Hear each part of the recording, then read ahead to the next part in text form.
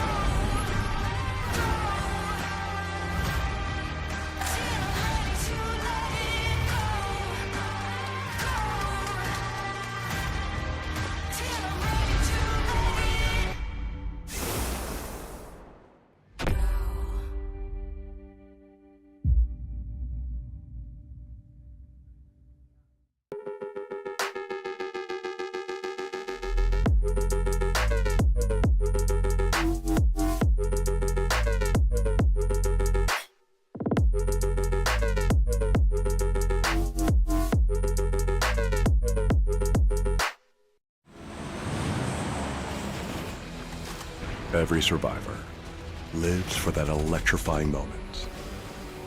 One heart-pounding match. One unforgettable thrill. But survival isn't just about one match. It's about how far you'll go, how high you'll climb. Now is the time to discover something bigger about yourself. To turn fleeting moments into a lasting mark. No longer just a moment. It's your legacy.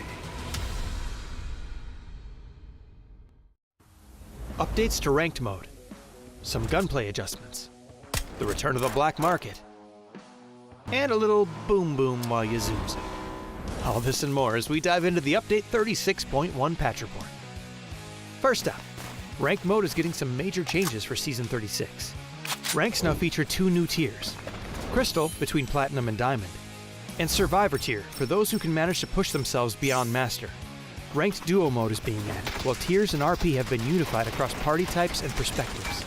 Because of this, everyone's RP will be reset this season back down to 1500, and ranked playpoint rewards have been improved.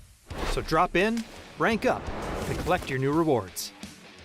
In addition, we're also unifying your Battlegrounds experience between ranked and normal matches.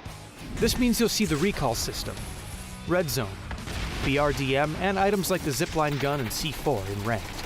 These are big changes to how ranked works, so be sure to let us know your feedback. Next up, we've got a couple of weapon adjustments coming your way. We've cut down the AUG's aim punch by roughly 50% and slightly reduced its damage, while the VSS and muzzle brake have been buffed. We'll be launching Gunplay Lab's DMR rebalance soon to test the reduced RPM and damage for DMRs. This DMR rebalance aims to strengthen the unique characteristic of DMRs and better differentiate them from SRs. So make sure you drop in and let us know your thoughts. PUBG's annual superstore, the Black Market, is making its return this update. Pick up a new Crafter Pass along with 4 classic progressive weapon skins and 6 chromas. Check out the upcoming Black Market announcement for all the details on how to grab these fan-favorite skins. We've also rebalanced the red zone a bit and added vending machines and destructible pots to Vikendi. And speaking of destruction, players can now toss throwables while driving and use handguns from the driver's seat in Watercraft, just in case you needed to add a little more rage to your road. There's a lot to dive into, so be sure to check out the patch notes for full details on everything. Update 36.1 is here, so stop by the Black Market, brush up on your ranked skills, and toss more out your window than dirty looks. We'll see you on the Battlegrounds.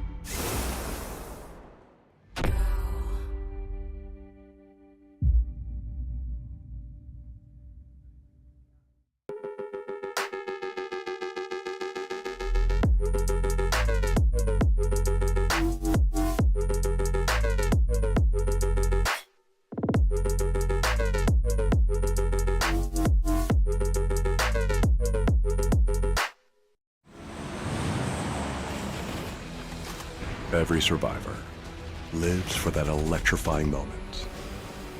One heart-pounding match. One unforgettable thrill.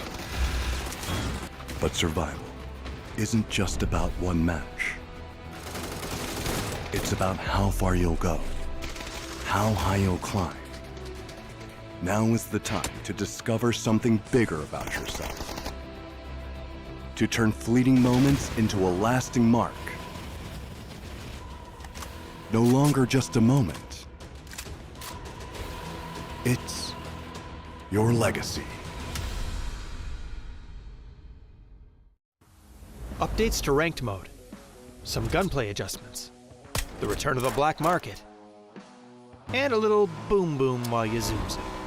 All this and more as we dive into the Update 36.1 patch report. First up, ranked mode is getting some major changes for Season 36. Ranks now feature 2 new tiers, Crystal between Platinum and Diamond, and Survivor tier for those who can manage to push themselves beyond Master. Ranked Duo mode is being added, while tiers and RP have been unified across party types and perspectives. Because of this, everyone's RP will be reset this season back down to 1500. And ranked playpoint rewards have been improved. So drop in, rank up, and collect your new rewards. In addition, we're also unifying your Battlegrounds experience between ranked and normal matches. This means you'll see the recall system, red zone, BRDM, and items like the zipline gun and C4 in ranked. These are big changes to how ranked works, so be sure to let us know your feedback. Next up, we've got a couple of weapon adjustments coming your way. We've cut down the AUG's aim punch by roughly 50% and slightly reduced its damage, while the VSS and muzzle brake have been buffed. We'll be launching Gunplay Lab's DMR rebalance soon to test the reduced RPM and damage for DMRs. This DMR rebalance aims to strengthen the unique characteristic of DMRs and better differentiate them from SRs. So make sure you drop in and let us know your thoughts. PUBG's annual superstore, the Black Market, is making its return this update. Pick up a new Crafter Pass along with 4 classic progressive weapon skins and 6 chromas. Check out the upcoming Black Market announcement for all the details on how to grab these fan-favorite skins. We've also rebalanced the red zone a bit and added vending machines and destructible pots to Vikendi. And speaking of destruction, players can now toss throwables while driving and use handguns from the driver's seat in Watercraft, just in case you needed to add a little more rage to your road. There's a lot to dive into, so be sure to check out the patch notes for full details on everything. Update 36.1 is here, so stop by the Black Market, brush up on your ranked skills, and toss more out your window than dirty looks. We'll see you on the Battlegrounds.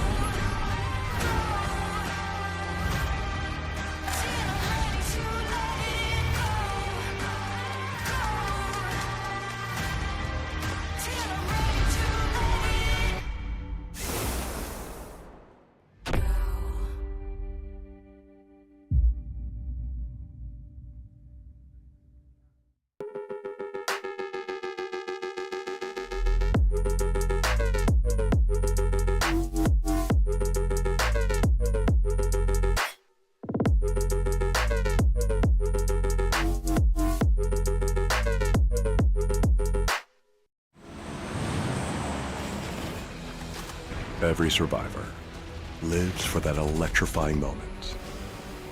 One heart-pounding match. One unforgettable thrill. But survival isn't just about one match. It's about how far you'll go, how high you'll climb. Now is the time to discover something bigger about yourself. To turn fleeting moments into a lasting mark. No longer just a moment. It's your legacy. Updates to ranked mode, some gunplay adjustments, the return of the Black Market, and a little boom boom while you zoom zoom. All this and more as we dive into the Update 36.1 patch report. First up, ranked mode is getting some major changes for Season 36. Ranks now feature 2 new tiers, Crystal between Platinum and Diamond, and Survivor tier for those who can manage to push themselves beyond Master. Ranked Duo mode is being added, while tiers and RP have been unified across party types and perspectives. Because of this, everyone's RP will be reset this season back down to 1500. And ranked playpoint rewards have been improved. So drop in, rank up, and collect your new rewards. In addition, we're also unifying your Battlegrounds experience between ranked and normal matches. This means you'll see the recall system, red zone, BRDM, and items like the zipline gun and C4 in ranked. These are big changes to how ranked works, so be sure to let us know your feedback. Next up, we've got a couple of weapon adjustments coming your way. We've cut down the AUG's aim punch by roughly 50% and slightly reduced its damage, while the VSS and muzzle brake have been buffed. We'll be launching Gunplay Lab's DMR rebalance soon to test the reduced RPM and damage for DMRs. This DMR rebalance aims to strengthen the unique characteristic of DMRs and better differentiate them from SRs. So make sure you drop in and let us know your thoughts. PUBG's annual superstore, the Black Market, is making its return this update. Pick up a new Crafter Pass along with 4 classic progressive weapon skins and 6 chromas. Check out the upcoming Black Market announcement for all the details on how to grab these fan-favorite skins. We've also rebalanced the red zone a bit, and added vending machines and destructible pops to Vikendi. And speaking of destruction, players can now toss throwables while driving, and use handguns from the driver's seat in watercraft, just in case you needed to add a little more rage to your road. There's a lot to dive into, so be sure to check out the patch notes for full details on everything. Update 36.1 is here, so stop by the black market, brush up on your ranked skills, and toss more out your window than dirty looks. We'll see you on the Battlegrounds.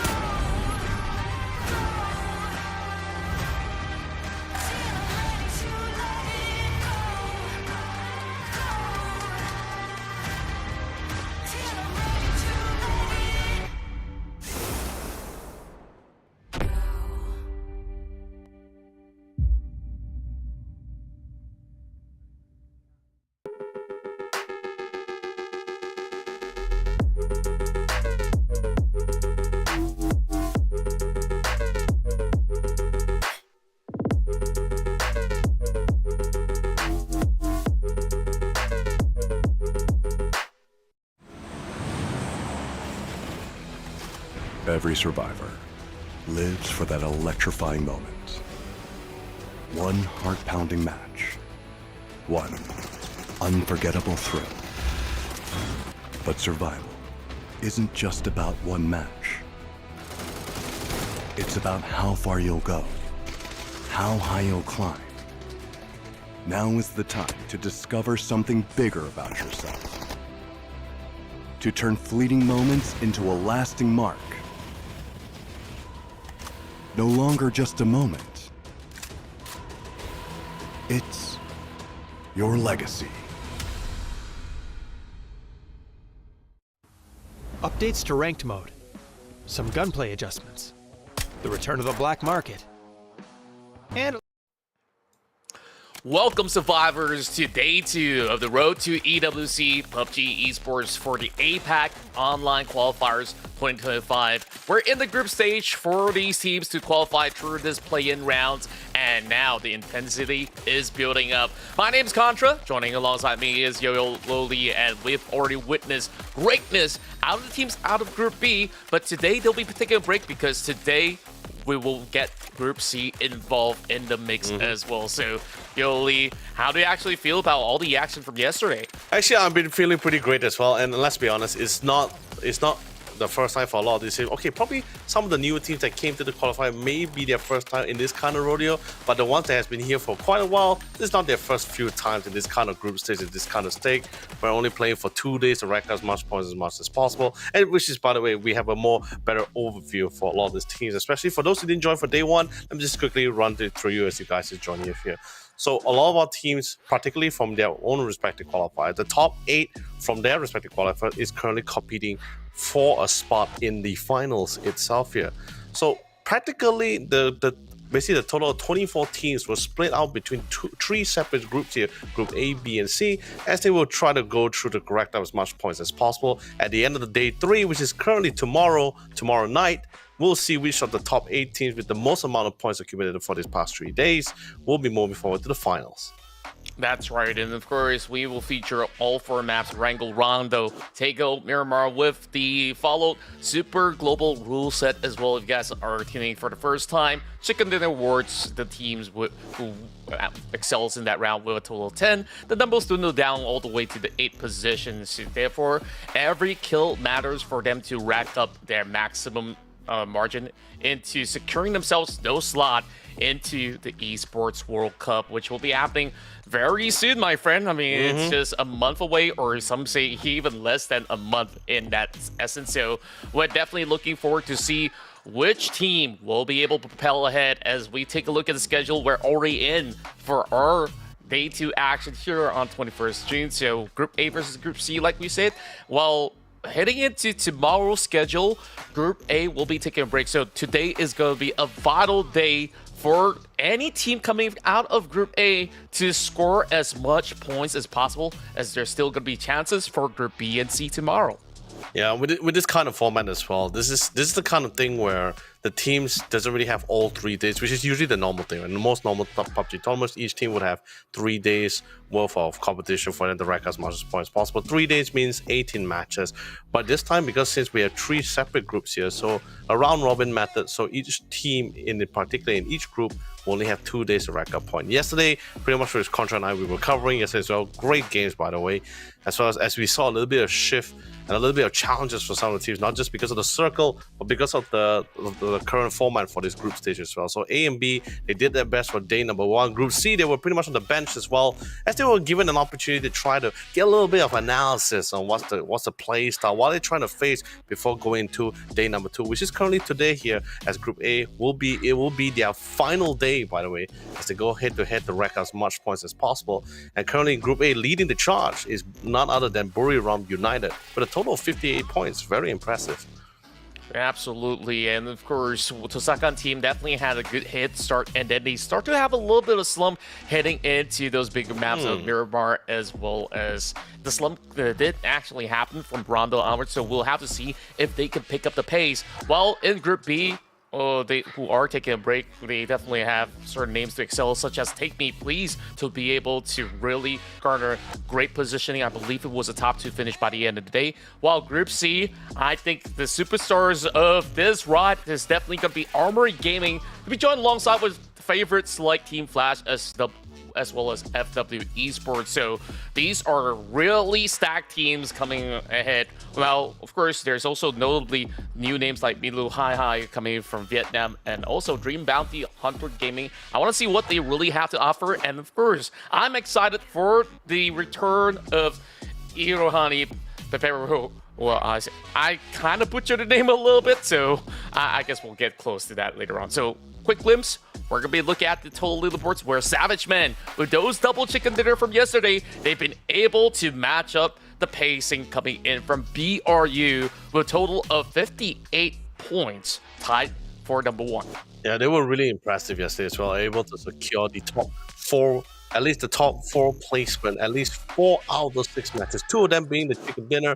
Game 1, they start off within top 4 with the 4th placing, but they only got 4 kill points. So not really that much. Second and third match, pretty much donut for both of the team. It looked a little bit grim for them for the first half of the tournament, but when we got to the second half of the day, with the last remaining 3 matches, that's when you saw them really pick things up. 2 chicken dinners, and also finishing. They couldn't get that. They couldn't slide in that third back-to-back chicken dinners, but still managed to get top 4 and still managed to get a decent amount of kill points, 11, 6, and 8 within those last 3 matches. But I mean, not just Savage Man Esports, I believe everyone was also popping up in their own manner. Take Me Please was also popping up. May not have as many consistent kills compared to Buriram and Savage Man Esports, but they were able to take that 3rd spot just mainly on placement alone. And it's pretty difficult to just at least 4 out of those 6 matches to get top 4 against this kind of lobby as well. It's actually pretty commendable as well. But Contra, we've been talking a lot about our top half here, but let's see what's the current state for our bottom half.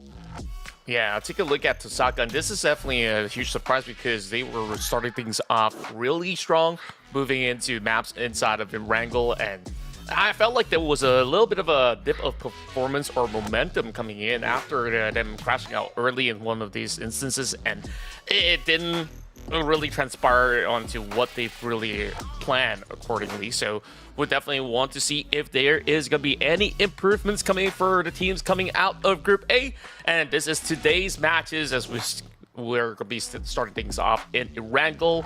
2 maps back-to-back, and then we head over to Rondo. Right after the 3rd match, we'll go to all these huge terrains such as Takeo as well as Miramar. So it will be pretty much the same for tomorrow's schedule as well, when we have some of the players coming in from Group B as well as Group C to fend off each other. So that being said, though, I think there's definitely a whole lot to talk about when we look into Group C in particular, because when we take a look at some of all these notable names, AG, these are the players that have played globally before, and I absolutely expect them to thrive alongside with the members of FW Esports, which have definitely garnered a whole lot of attention coming into so many different APAC qualifier runs. So they're definitely going to be somewhere up there on the list. So I really do wonder, how does Group A keep up to this? Which I'm not too concerned. Which I believe this is something we will talk about it as well. When we talk about the safety net line, I believe we were talking about it as well. Like the teams that was able to, especially for both Group A and Group B, if you're able to end your day one with like 30 points and above, I mean, ideally, if you really want to really put yourself in a more comfortable spot, naturally, it will be 40 points and above. But from our leaderboard that we saw, I believe our top 10 teams had around like 30 plus points. Actually, no, maybe not. Yeah, about top 9. Top 9 team had around like 30 plus points. The rest is not too far apart. I am a little bit concerned regarding our bottom 3, which is regarding Oblan, Happy Squad, and Attackers Clan.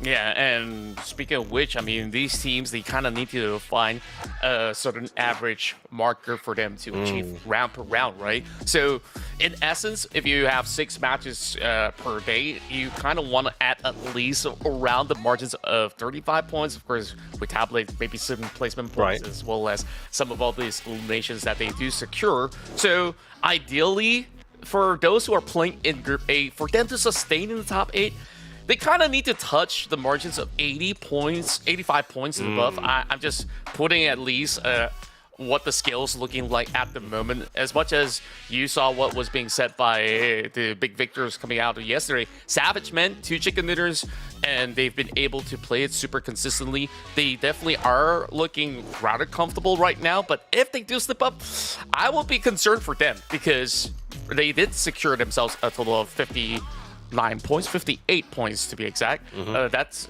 goes pretty much the same as Brum United. So if you're on a good note, you kind of want to reach that triple digit of 100 points, then you'll be absolutely safe to play in the finals. So that being said, of course, we're looking for 8 teams only, and then we also do have another 8 seeded teams to be joining us for the grand finals happening next week. So make sure you guys subscribe and not miss any form of a bit, because we got a whole lot of PUBG Esports to offer to you guys back at home. So, Yoli, I believe that you and I are eager to jump into Game 1. So what are your expectations right now? Because I'm looking at Group C with a lot of strong names out there.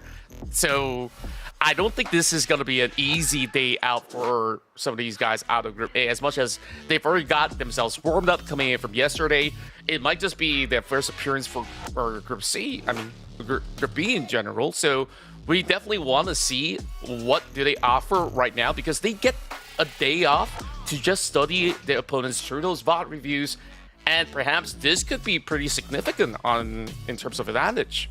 Yeah, I mean, just giving just a little bit more of a head start, right? Because these teams currently don't have that kind of luxury where they can use day 1 just to get a feel of the teams before going to day 2. Usually, in a more normal PUBG event where we usually have the 3 days for all these teams, right? Usually day 1s, we do see a little bit which team is able to get out of the block, who's able to get a rough idea. Then day 2, that's when we see teams get a little bit more accustomed to the opponents they're currently facing as well. But it's going to be a little bit of a different story, since these teams don't really have that chance. Group A in particular, I would have loved to say they have an opportunity to get used to their team, to the opponents that they're facing, but it's only to the teams that's currently in their group. Group C is an entirely new group, a completely new set of 8 teams joining into the lobby itself here. So whatever playbook you had probably on Group B is currently thrown out the window, because you're not facing them anymore. It's Group C's turn here. But of course, if you're asking me what's the tension like, sure, the same tension is probably going to be applied for Group C, since the name of the game is just to try to rack up as much points as possible from tonight and tomorrow night as they go against Group B. But I think a lot more pressure is going to be placed upon Group A, as tonight is practically their last night. This is practically day 3 for them here.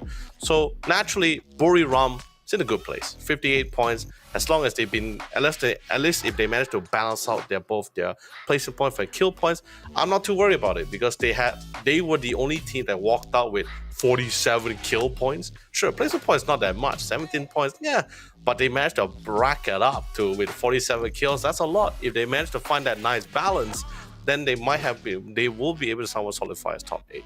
But yeah, certainly agree with you right there. I mean, they found the golden C word, right? The Yep. golden C word being consistency. Like, that being said, I believe that a lot of all these teams out here are looking to top whatever the high scores was. As Group C, they got super explosive teams overall. So that said, I definitely believe that they would be able to also reach perhaps even higher threshold. You're talking about Armory Gaming. These guys have been there, done that, and of course have superstars on their rosters for quite some time now, so we're definitely looking forward. So just a quick update, there is a little bit of a technical difficulties that we're experiencing behind the scenes before we get our way into our first matchup, so be patient with us. We do apologize if there's going to be a little bit of a hiccups right now, so I guess we go on a short break, and when we do come back, we'll bring you right in for Game 1.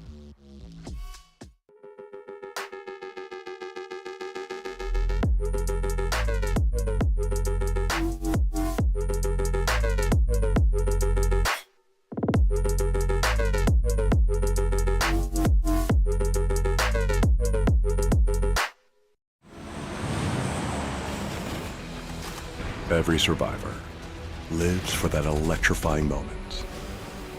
One heart-pounding match. One unforgettable thrill. But survival isn't just about one match. It's about how far you'll go, how high you'll climb. Now is the time to discover something bigger about yourself. To turn fleeting moments into a lasting mark. No longer just a moment. It's your legacy. Updates to ranked mode, some gunplay adjustments, the return of the black market, and a little boom boom while you zoom zoom. All this and more as we dive into the update 36.1 patch report. First up, ranked mode is getting some major changes for Season 36. Ranks now feature 2 new tiers, Crystal between Platinum and Diamond, and Survivor tier for those who can manage to push themselves beyond Master. Ranked Duo mode is being added, while tiers and RP have been unified across party types and perspectives. Because of this, everyone's RP will be reset this season back down to 1500. And ranked playpoint rewards have been improved. So drop in, rank up, and collect your new rewards. In addition, we're also unifying your Battlegrounds experience between ranked and normal matches. This means you'll see the recall system, red zone, BRDM, and items like the zipline gun and C4 in ranked. These are big changes to how ranked works, so be sure to let us know your feedback. Next up, we've got a couple of weapon adjustments coming your way. We've cut down the AUG's aim punch by roughly 50% and slightly reduced its damage, while the VSS and muzzle brake have been buffed. We'll be launching Gunplay Lab's DMR rebalance soon to test the reduced RPM and damage for DMRs. This DMR rebalance aims to strengthen the unique characteristic of DMRs and better differentiate them from SRs. So make sure you drop in and let us know your thoughts. Updates to ranked mode, some gunplay adjustments, the return of the black market, and a little boom boom while you zoom zoom. All this and more as we dive into the update 36.1 patch report. First up, ranked mode is getting some major changes for Season 36. Ranks now feature 2 new tiers, Crystal between Platinum and Diamond, and Survivor tier for those who can manage to push themselves beyond Master. Ranked Duo mode is being added, while tiers and RP have been unified across party types and perspectives. Because of this, everyone's RP will be reset this season back down to 1500. And ranked playpoint rewards have been improved. So drop in, rank up, and collect your new rewards. In addition, we're also unifying your Battlegrounds experience between ranked and normal matches. This means you'll see the recall system, red zone, BRDM, and items like the zipline gun and C4 in Ranked. These are big changes to how Ranked works. Be sure to let us know your feedback. Next up, we've got a couple of weapon adjustments coming your way. We've cut down the AUG's aim punch by roughly 50% and slightly reduced its damage, while the VSS and muzzle brake have been buffed. We'll be launching Gunplay Lab's DMR rebalance soon to test the reduced RPM and damage for DMRs. This DMR rebalance aims to strengthen the unique characteristic of DMRs and better differentiate them from SRs. So make sure you drop in and let us know your thoughts. PUBG's annual superstore, the Black Market, is making its return this update. Pick up a new Crafter Pass along with 4 classic progressive weapon skins and 6 chromas. Check out the upcoming Black Market announcement for all the details on how to grab these fan-favorite skins. We've also rebalanced the red zone a bit and added vending machines and destructible pots to Vikendi. And speaking of destruction, players can now toss throwables while driving and use handguns from the driver's seat in Watercraft, just in case you needed to add a little more rage to your road. There's a lot to dive into, so be sure to check out the patch notes for full details on everything. Update 36.1 is here, so stop by the Black Market, brush up on your ranked skills, and toss more out your window than dirty looks. We'll see you on the Battlegrounds.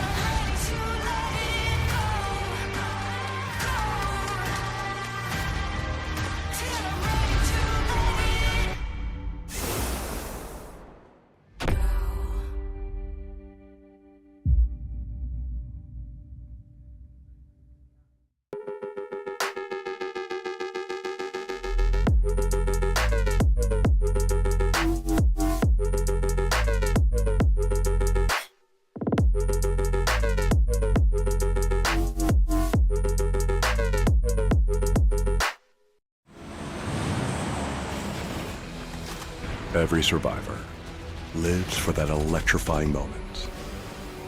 One heart-pounding match. One unforgettable thrill. But survival isn't just about one match. It's about how far you'll go, how high you'll climb. Welcome back once again to the road to EWC, as the teams from across Asia will be competing right now through the play-in rounds, as there will be another 8 teams waiting for them next week for the grand finals. Once again, joining alongside me is Leonard YOLO Lee. I still prefer YOLO Lee in that sense. Of course, my name's Contra. Will be your storytellers for the entirety of the weekend. Today's matchup, Group A versus Group C. Group C looking absolutely stacked, but we have not seen any form of action coming from them, so they're definitely in for a good form of a ride where they're offering us a whole lot of surprise. Yeah, I mean, with the tensions on the rise as well for both teams, particularly for Group A, probably a lot more than Group C's here. As you know, Group C, this is going to be their day one to try to rack up points. For Group A, it's going to be the last day, the last night, by the way. Then after that, there'll be the first group to actually, or at least the first group of 8 teams to actually just tucked into bed for the weekend. That's all they have to do for now, and is have to pray to the lords and everything just to see whether they can actually, with the points that they have, accumulate the one, can keep them in for that top 8. And that's not going to be easy as well, since Group C and Group B, they're not done just yet. They still have another additional day tomorrow. And of course, naturally, these teams are going to be working their hardest and giving their all to get as much points as possible particularly Contra, I'm not sure about you, but I'm keeping an eye for some of the teams that didn't really do as well in their qualifiers. I mean, sure, these are the teams that made it through as the top 10, but take Battlegrounds, for example, from their respective qualifier. He was top. He was literally the 10th placing. Barely got into qualify for this qualifying tournament as well. And they are currently sitting as one of our top 2 here. Well, I honestly isn't all too surprised about Battlegrounds' performance because if you take a look at how they actually pace themselves, you gotta also imagine that how grueling of a ride this will be for all these professional players or, of course, aspiring pros that's been able to qualify, right? Yep. When you go through the gauntlet of the qualifying stage, and then right now you still need to seek that position into the top 8, and then in the grand finals you gotta win it all as well in order to secure your slot. So you kind of don't want to have any form of kind of consistency. I mean, any form of performance that is going to be showing all the cards to your enemies, right? So if that's going to be the case, I mean, it is definitely hard for them to maintain a certain form of momentum because you gotta build it week after week. So I believe that Rem United during those qualifying stages, they were looking for a little bit of that rhythm, and right now we're seeing them pretty much back in their usual shape and form because they have always been one of the staple teams hailing from Thailand and definitely are one of the favorites to qualify to the grand finals as well. So they definitely have a little bit of a safe margin to play with since they're not going to be playing for today. But to contest that though, Armory Gaming, I think that this team who have been in the PGC circuits in those prior runs are definitely trying to get themselves back on track. Even for the recent APAC qualifiers, I believe that they definitely have a little bit of a ups as well as downs coming into certain instances. So they're definitely trying to regain that kind of partnership slot so that they could consistently be in the global circuit once more. So definitely a lot of work to do for the AG boys in essence, but I'm definitely confident that AG is going to be taking a very big stride onto this. Right, we do want to apologize once again as we are still having a little bit of hiccups. So we'll take a couple more minutes, and when we come back, of course, we'll guarantee you the first game of the day.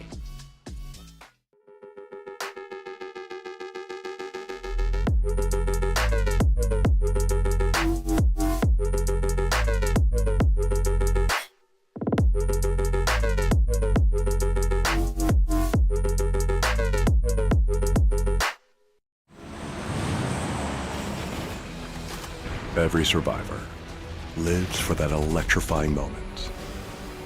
One heart-pounding match. One unforgettable thrill. But survival isn't just about one match.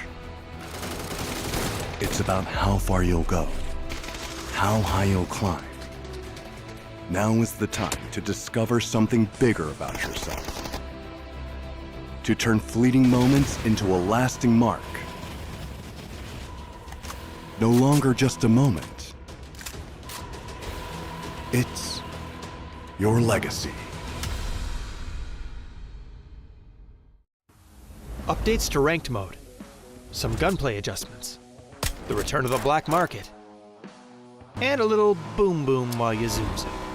All this and more as we dive into the update 36.1 patch report. First up, ranked mode is getting some major changes for Season 36. Ranks now feature 2 new tiers, Crystal between Platinum and Diamond, and Survivor tier for those who can manage to push themselves beyond Master. Ranked Duo mode is being added, while tiers and RP have been unified across party types and perspectives. Because of this, everyone's RP will be reset this season back down to 1500. And ranked playpoint rewards have been improved. So drop in, rank up, and collect your new rewards. In addition, we're also unifying your Battlegrounds experience between ranked and normal matches. This means you'll see the recall system, red zone, BRDM, and items like the zipline gun and C4 in ranked. These are big changes to how ranked works, so be sure to let us know your feedback. Next up, we've got a couple of weapon adjustments coming your way. We've cut down the AUG's aim punch by roughly 50% and slightly reduced its damage, while the VSS and muzzle brake have been buffed. be launching Gunplay Lab's DMR rebalance soon to test the reduced RPM and damage for DMRs. This DMR rebalance aims to strengthen the unique characteristic of DMRs and better differentiate them from SRs. So make sure you drop in and let us know your thoughts. PUBG's annual superstore, the Black Market, is making its return this update. Pick up a new Crafter Pass along with 4 classic progressive weapon skins and 6 chromas. Check out the upcoming Black Market announcement for all the details on how to grab these fan-favorite skins. We've also rebalanced the red zone a bit and added vending machines and destructible pots to Vikendi. And speaking of destruction, players can now toss throwables while driving and use handguns from the driver's seat in Watercraft, just in case you needed to add a little more rage to your road. There's a lot to dive into, so be sure to check out the patch notes for full details on everything. Update 36.1 is here, so stop by the Black Market, brush up on your ranked skills, and toss more out your window than dirty looks. We'll see you on the Battlegrounds.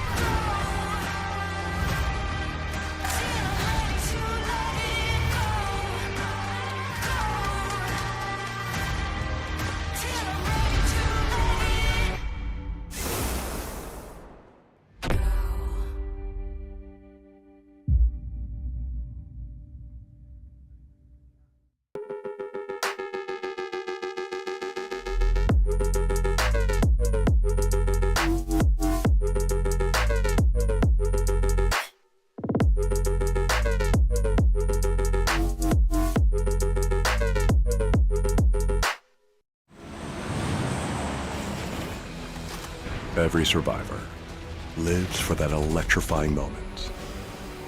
One heart-pounding match. One unforgettable thrill. But survival isn't just about one match. It's about how far you'll go, how high you'll climb. Now is the time to discover something bigger about yourself. To turn fleeting moments into a lasting mark. No longer just a moment. It's your legacy. Updates to ranked mode, some gunplay adjustments, the return of the Black Market, and a little boom boom while you zoom zoom. All this and more as we dive into the Update 36.1 patch report. First up, ranked mode is getting some major changes for Season 36. Ranks now feature 2 new tiers, Crystal between Platinum and Diamond, and Survivor tier for those who can manage to push themselves beyond Master. Ranked Duo mode is being added, while tiers and RP have been unified across party types and perspectives. Because of this, everyone's RP will be reset this season back down to 1500. And ranked playpoint rewards have been improved. So drop in, rank up, and collect your new rewards. In addition, we're also unifying your Battlegrounds experience between ranked and normal matches. This means you'll see the recall system, red zone, BRDM, and items like the zipline gun and C4 in ranked. These are big changes to how ranked works, so be sure to let us know your feedback. Next up, we've got a couple of weapon adjustments coming your way. We've cut down the AUG's aim punch by roughly 50% and slightly reduced its damage, while the VSS and muzzle brake have been buffed. We'll be launching Gunplay Lab's DMR rebalance soon to test the reduced RPM and damage for DMRs. This DMR rebalance aims to strengthen the unique characteristic of DMRs and better differentiate them from SRs. So make sure you drop in and let us know your thoughts. PUBG's annual superstore, the Black Market, is making its return this update. Pick up a new Crafter Pass along with 4 classic progressive weapon skins and 6 chromas. Check out the upcoming Black Market announcement for all the details on how to grab these fan-favorite skins. We've also rebalanced the red zone a bit, and added vending machines and destructible pots to Vikendi. And speaking of destruction, players can now toss throwables while driving, and use handguns from the driver's seat in Watercraft, just in case you needed to add a little more rage to your road. There's a lot to dive into, so be sure to check out the patch notes for full details on everything. Update 36.1 is here, so stop by the Black Market, brush up on your ranked skills, and toss more out your window than dirty looks. We'll see you on the Battlegrounds.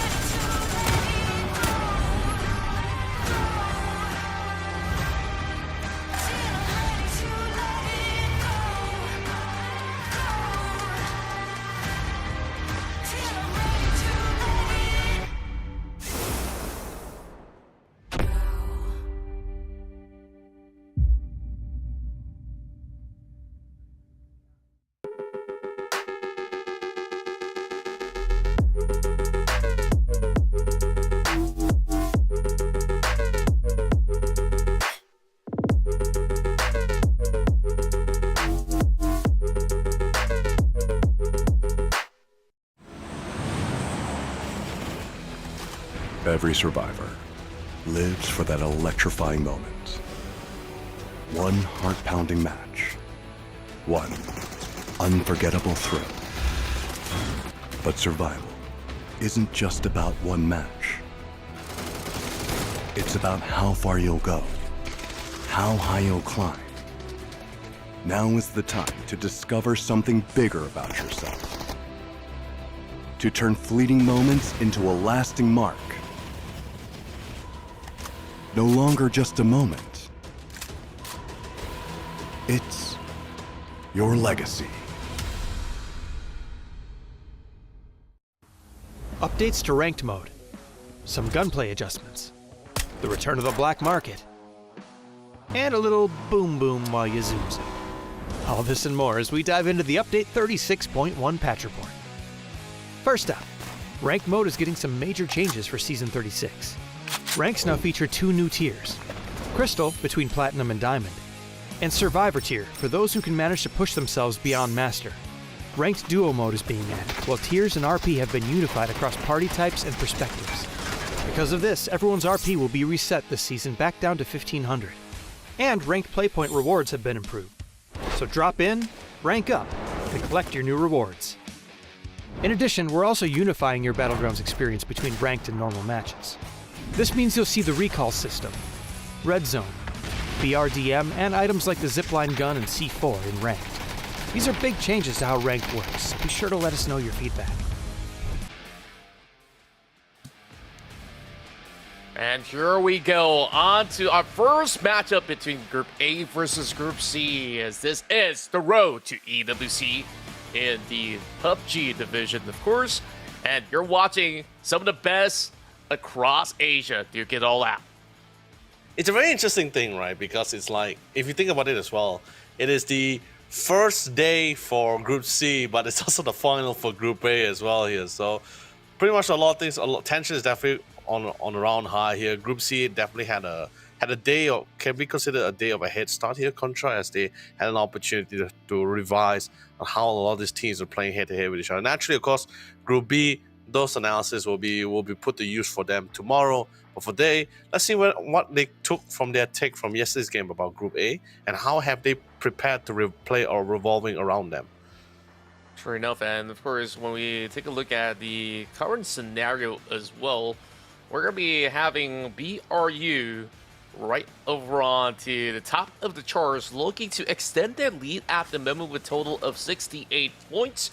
So we'll have to see how far will they take this, as they will be starting things off inside Pachinki. Yesterday, they were taking a different location instead, so this time it's left uncontested without the presence of some of all these visitors coming into the Group B mix-up. So that being said, it's actually great to see even names like JFT to be in the equation as well. Speaking of which, I do see a couple of attacks over onto the members of Team Flash, as that was just a quick start to go in to secure themselves a couple of vehicles by the corner of Fair Pier. And take a look at the current zone. It's going to have all the teams to be taking a long, straight winding road into the North Point. So shooting range absolutely up for grabs, while there is already a road rage incident with DBH taking down UNQ. So one member of Armor Gaming already down and out so early on in this match. Yeah, it was a little bit unfortunate, but I think this is just one of the few takes with the flight path that we have as well, right? Teams will necessarily try to contest with a certain amount of vehicles. I think one of them thought they could get, I mean, it's one of the norms, right? You know, they thought they could hopefully get to the vehicle before the other player does. But sadly, the one who won out the trade is going to be Xiaofei. And interestingly enough, the team that we're currently on the screen right now is our Dream Bounty Hunter Gaming. Three of their rosters are actually ex-members from Nirvana Rebirth Gaming as well here. So although Pangster was the only original member that still stayed behind in their respective team, but it was a little bit of a sibling rivalry back in the rest of APAC Qualifier, which was of course naturally just as competitive and just as fun to watch for sure. Yeah, great that you actually brought this up, because we've seen a lot coming out of Xiaofeng as well as Chao Wei, and also not forgetting the other two members, Malrush as well as Yan Li. So there's definitely a wealth of experience with this roster. I'm definitely looking forward to how well will they actually play throughout today as well as tomorrow. At least they got off to a really good start, and that's just a little bit of a taste to the rest of the members of Armory Gaming, which have to play it with a 3-man roster right now. So the rest of MG Gaming, I've definitely had certain expectations out of this squad, but they didn't really come up with those huge margins yesterday, so they kind of have to make up for some of all these lost costs. The moment that they dived right into the corner of Severity, they were met with the wrath of Rotman. And now looking for a second as well, a huge mistake to be stuck right in between the restaurant. And just like that, Attacker Clan gains 2.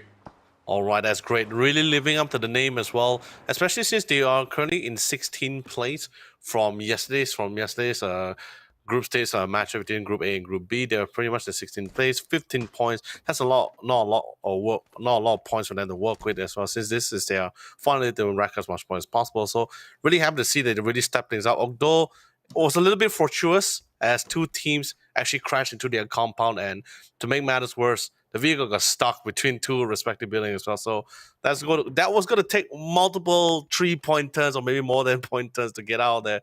So it was an opportunity for Attack again, or at least Rodman in this case, secure the 2 points for themselves here. But for Crazy Rabbits, they've been doing pretty well yesterday. It looks like they intend to do even more better today as well. Sure enough, they managed to secure themselves the high ground. Battle definitely was the key to their success coming from yesterday's run, where they've been able to do a whole lot of damage throughout the field. And so the rest of the members of 4 Crazy Rabbits really have been able to gain so much out of that Rondo matchup, where they've been able to close it out and, of course, secure themselves a chicken dinner to really solidify their position overall. So Armory Gaming, of course, wasn't exactly the hot start that they really wanted, losing UNQ so early. There's definitely certain changes coming into this roster, with Shanks as well as Calcon joining into this team. And now lurking around, they spot out the rest of DBH, looking to infiltrate upon Shanks. And he's already soaking so much of the brunt of the damage. Calcon looking to at least support him coming from afar. Opans does actually pin one down. Chowei's will be on the floor. So that suppresses them for a little bit longer. DBH, though, they're currently being circumvented right now. Calcon with a Molotov, absolutely negating their tracks, but Selfo pushes through. He still finds it. Now down to only Malrush. This might just be a 1v1 brawl right now upon Opans. He does connect a couple of attacks, bringing down 48. And here comes the flank coming from Shanks as well. Now this is a real 1v1. And just like that, it's gonna be the demise of one of these teams so early to this matchup, but they are still holding firm. And it is gonna be a push coming out of Opans. He managed to seek it out, a couple of attacks, but he's on the troubles. Not enough time for him to respond, so Armory Gaming having Opans to salvage whatever that was. And sadly, as I would love to analyze that last fight as well, but it looks like it's going to hold on the phone for now because we do see a little bit of not a fully committed crash here. Well, it looks like the crash has to be intended right now, as they did have a couple of members did get knocked down, and then they tried to go for the save. Thankfully enough, it wasn't a full squad of NRG. It's going to be Larry, who's going to be, I think from yesterday's game as well, has been the team that has been preferably liking for this really long team splits, right? Sure, you're covering a lot more ground, you're getting a lot of intel as well, but in the rare scenario where you're alone, you get crashed upon another team as well, it's pretty difficult to hold off your own. If you get knocked down, you're probably going to be cannon fodder for the rest of the squad and remove relatively early. But you know that last fight, right? It was really fantastic coming from AG, right, with the positioning. Although really well thought out play coming from DBH, able to hold out the ground, really came down to that last 1v1. But still, other than that, fantastic gunplay. It was like, what, 3v4 scenario? Since AG did lose a member relatively early? Yeah, it definitely was a very daunting task for them, and good enough they've been able to find a little bit more of that footing. Great cover fire as well coming in from the rest of his teammates, where definitely if they were to be any further away, that could have been them being slowly picked apart by the rest of DBH. So that being said, though, we also get the return of ISG. I've not seen this roster for a very long time.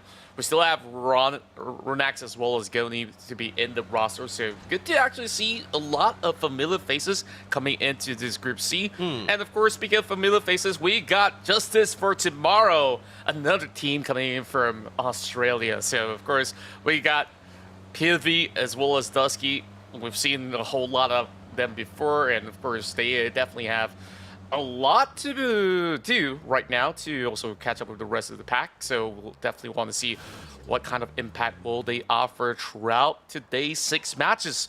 Well, FW Esports, I don't think that too much has changed. Connexi, of course, was renowned during his time back in BRU, are also tagging along on their journey, and I believe it's been some time right now. So far, FW Esports, not too much changes. I think like with the staple names like Six Sacks as well as Banana One, we have seen this team to be absolutely ferocious when it comes down to team fights. Despite this being a very early phase, I think that they're definitely in a very good position already to eventually look for a contest, while the rest of Milu, they've been planning here, perhaps looking for certain teams to try to cut across that region of Georgia Pool. So this is one of the names that may not seem to be all too familiar to many, but Jatin has definitely played a couple of all these APAC circuits together alongside with his previous team, Rostro Esports. And now we're slowly looking towards Old Bloods, right? So one of the few teams that's also currently wasn't able to rack as much points as possible, but definitely has that kind of potential as well.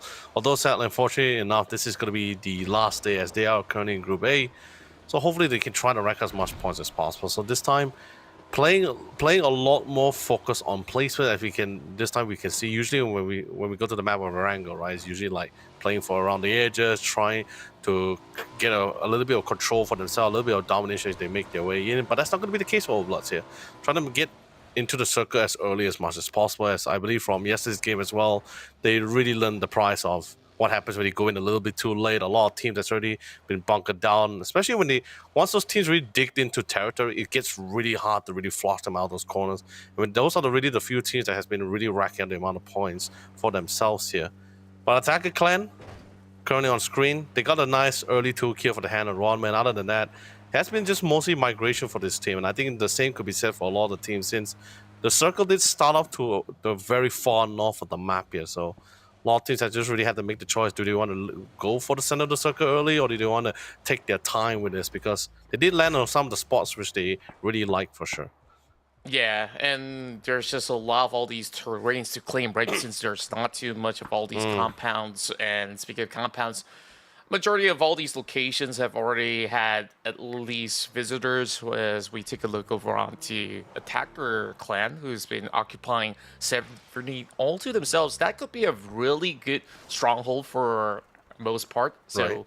we'll have to see whether if it actually shifts there. Most often than not, it'll be somewhere in between the gas station, which is why there's a lot more population around the valleys as well as the hills. So it should be absolutely playable for now. But NRG right now driving into the territories of TSK, looking a little dangerous, I would say, as Tosaka team wastes no time to pummel some bullets and trade some lead, but not really finding anything so far. Razy, though, gets the knock over on the tankster, quickly secured by Banana One. Very efficient work coming in from FW Esports.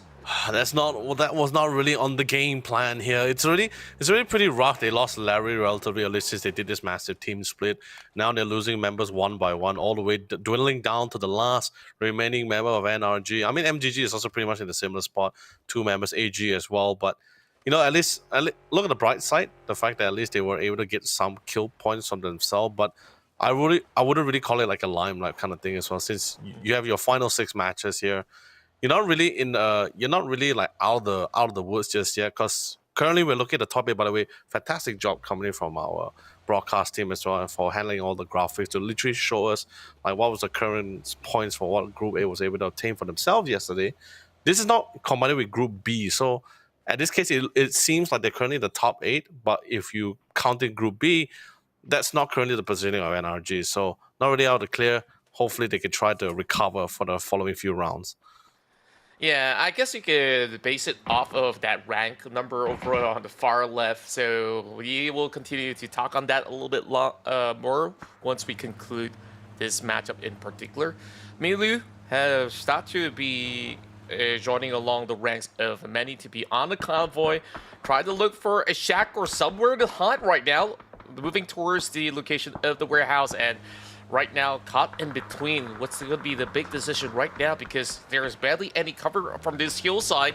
They're looking for the shacks, and they know that it's occupied by Tosaka team, and just like that, shredded out. Sam Mass doing a massive duty, and that withers him down just about enough for Tanawa to secure it with Hatsawa at the very same time. Oh no! These 2 guys, a little bit of brothers in arms, while Shizuke is now limping right behind that US. This is just going to be a rough spot. I mean, where could he possibly hide? I mean, Jatin is now all alone. Milu, that dive bomb into the zone did not pay off.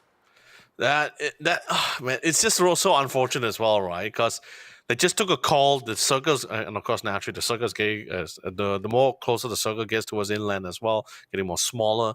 It's a more tighter formation here. So you're going to be running. You're going to be, as you're doing your rotations, right? Especially coming from Milo, they know for a fact that they're going to be running into a lot of teams a lot more closer as well. And these kind of pro players in this scene, you give an opportunity, just the lines of sight, they'll definitely land those shots perfectly. And that's a very clear example. Crazy Dog able to find Ganja and remove another team. That's going to be the second team eliminated from our first match here today. And Crazy Dog, and literally living up to the name, even from yesterday's game as well, really good at, despite being the sole player, really good at least striking up as much points as possible here.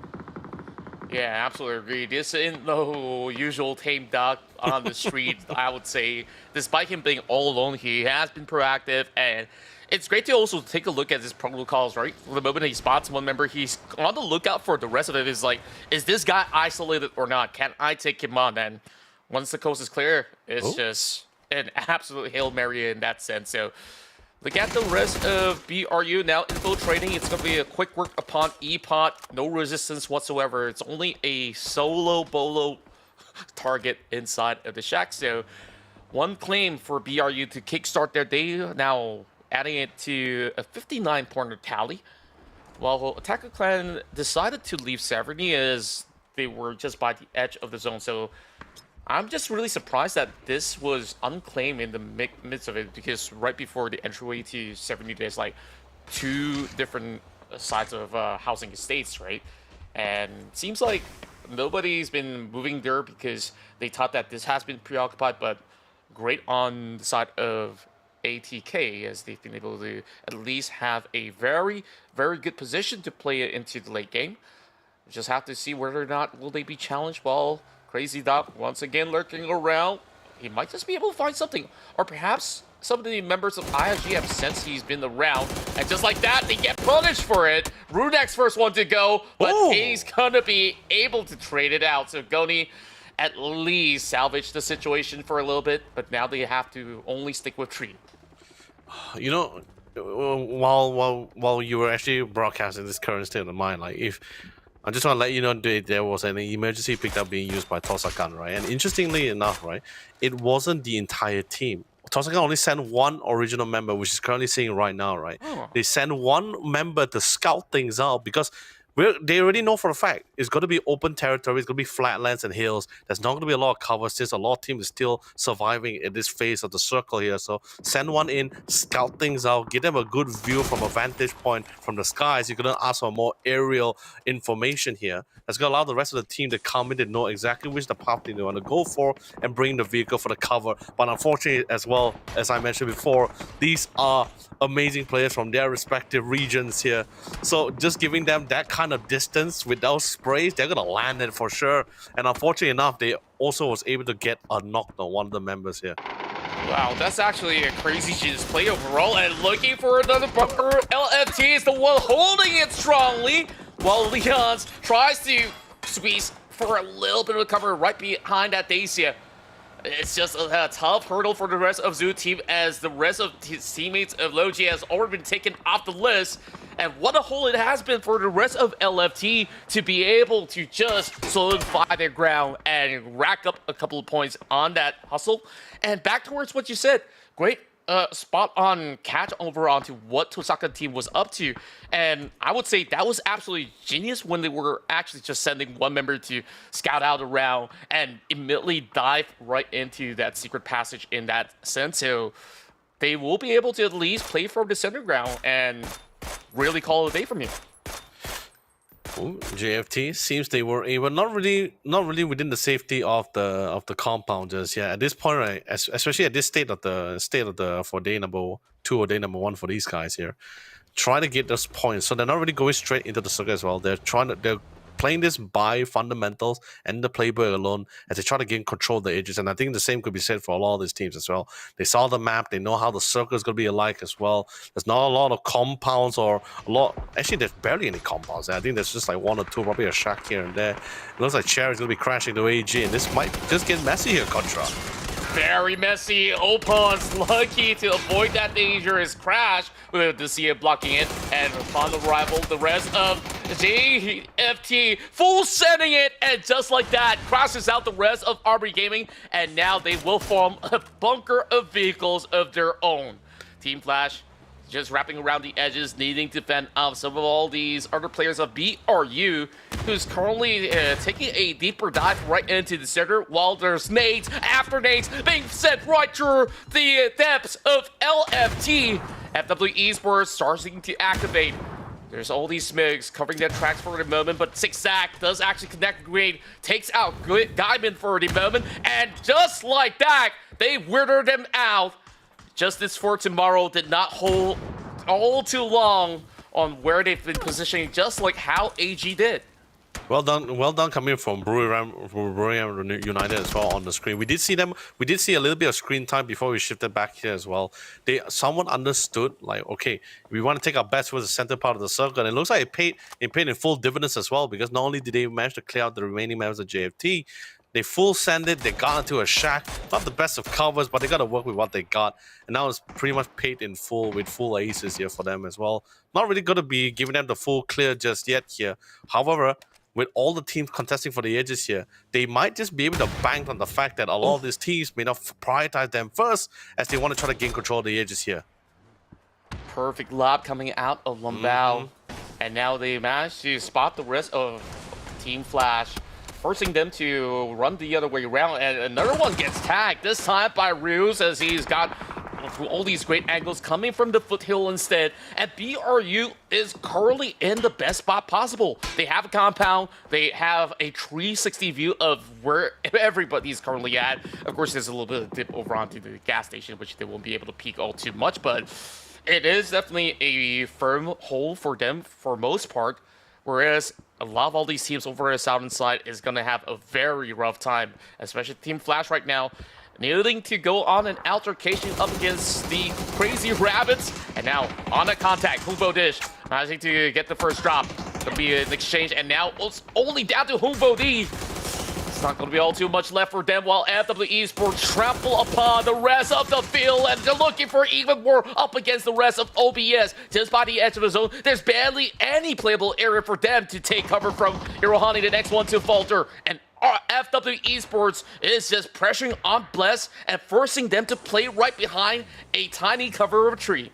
Oh man, it's like you're stuck right on the open as well. You don't really have a lot of controls of your angles as well, but somewhat to be expected as well, right? Most of these teams, they're going to be playing a lot more closer here. There's too many teams that currently still alive and surviving barely as they can. We do see Team FW here at the current moment here. They're relatively comfortable, at least Team Flash here, relatively comfortable. They're getting as much control of their respective part of the zone as much as possible here. But looks like APAC Clan was just going to be able to find one of the roaming members of MG here. 2K last man standing here. This is trying to hold on the line. There's no one else contesting for the north side here. So if 2K could pull out the win here, now it's a 1v1 by the way here. So if we can pull out the win here, he just might be able to turn the odds back in their favor here, but gonna play the safe card. We'll go for the revive, and now it's a classic 1v2. Yeah, great save. TSK, they've been hiding right inside the tunnel, and that blue zone grenade is gonna clip onto every one of them. Sam Mask, can he heal up in time? I think he barely hangs on. The rest of his teammates will not follow suit. Only Hazaf, actually survived the brunt of the damage, and here comes another name.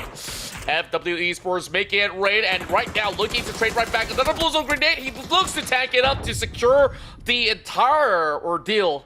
And just like that, FW Esports comes up huge on the numbers, but that is a little bit too tough, as there will be a little bit more of a splatter over on the cross section. 2 members left for the side of FW Esports. They kind of tanked a little bit of their own blue zone damage in essence, just to make space, but the rest of OBS, they tried to push through FW Esports member, but could not really find the angles, and the next team to crash out together alongside with MG Gaming. It's just pure chaos when we're looking at names appearing all across our screens, and now down to only 4 teams available. Yeah, the fight towards FD, although we didn't really get to see any screen time regarding FW Esports fight between OBS, but I guess I could somewhat get a little bit of a picture, right? Because OBS didn't really have any proper grounding. It was just a trees and 2 cars. There's not a lot of covers and flatlands as well, right? And FW Esports, they were there prior before OBS as well, so they had a more better setup. Even though it's not the best of cover, but they really digged into territory, and they were pretty much ready to greet any team that were to come their way. Buriram United, on the other hand, they've been pretty comfortable. And how are you letting these shots, Riz? And this is not with a marksman rifle as well. Full on spray. Well done. This is the guy with both game sense and spray. And he managed to get the knock as well. That's unfortunate for one of the members of APAC Clan. And another one goes with a beautiful nade. And they're definitely setting up the offensive smoke trail as they really want to secure this edge of the circle for themselves. It's the final 4 contra. It's getting pretty close now. True enough, they definitely identify them as a major threat for their position. Therefore, they kind of want to suppress them with a little bit more of that firepower. And back towards Ruse. Insane on the red dot side. And same goes to Dynasty right now. Tax after tax, he naps Nep 1. And now down to Minvo. Forced to prone on his belly for the moment, and quickly gets tagged up alongside. It is going to be the pressure coming in from the rest of FW members to be also looking to chime in to steal away some points as they are flooding over onto the top portion of the hillside. This is definitely a big pressure over onto Lambao. Trying to hang on for dear life. 7 HP, and he shreds him through. Real Raze goes down. Now soaking a little bit of a flashbang as Zigzag is doing the same. Bring him down to close, and he's getting flashed, and he goes all the way, point blank, to get the job done. That was cutting it real close as well. If we had more HP, that fight, we wouldn't know what's going to be the conclusion of that fight. Just unfortunately, last member standing for 4 Crazy Rabbit, he got tagged too low at this point here. So just a simple bullet would have probably been the end of the daylight here. But sadly, It's also going to be the end for the APAC client. It's a beautiful marksmanship comes in, of course, courtesy of Khan from Buriram United also joining in the fray here. Actually, I believe he also managed to steal one of the knockdown kills away for themselves. 7 kill points here. Now fighting for the final placement here. But FW Esports, look at the kill points they're racking up for their first game for this weekend here as well. Very commendable. 15. I think that's the most kills I ever seen, at least so far. Actually, no, I think 17 was the most from yesterday's, but 15, if they add on with the additional 3, probably will break up the record entirely. But can't see what a tag coming in. But Diamond Steel also will be joining in the fray. Yeah, Kanaxi's on a really tough position. They're looking for their ex-teammate Dynasty. Kind of knows his old brother in that sense. Zigzag, though, coming into the zone, a little bit of a tight squeeze. I believe the rest of the crosshairs of BRU is pointed all the way up the hillside. So BRU, they definitely have an edge to have a say on this final hour. No way. Just like that, Khan gets the job done, and only down to Zigzag right now.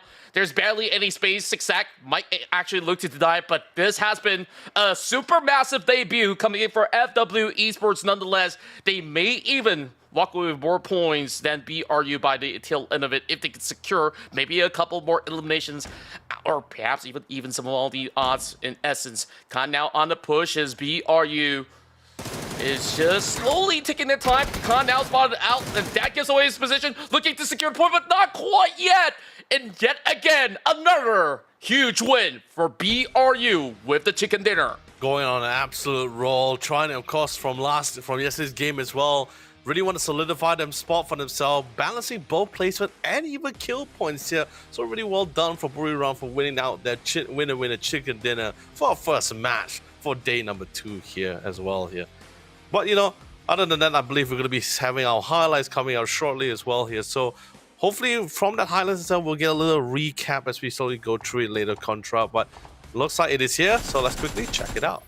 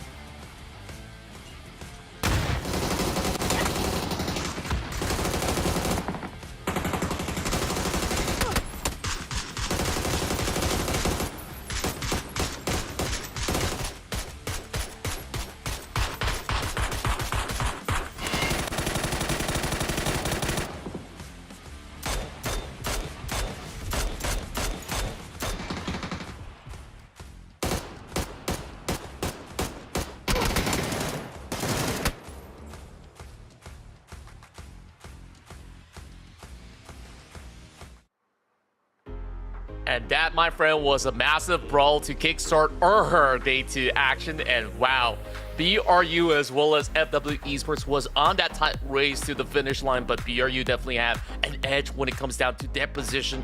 You saw how FW Esports have been able to find a funnel through the south, racking up those huge 15 eliminations coming into this matchup. I think that they're definitely looking for another hoorah moving into the next one. So why not we take a quick break, and then when we come back, we'll toss it to game 2.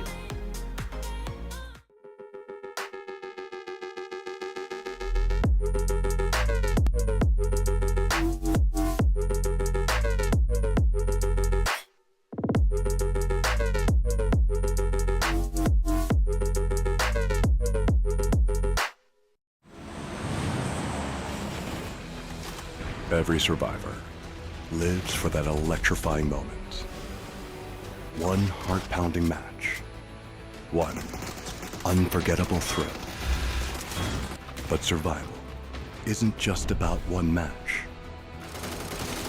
It's about how far you'll go, how high you'll climb. Now is the time to discover something bigger about yourself. To turn fleeting moments into a lasting mark. No longer just a moment. It's your legacy. Updates to ranked mode, some gunplay adjustments, the return of the black market, and a little boom boom while you zoom zoom. All this and more as we dive into the Update 36.1 patch report. First up, ranked mode is getting some major changes for Season 36. Ranks now feature 2 new tiers, Crystal between Platinum and Diamond, and Survivor tier for those who can manage to push themselves beyond Master. Ranked Duo mode is being added, while tiers and RP have been unified across party types and perspectives. Because of this, everyone's RP will be reset this season back down to 1500. And ranked playpoint rewards have been improved. So drop in, rank up, and collect your new rewards. In addition, we're also unifying your Battlegrounds experience between ranked and normal matches. This means you'll see the recall system, red zone, BRDM, and items like the zipline gun and C4 in ranked. These are big changes to how ranked works, so be sure to let us know your feedback. Next up, we've got a couple of weapon adjustments coming your way. We've cut down the AUG's aim punch by roughly 50% and slightly reduced its damage, while the VSS and muzzle brake have been buffed. We'll be launching Gunplay Lab's DMR rebalance soon to test the reduced RPM and damage for DMRs. This DMR rebalance aims to strengthen the unique characteristic of DMRs and better differentiate them from SRs. So make sure you drop in and let us know your thoughts. PUBG's annual superstore, the Black Market, is making its return this update. Pick up a new Crafter Pass along with 4 classic progressive weapon skins and 6 chromas. Check out the upcoming Black Market announcement for all the details on how to grab these fan-favorite skins. We've also rebalanced the red zone a bit and added vending machines and destructible pops to Vikendi. And speaking of destruction, players can now toss throwables while driving and use handguns from the driver's seat in Watercraft, just in case you needed to add a little more rage to your road. There's a lot to dive into, so be sure to check out the patch notes for full details on everything. Update 36.1 is here, so stop by the Black Market, brush up on your ranked skills, and toss more out your window than dirty looks. We'll see you on the Battlegrounds.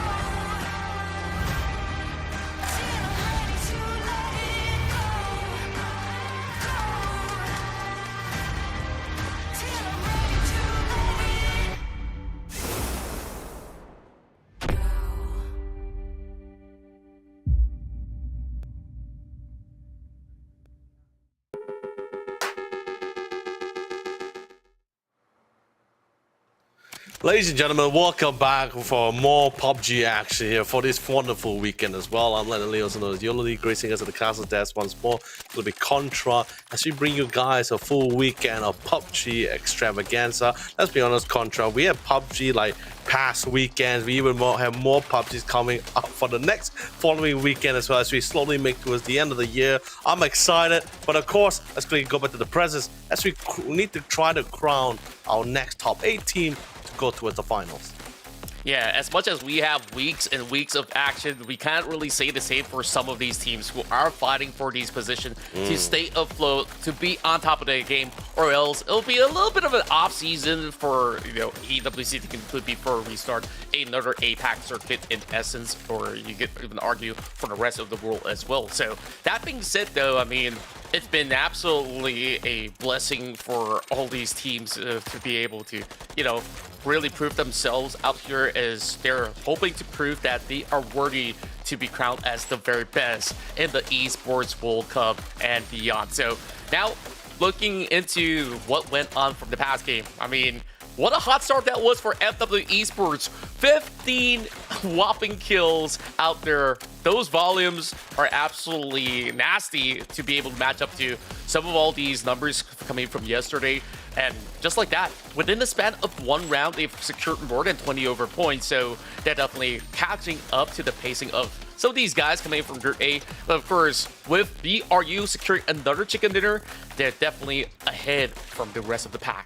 I mean, definitely for sure. I mean, it's not just Buriram United as well, right? Even 4 Crazy Rabbit, who's currently sitting in the top 4 at the moment. But of course, this is naturally if you're combining with the points from Group B as well, right? So they're also able to get to the top 4 with a decent amount of kill points on themselves. They got 6 kill points, so now they have a total of 10 points as they make their way forward towards the end of day number 2 here. But particularly, it's like you mentioned, everyone is making waves. Massive, of course, naturally, massive improvements coming in naturally from Buriram and 4 Crazy Rabbits, as they're already making their first match with a very massive message where they're like, you know what, we want to earn a lot more points. This is our last day. We want to end it on a massive bang here. But FW Esports, of course, started things with a strong start as well, intending to see if they can really try to catch up on the ladder. But of course, with that being said, ladies and gentlemen, we're jumping to match number 2 here. Another beautiful map of Erangel, and this is going to be the last Erangel map for the night. That's right, and this is fair for all with an even spread from across the corners of Build to Power. Hit it directly into Georgia Pool, so I believe the majority of all these teams will not be involved in all these early game shenanigans like we last saw in the past round, where teams were fighting for vehicles, some of them got themselves into certain casualties, so this time a little bit more straightforward as compared to what we last seen. So Zoo is going to occupy the entirety of Gatka. There's only going to be 2 teams inside the island. Over onto these corners is JFT, and I do believe that is also Irohani to be inside of the military base as well. Army Gaming, this time UNQ gets a little bit more airtime, where last round he kind of got trampled over from those trades of vehicles. So that being said, a little bit of a split 60-40, I would argue, but majority of all these teams will be looking to secure spaces like the quarry or even Ferry Pier to be some hot spots in this location. For the rest of the field, who might even consider the islands, I guess ISG as well as JFT might be looking for a little bit of jostle control coming into that far end over onto the southwestern plains of Sanaska. So this is kind of iffy to me on how certain teams could maybe even squeeze tight into some of all these areas, because if you did not want to cut over onto that territory, you just have 1/4 map to be played out, so it's gonna be a little tight. So these guys got to be very quick on those rotations. Yeah, I mean, like, we also never got a chance to talk about the circle, right? Phase 1, relatively different from our last match as well, right? Where it started off for the far north, this time it's heading to the far south. And we're not talking about like south of the mainland. No, we're talking about all the way straight into the ocean area once more here. As you start seeing teams a little bit prioritizing a little bit more towards the inland here. But here's the massive problem here. All the teams naturally, like I talked about yesterday before, 9 out of the 10 times, that circle is of course naturally going to be coming back to the mainland. But that 1 out of 10 chance, right, where it goes straight, it goes straight further south again, that's going to further implicate teams even further, because there's just barely any lands for a lot of teams to play with here. And what a well done spray. Sadly couldn't really convert to a kill for themselves here, but looks like 4 Crazy Rabbits will be able to secure the first blood of the round, and naturally should be able to get the revive for one of his team as well. But good spot on from Nab. What a game sense of this man had. What a game sense coming in from them to really spot on from the horizon as well. Definitely felt like this guy wasn't too far from the rest of his team. I mean, yeah, it's still relatively far. It's a massive team split here, but still checked the horizon, still did his due diligence. ensure that no one's going to give her any free picks, and naturally caught it spot on. Well done. Yeah, I really do love the setup coming from the side of FCR in general. Like, setting up that choke point so early on, expecting certain teams to pass, kind of give them a little bit of an edge to secure themselves the first blood of this matchup, and this being the last game in Erangel for the teams coming in from Group A. They got to make the best out of it. I think we've said this a couple of times already. I mean, they only got about a total of 5 maps to play out, including this one. So BRU, I think safe to say that they should be in the right trajectory to close the night, to still be within the top 8 by the end of the entire circuit, unless if they just stagnate, right? I mean, if you're not really getting all these average of, let's just put it at 4 points per round, then it would have been actually big trouble for BRU in that essence. If you take a look at the rest of the field, even certain teams that have played for 2 days in a row, I mean, they're sitting around an average of the 30 over point margin. So it is still not all too clear for these guys out there. So safe, they really have to fight their way out up against these hungry guys coming in out of Group C, and we've already tasted a little bit of what FW Esports have to offer. It's not going to be an easy task. Yeah, but look at the bright side, right? So at least about 60% of the teams from Group A yesterday, right? They were just looking from the points that they actually, from the leaderboard points that they got from last round, right? At least 60% of them, they were able to get at least around 4 points, whether it's kill points or placement points. They were able to get a substantial something for themselves here. So sure, 20 points, 30 points doesn't really mean you're out of the woods just yet, but at least you're slowly working towards an idea where, or at least a situation where, okay, we're not getting donuts each round. We're slowly building up our revenue until where we get that 1 or 2 good games, which was what happened to Savage Man, right? Savage Man Esports yesterday, I believe, like first 3 games, except for the first round where they got top 4 by only 4 kills, they were like what, 10 placing, 10, 9 placing. It didn't really work out too much for them, but they got a couple of kills each round, except for the second and third match, which is pretty much donuts. The last 3 match, they got the placements and kills on top of that. Like I said, if any of these teams can just get that really good games, then we'll see a very massive shift in the leaderboard here. But speaking of leaderboard, I'm checking out Buriram once more, and I feel this is bringing back to what I was telling you yesterday, where when you're in this lead, I think same goes for Crazy Rabbit, right? When you're having this kind of lead, feels like this is one of those, especially it's the final night as well. Feel like this is a good time for them to just double down and just look for kills. I mean, don't be overzealous, but just be aggressive about this. Yeah, a lot of that pressure definitely has been relieved off of them. I mean, right now they could just play to gatekeep the rest of these teams from actually breaching into the finals. So I don't know if they've got beef with anybody out there, but it better not be the rest of FW Esports. I mean, they could have a beef with them for sure, but at the same time, this is not an easy team to just devour throughout their run. I mean, you take a look at their stack roster, you've seen them play in all these massive circuits in the past, and they're definitely looking to, once again, create history, and this time in one of the biggest stage in the world. Lambao so far, almost every single match, we actually see him coming up huge on those field fit, and he is just absolutely trampling onto these guys out there. LFT not so lucky to be stuck in between these creases, so for Crazy Rabbits, off to a good start, already adding those 3 points to tally as they hunt out the rest of LFT. And it just seemed like a really rough start for the rest of LFT. So hopefully when we change over onto other maps, they would have a little bit more reprieve. And looking at an RG, they're up to no good this time, up against the rest of Zoo Team. AUG recently had a little bit of rework on it. Just on the aim punch and the damage output, so still a very reliable weapon overall with its firing rate, and we still absolutely love spraying with it. So that being said, though, Crazy Dog, again, it's always been this guy who's been so cheeky on his movement, so elusive, and now he is about to pounce. I don't think that's in those any details. Oh, I think he heard those footsteps. Okay, he got him in check, and he got the angles right straight to the dome. And Zin had no chance in that exchange. Yeah, definitely no chance. Crazy Dog was too alert and too focused about it, right? Like, the problem, and the make to make things even better for him as well, he's very relaxed about it. He knew his team is pretty much covering his southwestern side as well. So all he had to do was just focus on the target that was currently in front of him as well. So he's very comfortable taking that shot. And I think it's to be expected as well. I think also Larry coming in late with the vehicle also caught off the remaining member, the lone member off guard as well. Because hearing vehicles naturally, game sense, makes you just divert your attention somewhere else to it for a time being. Attacking Clan actually did a pretty good job for last round, so racked out a decent amount of points on themselves. Sure, yesterday's game they weren't able to accumulate as much for themselves, but starting for day 2 here looks pretty good so far. Let's see whether they can try to be consistent about this as much as possible, because I believe, Contra, from your experience as well in the PUBG scenes, we see many teams like from day 1 they burst out of the floodgates like strongly and amazingly as well.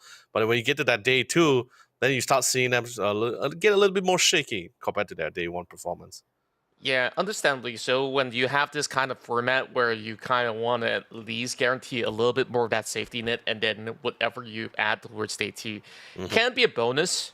And this is pretty much the similar approach for you, but shows no sign of stopping. But this is still a 50-50 split. As much as I say 50-50 with the esports mode, you limit the water terrains, it could mostly end up in very pure. But I'll be damned if they were to put it all the way down south, because JFT is gonna be really having the bigger edge against everybody else, and who knows if they will be able to survive the onslaught against them if that happens to be the case. So more likely than not, JFT is looking to cut across, and we're definitely looking at the rest of the field to be flocking over onto the corners of the pier, whether they dock over onto the shorelines, take the far corner of the beach, somewhere on the outskirts of Quarry.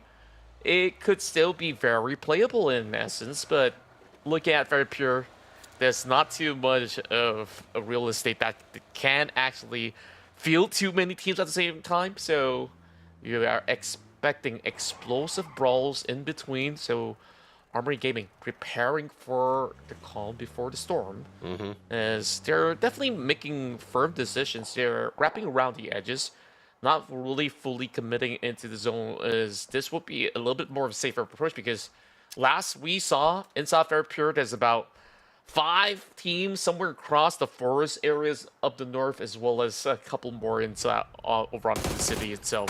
So right now, trades coming about. Leon's absolutely zoned out, nowhere to go, including with a BZ grenade dropped right at him. So easy picking for Hongvodi. Man, this the worst part about it is, right, is the circle itself, right? Is everyone thought that, okay, probably phase 2 circle, it'll shift towards the north side, back to the mainland, because like I said before, right, 9 out of the 10 times it does feel like it shifted that way. But by the way, a beautiful positioning coming from Corner C. Stealthy smiling with glee is able to get some really nice easy picking as well.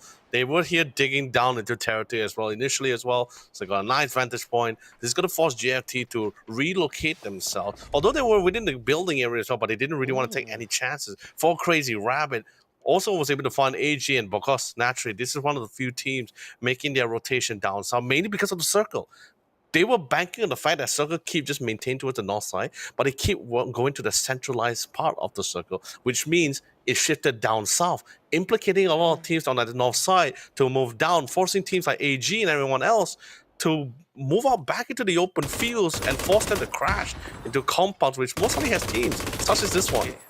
Yeah, and going back to AG, I mean, wrapping around the field side definitely was very dangerous with the presence of FCR, who's already got some massive setups around those vicinity.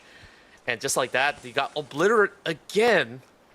Only accruing a total of 6 points is not akin to what we last saw out of Armory Gaming from the previous records that they had on these past tournaments. Definitely they are much better than this. So it's been a rough game. 2 in a row in Wrangle, not really securing those double digits well. FW Esports having a widespread angle, and now Zigzag's at it again! Tagging out Horseshoe and Cherry on top as well. With great connection, and now it's only down to Pivy. He's just going to settle into that compound as long as he can, because there's no way he could get past that quarter to retrieve his teammates in essence. So PV, at least looking for a little bit of trade. He noticed the presence of the rest of Team Flash, and Razy looking to take claim as well. There might just be some tight angles, and just like that, he squeezes past the trees, and he's tracing perfectly, getting one knock, and now calling for a little bit of cover, and he's already by the corner of the fences. Raze, he's got bullet for days with the M249. PV now going for the reload. PV so far, massive on the exchange. Here comes the toss of the Molotov. Good enough to set a decoy, but now the one coming from the off angle will secure it. Really well done coming from FW Esports as well. They know more teams are going to be, it's also going to be coming within their location as well here. So now I'm going to, and this compound itself is so small to barely house even one team at this point here. So they're very confident with their gunplay. They went aggressive about this as well. They also know this is the kind of tournament where you need to try to get as much points as much as possible. Even if you want to try to play for placement, it gets a lot more harder. With the state of the circle as well, there's a lot of unpredictability here.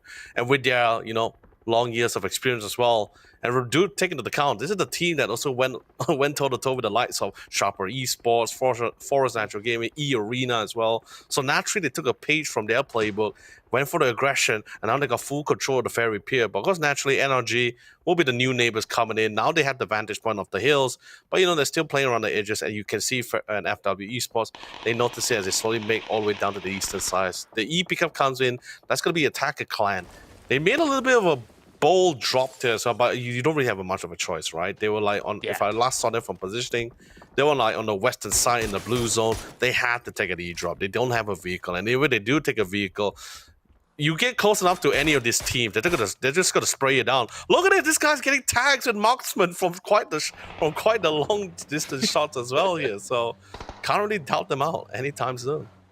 FCR, they took a long time setting out over onto the open fields of Gakko right now, crashing into the farmhouse once again. Zamass on duty, gets two on the floor, just like that. The rest of FCR getting pulverized. Only down to Nep and one other member, Tosakan, slowly clearing every single angle. Epot, what's he gonna do right now?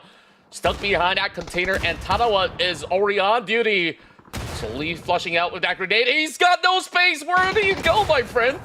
And, well, he's just got to settle for that placement of 13. For Crazy Rabbit, it's been a big hustle up against those players like Armory Gaming as well as LFT, but their journey in Erangel ends here. Yeah, that's rough. But, thankfully, the circle as well, it didn't go further down south. I mean, the chance of it going there is a lot unlikely as well. So at least this time, it's still maintained to the north side. So a lot of teams still be able to play within the safety of their compound. But the battle for that north edge, this is a lot of teams that are still sticking around. Sure, we lost 5 teams relatively early, but that's because of the state of the circle, right? During phase 2 and phase 3 transitioning. But now we're phase 4, most likely going to phase 5 soon within a couple of few seconds as well. And we still have all these teams stuck for control, battling around the edges here. They're trying to play with the fundamentals. And by the way, all teams has very strong, solid fundamentals as well. It's just a matter of which team is going to have a better opportunity, being the third party in this equation here, because they do not want to be the one that's going to be going 1v1 with another squad first. They want to be the third party. That's why you're seeing teams, they're doing dry peaks here, not trying to be over-aggressive or overzealous about this, but they are trying to lure another team to contest with another in hopes to be the third party. Yeah, going back to the foundations, right? Mm-hmm. Look at the rest of Buram United. They definitely have a very solid space to work with. As much as they're by the edge of the zone, they're zoning out DBH, making it really tough for them to run right through. Just like that, Ruse got the angles right, and now with the nades prime right through. There's barely enough space for the rest of DBH to work with. Also dealt with another card coming in from Team Flash. The nades are being sent towards Chao Wei. A little far lob over onto the wide angles. We'll still have a couple of chances for them to try to brawl it out, and now they gotta pick a poison up against the rest of Team Flash. A fall to the hands of BRU. There's no easy way to go around this. So Team Flash, whatever numbers that they can secure right now will be great for them. I'm not too sure if they're currently poised over onto this position. BRU might also look to collapse upon the rest of Team Flash as well. And right now, at least they're safe enough of spacing in between. They're hiding inside of the dip. And Team Flash says, you know what? Let's move deeper into the zone. We don't really want to get too caught up. And got themselves into the cabin over onto the corners. As they at least have a pretty decent angle to be closest to the center at this current point of time. So great movement. Team Flash, they kind of have a little bit more of a space to play out for that late game. Not the same for the rest of the field, though. I mean, MG Gaming, they just dock over on the corner of the shore. And they just gotta slowly squeeze their way through. FW Esports, as much as they had those big brawls inside of Very Pure, this is just cutting into the edges of it. So they can still afford to hold certain sections of Very Pure for the moment to deny any space coming from NRG. And any further they go, they will have to face off against Attacker Clan. Now, one member of Z being stuck, and that's Hong Nam. Where is he gonna go? Dino already locking him in position. Still trying to figure out as well, but you know, Dinosaurus, you can sniff them out. He's an extinct animal, but his absolute hunting senses are still online. There's to spot him out. But the other side, it looks like Tosagan was going to be able to find a nice free pickup on Bless. That's going to be an unfortunate one as well here to lose another member, especially as we're slowly going to the later stage of the circle. I think the north side, I don't think we're going to be seeing like much changes until that circle really hits upon them as well. But in terms of compound control, Team Flash, they're absolutely loving this circle. It's been favoring them quite a bit. Team FW Esports still had a little bit of time to play around until phase 6. I think the same goes for the rest of the squad that's currently playing on the south side. Irohani, Popetto, Samurai, they're barely playing. The circle is currently the edge of the circle on that eastern side. Just barely playing at the corner of their compound. But what a control! Cover Prankster didn't waste any time at all to connect to follow up with the second shot. Everything was well tuned for him, all planned out in his head. And what's going to be the next crosshair placement lands it perfectly. And now Buriram United, we're now in the circle coming in, encroaching here. Looks like they instead of taking the fight on the western side, looks like they want to clear out Tosakan, who's been a little bit more closer and the major threat. Yeah, it's going to be a little bit of a tough brawl over on the spine of the hill right now. Buram soaking some damage right now with those nades. Tanawa coming with a flank, really cutting off Dynasty right now. Now the brawl between two Titans of Thailand is going to be a huge, massive fight between the two. Khan so far finding the angles. And now Tanawa's got no space. He's outside of the blue. Tosakan team absolutely got wiped out. But they definitely done some damage to the rest of BRU. While in Fair Pure, MG Gaming tries to crash right through. Finding a little bit of that space just by the far edges of the zone. And the rest of these members of ATK is still going to be over onto this section, just looking around. So MG doesn't really have much to work with, while ISG is going to have that tower for them to at least hold on for the meantime.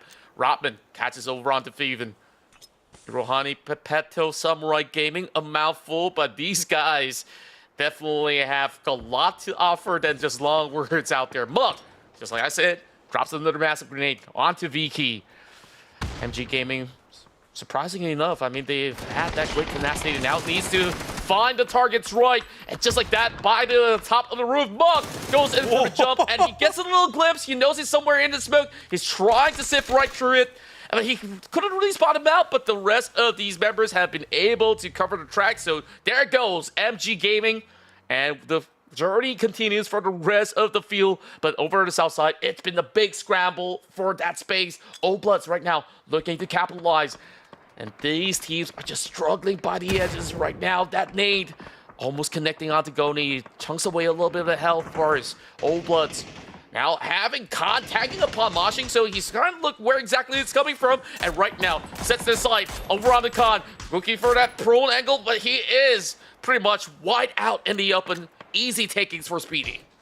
And the thing is, the Bloods in the water and the Sharks are coming in. It's drawn the attention from some of the members of Team Flash, who's playing around with the compound area as well. And especially since how close the fight is, naturally they want to come in. They want to get a couple of 3 points on themselves. And what a nade coming in from Gonnail. There's 3 parties. Could make that 4 here. It's literally quite the fight between the 4 teams here for battle of control. Naturally, Team Flash, the one being a little bit more comfortable here since they're currently in the zone itself here. But we see a 2 two-man setup here, as two teams will be pushing forward from Team Flash to try to flush some of the remaining members. Buri Ram, barely any cover and barely any option to play with here, as Team Flash is slowly encroaching them. And of course, naturally, Irohani Popet to Samurais is also keeping them in check from the southern side. Dynasty needs to make the call. I know he also knows that the spot they're in is not really that viable here. He might just go out swinging here, gun blazing here, try to get as many kills as possible here. But of course, Miko, as the lines are set up, he's tanking out the zone. Tanked a little bit, thankfully, courtesy of the shots comes in, but the damage isn't significant enough, and Dynasty will be succumbing to the zone. Yeah, Team Flash extending their wings, just really cutting off any form of entry point coming for the rest of the squad, and that nade was sublime. And that will be the rest of Irohani Papato Samurais. Down and out. No a full way. send, a Hail Mary coming out of the side of NRG, barely finding that space, and that nade from Banana One. Insane, I tell you that. They never had a chance. They were just driving in. The first two knocks was detrimental. The crash was pretty much the ending of that story here. But what a spray control coming from FW Esports as well. But of course, this is one of the few teams that's gone head to head with the best of the best so far in the APAC as well. So I'm not too surprised. 8 kills. They even from match number 1, they ended the round with 15 kills and even second placement as well. They're coming on really strong compared to some of the teams that we saw from yesterday. Sashman ended the day on a strong note. FW Esports starting off with a banger. FW Esports showing us prime-time gaming right now. And they kind of make it look all too easy on how they are just securing points left, right, and center. As much as I say that, Team Flash is looking to challenge that statement. Hung Vodish, perfect tap onto the head of Zigzag. Kind of suppressed their firepower for a little bit. So with that reset going on, they spot out Banana One. Great off angle coming in from the side of Hung Vodish in order to get a little bit of a glimpse to know the whereabouts of FW Esports. So FW Esports, as much as they have the zone, Team Flash, now with that information, they can kind of look for those big setups. So far, none of these teams are all too concerned of ATK at the moment. They have not really had their presence felt for the most part, but I dare say that this has been one of the biggest improvements coming from ATK's run yesterday. They had a dismal performance starting things off, and then they start to pick up the pace, and now looking for a top 3 finish, and who knows, maybe a chicken dinner as well. Great tags coming out of Kanaxi once again. This guy is a master when it comes down to those DMRs, and so far looking super solid on every single time that he holds a Mark 12 or even the Mini 14. So speaking of Mini 14, Humboldish has one for his own. Going for a couple of all these tags from the Dragon Elf is we absolutely love all these exchanges coming from these teams. It is so tactical between both Team Flash as well as FW, but when exactly does ATK want to start being involved? Because they could potentially backstab FW Esports, especially right now is the best time with Team Flash sending 2 members forward. Well, that's a lot of people, but then again, you're challenging a team who's dug into territory, bunkered down. They pretty much have solid defense being set up for the set. They got a good knock, but they were able to trade things back. A need for the finisher to minus out the odds for them and trying to go for the revive. No way for it are they allowed to go for the revive. Actually, let's be honest, I don't even think they have the time to even go for the revive. So that's going to be an unfortunate run for Banana One here. But can't say really is a Zigzag still standing tall. But Zigzag is currently being the gatekeeper, playing anchor role here, just to try to deny Attacker's clan from actually backstabbing from like what you mentioned before, Contra, from their southern side here. But looks like Team Flash, they got the numbers, they're feeling a lot more confident as they really are starting to group things up. But Consi still have the vantage point. Barely started for a couple of seconds, but we do see Release playing contact play here, relatively close. They do spot the trajectory. Let's see whether he's going to be able to react accordingly. Yeah, so far, Kanaxi super pivotal in this position. He has to spot out Hung Vodish as well there. Kind of funnel into this tight area as he's giving a little bit more cover for Raze at the moment. The moment that they try to pop their heads out, that's where they do get punished. And right now, dealing with the situation very cautiously. Hams now finds a little bit more of that wiggle room, and he's currently trolling upon Zigzags as well. So I guess this is perfect timing. ATK, they could opt to also take a little bit more of that space over on the far east if they want to, while these two has been on and on with those couple of attacks being sent at each other. So it's been stalemate at the moment. 3v for ATK. They do have the numbers advantage. Connexi this time brings out the P90. Looking absolutely lethal on this one. And he's got bullets for days. Quickly secures it before the rest of ATK tries to ambush him once again. And this tower so far is left unchallenged. The rest of Team Flash finding it really hard to even get by the circumference of the circle right now.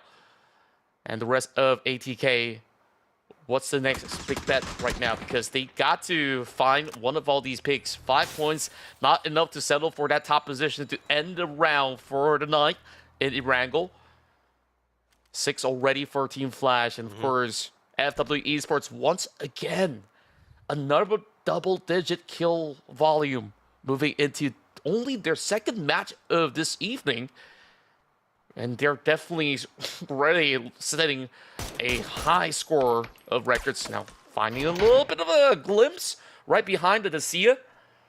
2 members barely having any cover. And looks like Connexi is looking to close in. He is done with those angles coming from the tower. And he's definitely looking for that full swing with the rest of FW Esports. And this might actually be advantages for the rest of ATK, because right now, these two are fully going at each other. Crazy now, clip out a grenade. Connexi finds the grenade! This is grand opportunity to close it up against Team Flash. The nades now flow right through. Still couldn't really seek out the position coming from home voltage. Elusive through these grasses, and finally spotting out some couple of tosses. Connexi brought down! And just like that, they turn the tides around. Here comes Mark 1. Attack Clan. They might actually close this with the first chicken dinner of their own. Yeah, this is going to be attacker clans now. They have the number, they're not got the number advantage. They're not hurt at any point of time within this engagement as well here.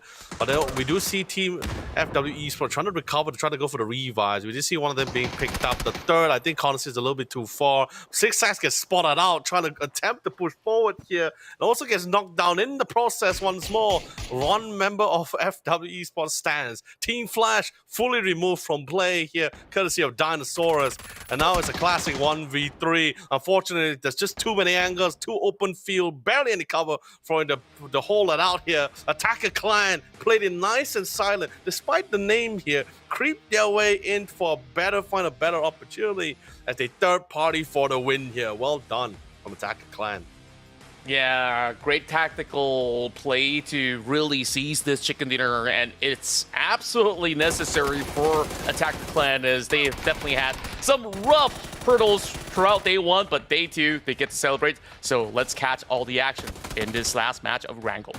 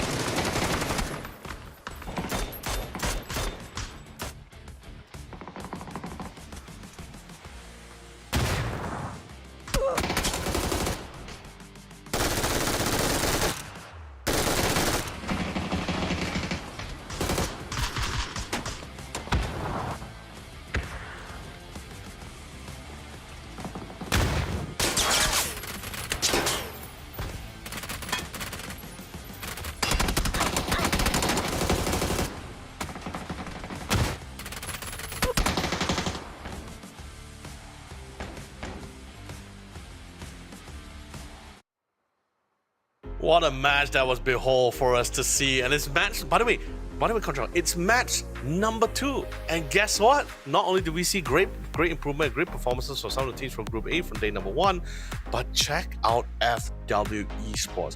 Back to back, like high position, high kills, and now they're making it all the way to top 4. And this is combining with Group's A points as well. It's just crazy, and we still have 4 more matches to go. So I'm excited to actually see what else is there left in the tank, because these guys show no signs of stopping. So we'll take a couple of minutes off, and we'll be coming back for even more, as we still got Tego as well as Rondo underway.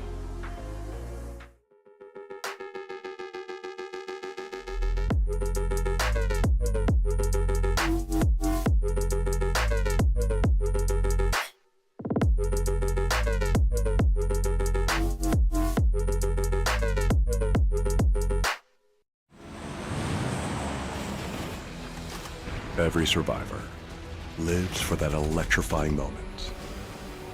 One heart-pounding match.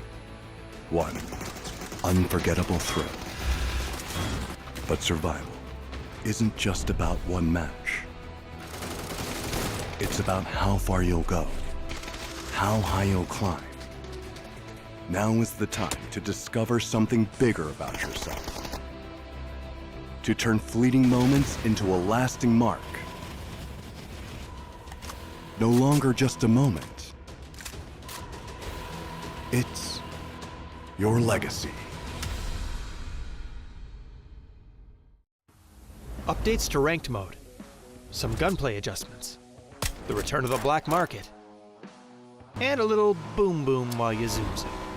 All this and more as we dive into the update 36.1 patch report. First up, ranked mode is getting some major changes for Season 36. Ranks now feature 2 new tiers: Crystal between Platinum and Diamond, and Survivor tier for those who can manage to push themselves beyond Master.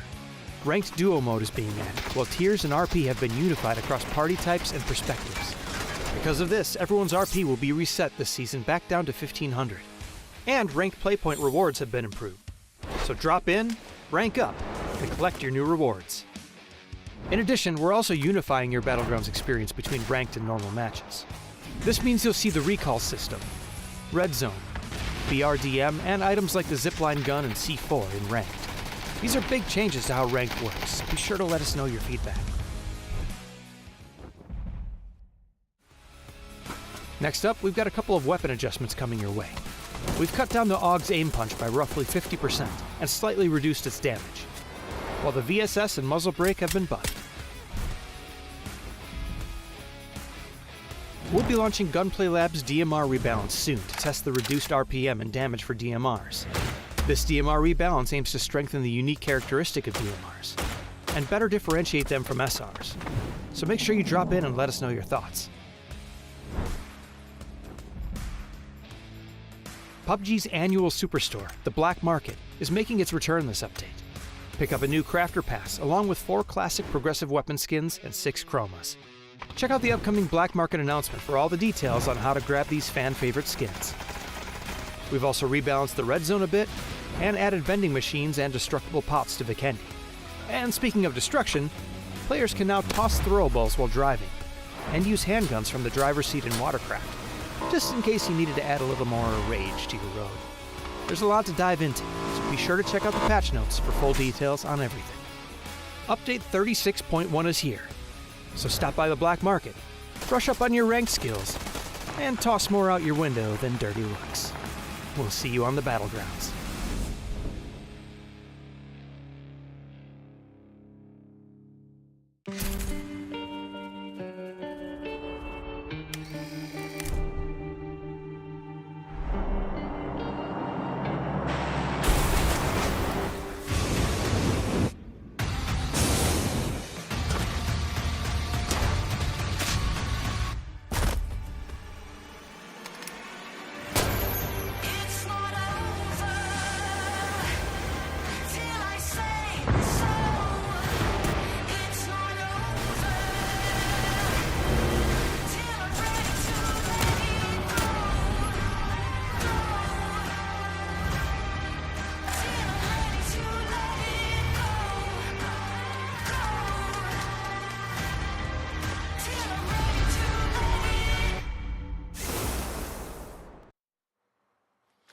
Welcome back once again. You're tuning into the PUBG Road to EWC APAC Online Qualifiers 2025. And these teams, they're looking to lock in their ticket to Riyadh, Saudi Arabia by the end of the circuit. So we are definitely on our way for that. I mean, 2 games in a row.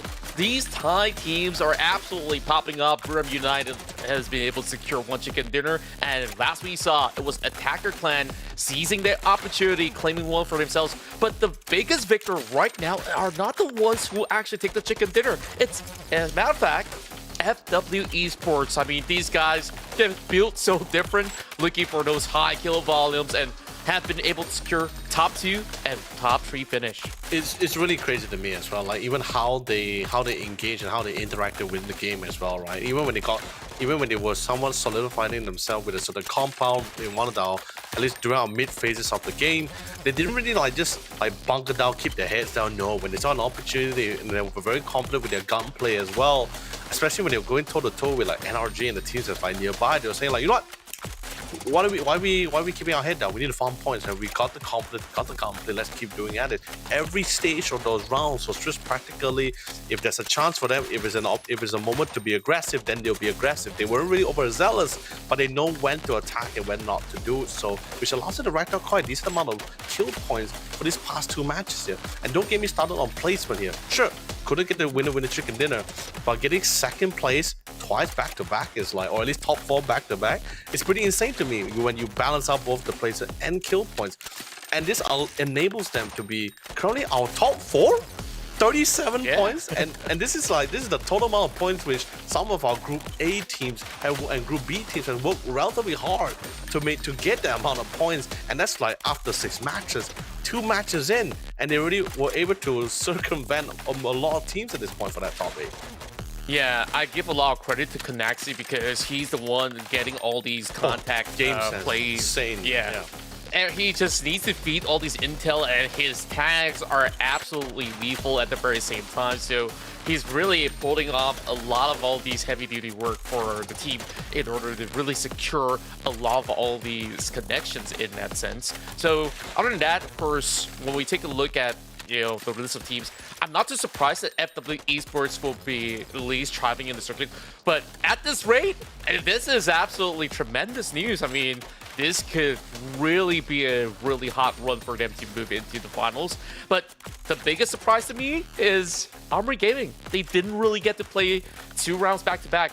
You saw that rotation getting caught up by the 4 crazy rabbits. They could have even settled in for that position, but of course, I can't really say too much or really scrutinize some of all these players because that space over onto the far south was already as difficult as it is. So sometimes certain teams, they want to go in with those white wraps, but it's just unfortunate that they end up over onto the flock territory if they actually go through. For Crazy Rabbits, we also had the Battle of the RU by the hillside, and I think that Team Flash last round definitely played a really smart, intelligent game overall because initially they could actually settle to brawl against the rest of the field over onto the top end of the Spinal Hill, right?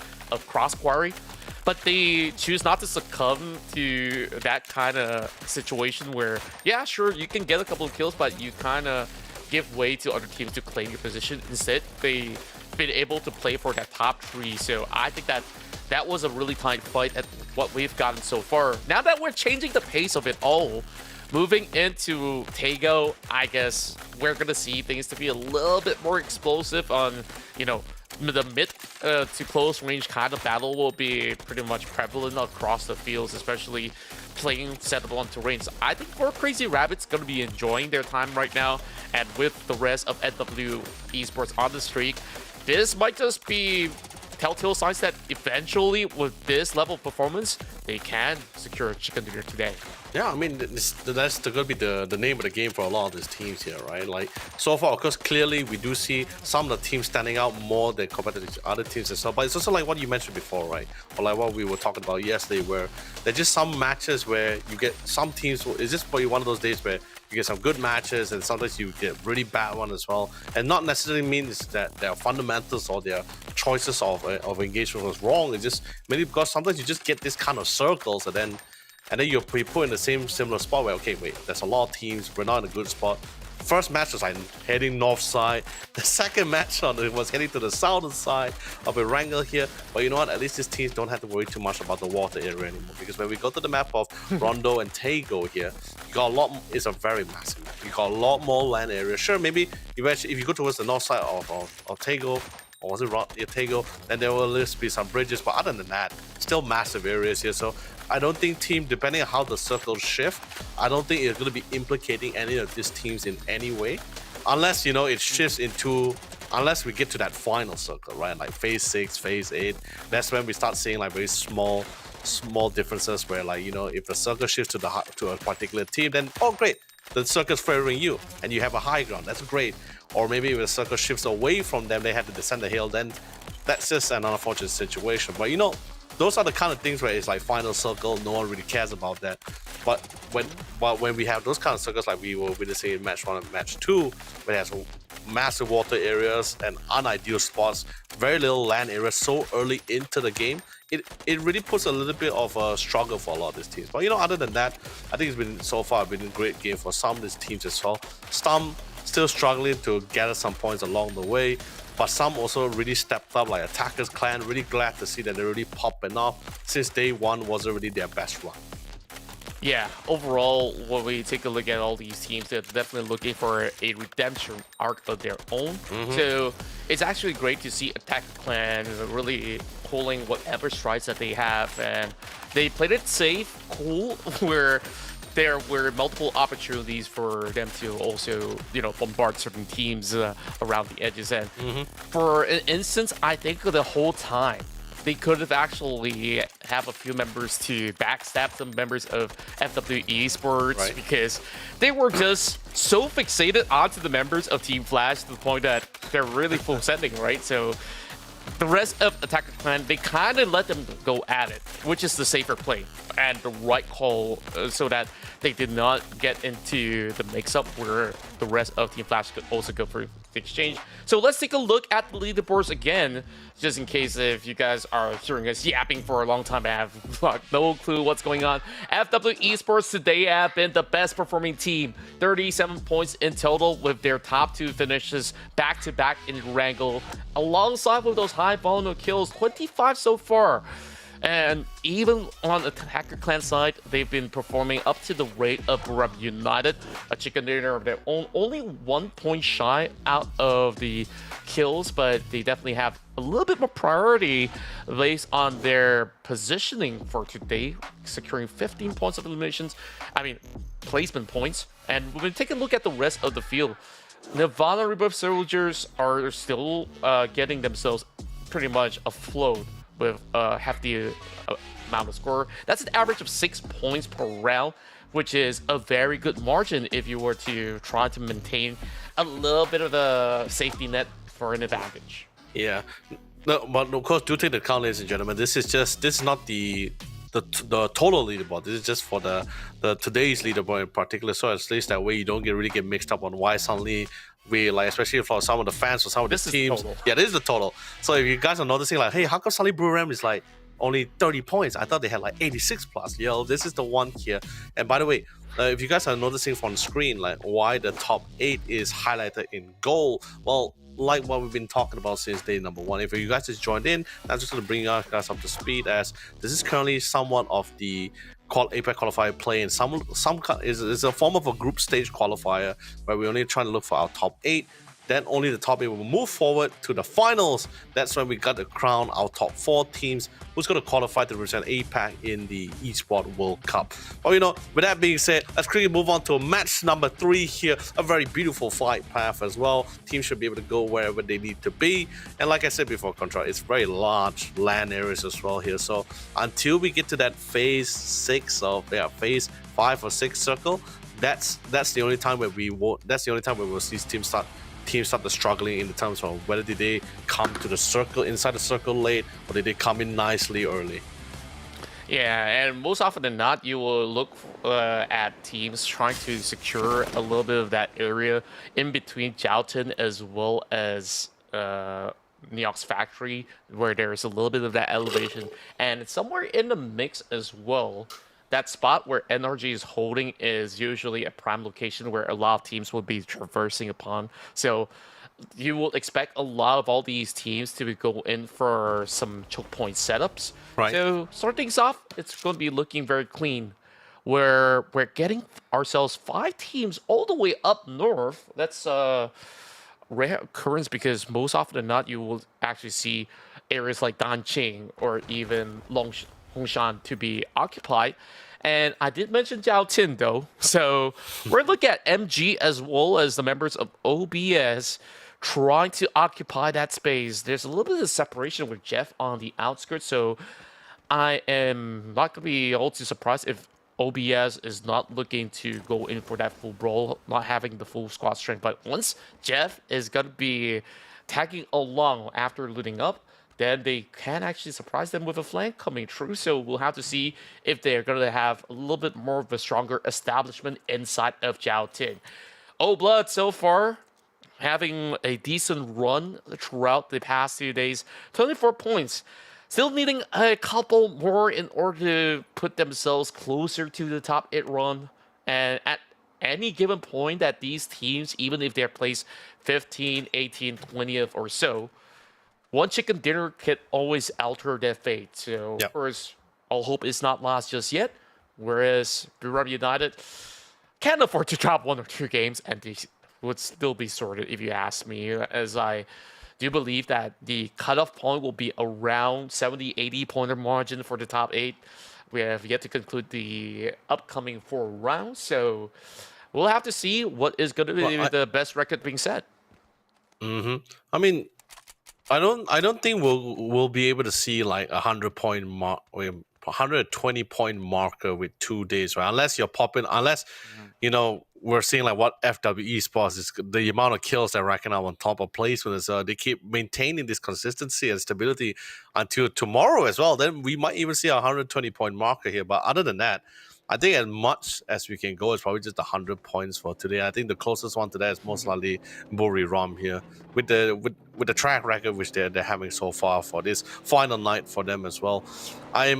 I don't really like to be that guy, Contra, but I think I just have to be a little bit blunt at the fact that, especially since this is the final night for Group A, and we're currently in our 3rd match. We're pretty much halfway through the final night for them as well here. So I'm not too sure whether Old Blood or some of the team that's currently at the bottom of Group A would have enough points to really maintain a top 8 here. But of course, like you said, if they can get the chicken in and they really play their cards right, they might have a little bit of a fighting chance, but no form of security or assurance at all here.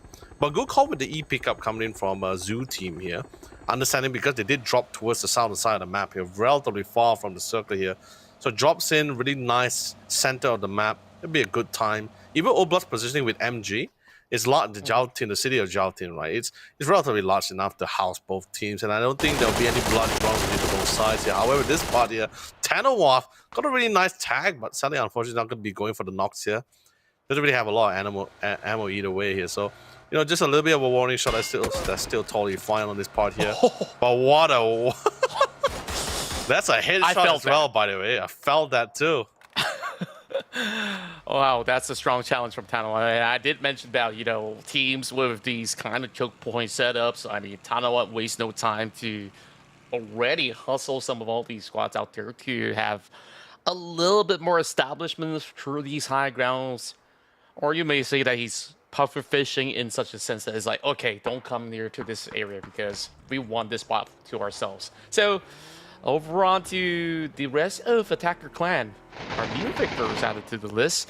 They're having a little bit of a tough skirmish, and Shagsy's, I'm not too sure if he's landing onto the glider or he's about to kickstart the engines, but he absolutely got punished by Shizuki in that exchange, and it seems like it's been a brutal day for AG so far. Armory hasn't got much done. Take a look at the list.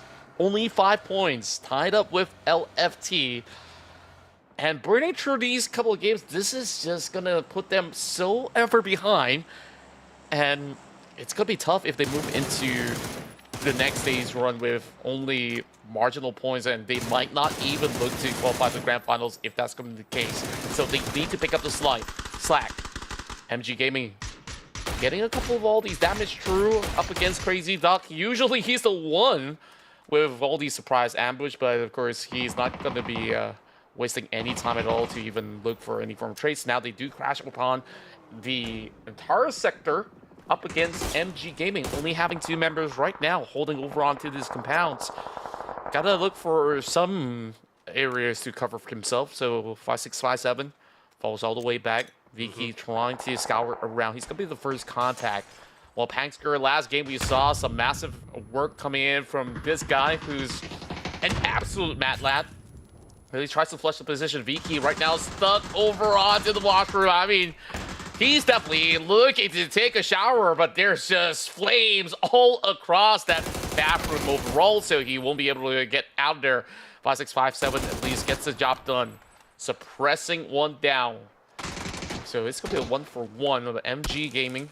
So far, not settling for 2. They still want to do more damage towards the rest of these guys out there. SRG so far looking sublime as there's not too much of that space, but they get the job done yet again. 5657, what the heck was that? Now, what a fantastic hole. And I think mostly because of the current situation that we're currently witnessing for MGG as well, because courtesy of TD too. He played a very crucial role to try to divert the attention. That's pretty much why I allow NRG to really just bombard the house. So I try to force out the lone member of MGG here. But sadly, the damage has been done. NRG, Pang says the last man standing. He got a shotgun in hand. Makes it reminds you why shotgun is superior in close quarter combat here. But the blood's been drawn, the shots is coming in. The gunplay has been drawing the attention for a particular team here. It's going to be old bloods. They see an opportunity. They're seeing a team that's currently contesting with each other here.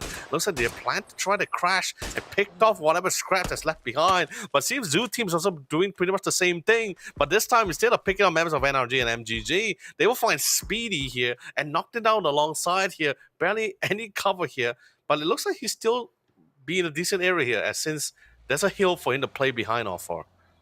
Yeah, I think they really had plans to actually gate crash some of these guys inside the compound since they are licking their wounds after that skirmish. But with a couple of attacks coming from Zoo team, that plan absolutely botched, but at least they keep themselves pretty much afloat. Shouldn't be too difficult to go in for that revive to Sakan. Now, claims that territory instead. The rest of Team Flash, well, on their way. Well, they do have a little bit of aerial control with Hatsawat moving around. He saw the entire setup coming from Team Flash, so they're up to no good. But Hatsawat at least gets a rough idea of what these guys could potentially bring to the table. So relaying that information back to Tosaka, this is definitely not going to be an easy passing for them if they were to go on wheels once more. And I wonder if they're going to actually set up for an ambush as well now that they have gotten a little bit more of that intel. Speaking of which, TSK, they are actually sending it up against the rest of Team Flash. Take a look at the minimap. Latte, it's going to be over on the back line, says they are sending one member up there. Krungvo Dish distracted with the presence of Hatsawat. There's also a couple of teams drawing fire, and that is a little bit of a split coming from the side of Team Flash, hoping to wither down that glider.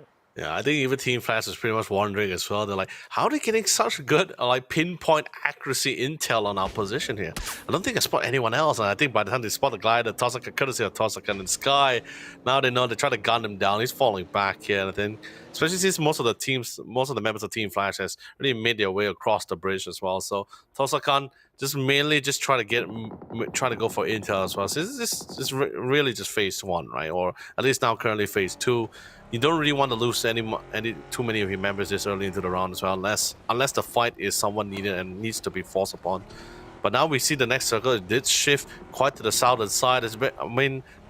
Thank God for the fly path as well, right? So not a lot of teams drop towards the northern western side. So I don't think you're going to see any team descending down here. So the circle somewhat favors a lot of teams who's coming from the southern side. But that glider, JFT, you got to be careful, buddy. Not sure when, since we saw the POV change a little bit too late, man. But he did take a couple of decent tags. Not sure from who, but I believe quite a decent amount of team managed to pop them off. Buriram, Riz on the other hand, doing a really great job here. I mean, they're currently topping the leaderboard. And I mean, it's at this point of the game where all these teams will be looking at who's currently leading the most points. and what they're going to be able to do and how they really want to play around this team, right? But Buriram, I think they're currently in this state where if they want to double down, be aggressive, and look for kills, by all means, I really entertain the idea here because this is you're currently They definitely will. right. For sure. Yeah, and MG right now going for the shred, finding Speedy as well as Blez through that crosser. Of course, he succumbs to the damage being put out by Washing coming with the flank as well. And back to your point as well, you talked about the northwest section to be absolutely clear, but I can't say the same about the northeast where we last saw so during the teams, first yeah. drop. There was like 5 teams up there, and now the flock of Kraut is actually around the northern region in general. So that is going to be a little bit of a relief for FW Esports to hold firm onto the center of the zone, and they're going to have another great game into the late stages of this matchup. Whereas that battle for control over a nerve gets dire.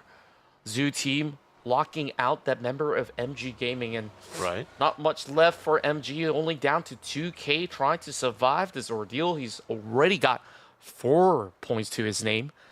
But 4 points, they can definitely make good use of a better result out than that. Yeah. And this is still relatively early, so it's kind of a struggle for MG to try to squeeze past into those placements of top 8, since there's still about 15 teams inbound right at this moment.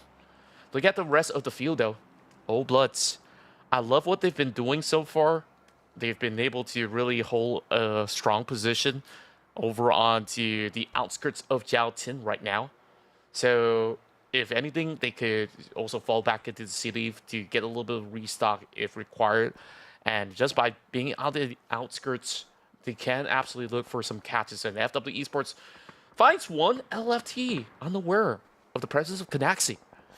Oh man, that's triggered discipline right there. Now he's spotted out. Of course, naturally he goes to the tag. But other than that, real good trigger discipline, right? Like, doesn't seem. It's like what I was telling you yesterday before as well, right? You get a knock at someone in the open plains, right? Sure, that you're going to be able to convert into a kill for sure. That's guaranteed. But getting a knock within the building area, and you have no allies to really try to flush him out, or you're not close enough to flush him out with utilities, then that's just pretty much not much you're going to be able to do for that one. So he makes a good call, try to go for the intel gathering. Naturally, he gets spotted out in the end. Well, you know, that's totally fine. It doesn't really break any of their original plan in the first place. Yeah, they just wanted to know who's there and what's going to be coming in for the compound. But what a circle! Still favoring a lot of teams here, and we're slowly going to a state where potentially there's a high chance this final circle might be a battle within the city of Jiaotin. Oh my Yeah, God, it could be an urban smoking. terrain fights happening. Well, this glider is down and out. Thankfully, Shoehorse gets to rejoin the rest of his teammates, and right now everyone's looking to claim a spot inside of Jiaotin. I mean, I'm absolutely down for it, with Hamster also finding the final member of MG Gaming. Respectable start inside of Rondo with 4 points to book out. NRG, however, they only gotten 2, and I do definitely think that there's better chances for NRG when it comes down to Miramar, where that's the bulk of their income from yesterday's run. So definitely looking forward to it. Whereas the rest of Old Bloods, they've been the kind of guards to see whether if these teams could actually find a way through the North Point by passing through OBS. And so far, they've been doing a good job, but it doesn't seem like they've been able to catch too many of them. Now here comes BRU with a pick of bus. Ooh, he's unaware. He did not check the blue zone. And since he's gonna look for his second, but not quite enough to take out Edie. Great recovery response, and this is where BRU gets to go on the reset. Hongnam also joining the mix as well, looking to secure the point. And these guys also getting choked out by the blue zone. This is a dire situation for those members of BRU, cutting in very late to the mix. Zoo team now closes in, brings in the bike. Hongnam feeling very confident about this push, while Khan tries to secure himself over onto the back, as PV is also landing a couple of attacks over on the members of Zoo at the very same time. This is a three-way affair, while BRU gets to go in for a little reset, but they could not salvage Ruse as he was too far out of the blue. And it is just kind of tough Oh, it's actually just a knock. I was kind of worried for him for a moment because last we saw he was bleeding out there. And yet again, they're still over on the blue zone. Phase 3, somewhat tankable. But this being his second time being knocked down, he needs whatever meds necessary to keep himself afloat. And hopefully those vehicles still have enough tankiness to outlast whatever bullets to be sprayed at them. I mean, it'll be totally fine for now. Sure, like you said, it's tankable, but they should be able to get within the vicinity of the circle. But they have been drawing quite a few attention of some of the few teams nearby, Zuti in particular. But Milo He also joining for the gunfire, sees an opportunity to try to go for a potential knock. And that's gonna be the ending of the story for Hong Nam here, as the bullet it's gonna be hitting from the back of his head here. Circle finally moves forward through, won't go straight into the dead center of Jiao Tin. It centralizes itself here, but there's still some part of the city compound for some of the team that's currently stationed in Jiao Tin to play with here. Milo He, on the other hand, is currently duking out with Zoo Team. I think it's unfortunate, as I don't think they're going to be able to pick up Lao Ji. I think they just not about to let him go here. But Buriram United, I think it's not just Buriram United. I think a lot of the team that's currently here and still in this tournament as well, they understand the ramification of performing well, right? Like, especially if you really want to try to rack as much points as possible. You can definitely see them like really proliferating as throughout the entire match as well. So it's really great to see how they really do it as well. And do take the count, it's not like Miramar, right? So you're really, the way you see this team playing around the edges as they're just roaming around, sure, you do see some teams being more passive than usual, but at the same time, you still see them being proactive as well. Teams like 4 Crazy Rabbits as well, with a beautiful spray, by the way, on Gonil. I think that's going to be the first, might even be the last time we see a glider kill like that. Finally, we get the activation of UNQ, getting a shred upon Ruse. They just arrive into the entire compound of Armory Gaming, and this is a battle of the titans of the Thailand region. And Dynasty gets the pickoff. UNQ only good for 1.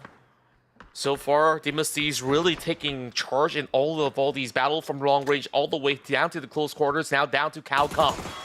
Oh, Nate's now sent right through. Nate's are good. Forcing him. Now, it's a little bit of an unfortunate situation, but I guess also fortunate for the side for Buriram here. As one of the members of AG, he tried to jump out of the window earlier, but he got stuck for a second there. Buriram decided, all right, probably sitting on high ground may not be great, may not be safe. As they backtrack, AG decides to drop down, and Edie was just like, oh, great.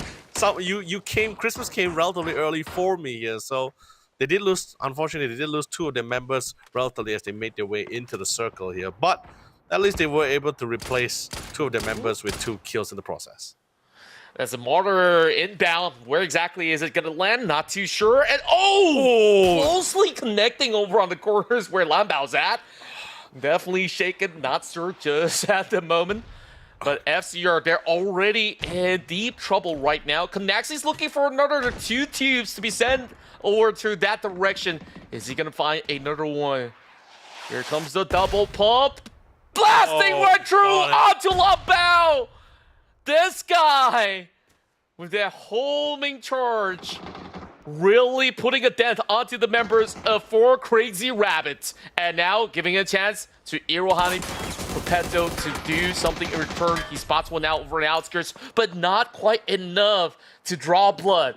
It's Banana 1 to be able to find the off angles instead. That first mortar didn't do him justice at all. Felt like it could have been a knock, but he did the damage enough. But sadly, I thought he didn't really do him enough justice because it felt like it could have been a knock. But he got close enough. He was relatively low, right, Lambao. The second one, on the other hand, finally did connect. But, it's within the building area, so that third mortar didn't really connect to go for the finisher. But, it's fine. You're wasting... At this point of the game, right, if you're able to get knocks, you can't go for the kills. That's unfortunate, but it's not a really massive loss, right? You're forcing teams to burn more resources, right? You're getting more meds in, you're forcing more utilities to be defensive as well. Yeah. Depending on where they're being knocked out, right? If it's in the building, sure, probably you wouldn't have to use too many utilities, but you're knocked out like out in the fields, right? The team just has no choice but to react upon it, which is why sometimes I believe we do see teams, right, especially during mid-rotation, mid-migration, we see when we see a particular team that gets knocked down on the open fields, especially during the rotation-wise as well, we do see teams just completely just have no choice but to abandon that teammate because they stop by. It's gonna be even worse later on. Yeah, in essence, like you saw how many teams were scrambling out of that area of Jiaotin because of this new direction that they have to now move over onto the outskirts, and FW Esports so far have been poised in position.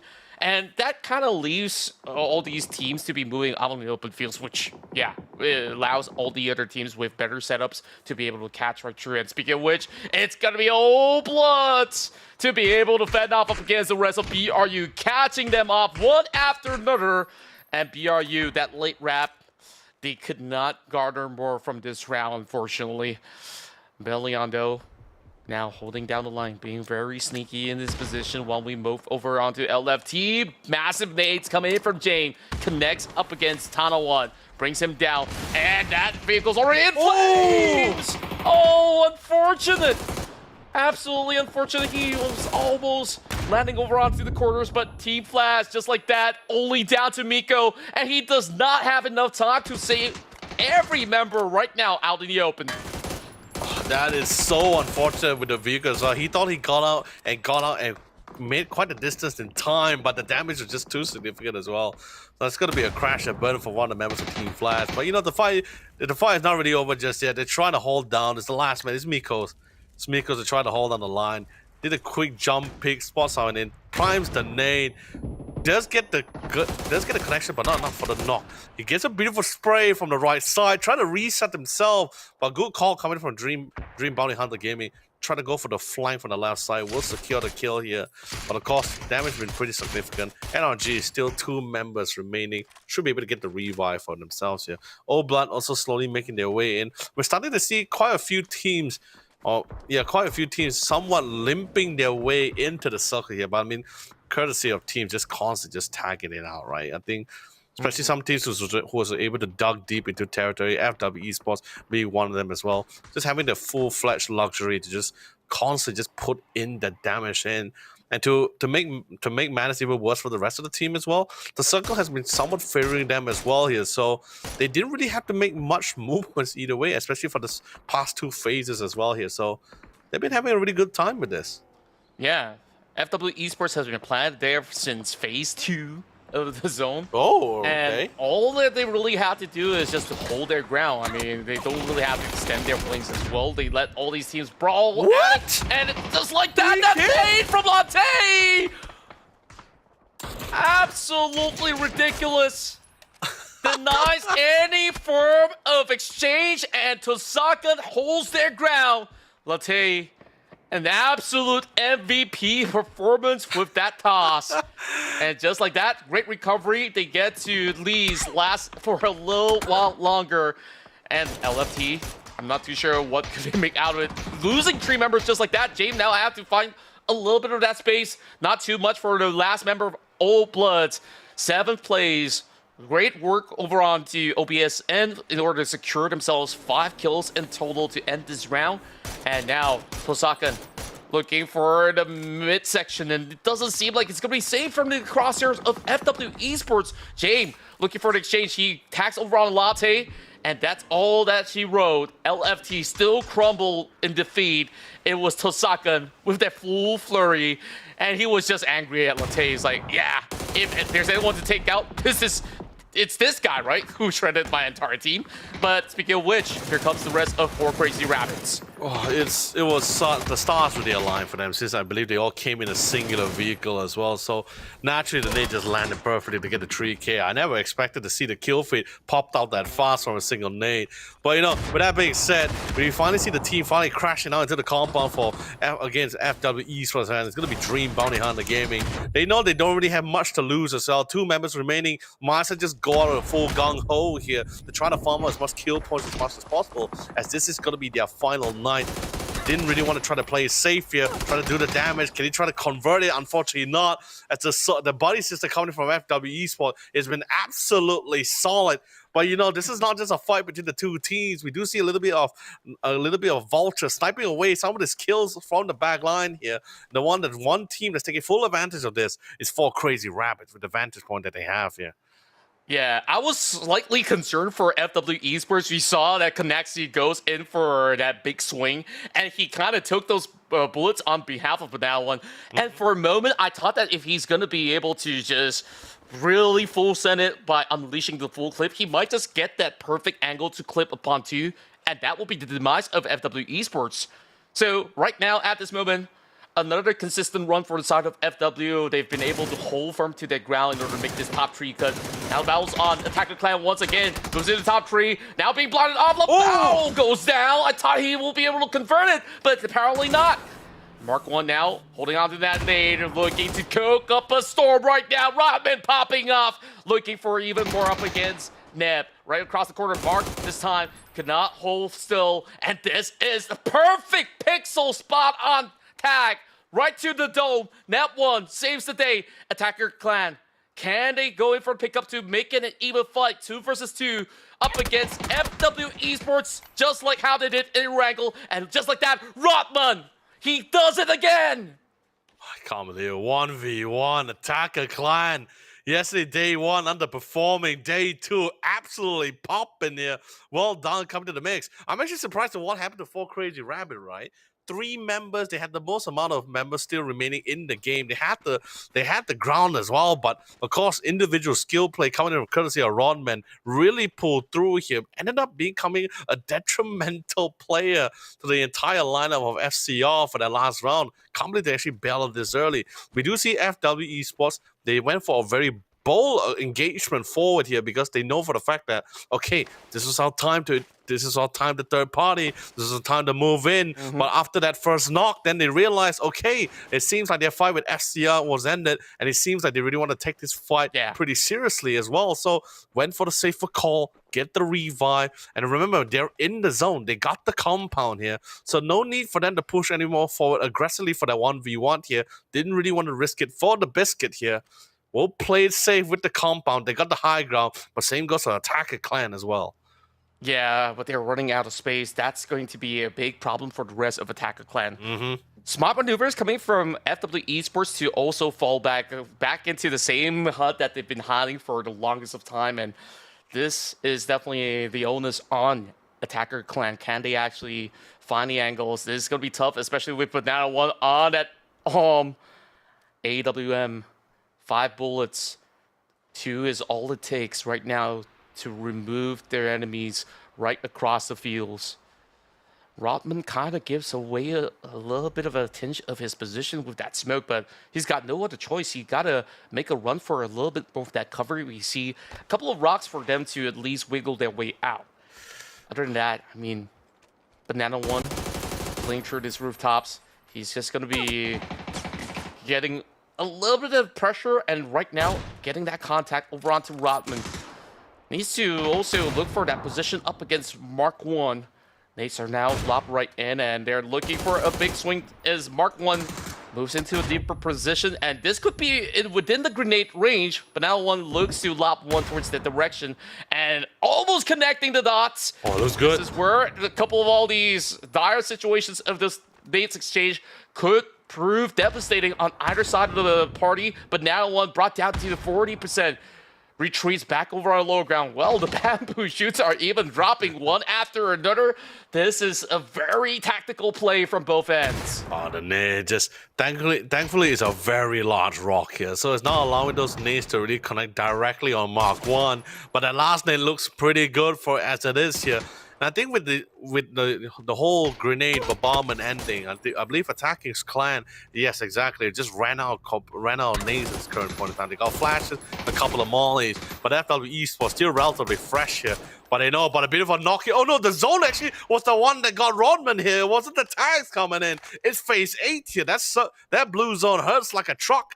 And now with a 1v2, Condensy and the rest of the squad of FW Esports can solely focus on bombarding the man here, and they will find great success. FW Esports, after getting second place in 2 rounds in a row, they finally secured the chicken dinner they were looking for.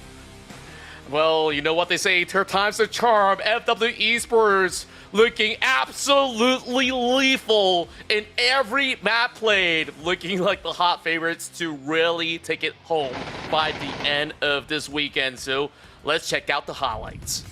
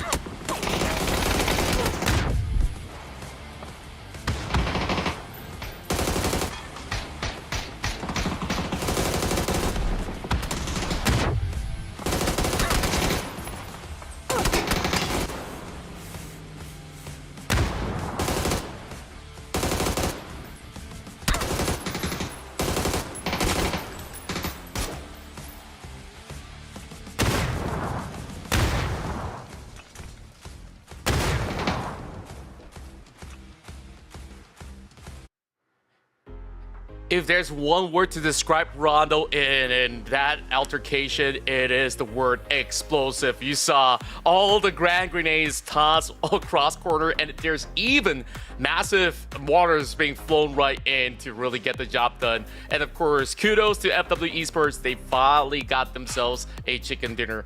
I believe that they are currently sitting at the podium spot for their performance for this evening in this group in particular. But to chase up to Blue Army United, they definitely gotta go in for a grand hustle. So that being said, you know, we still have another 3 maps to go. So Yoli, we go on the short break. We'll be coming right back for more PUBG Esports action and more chicken dinners to go.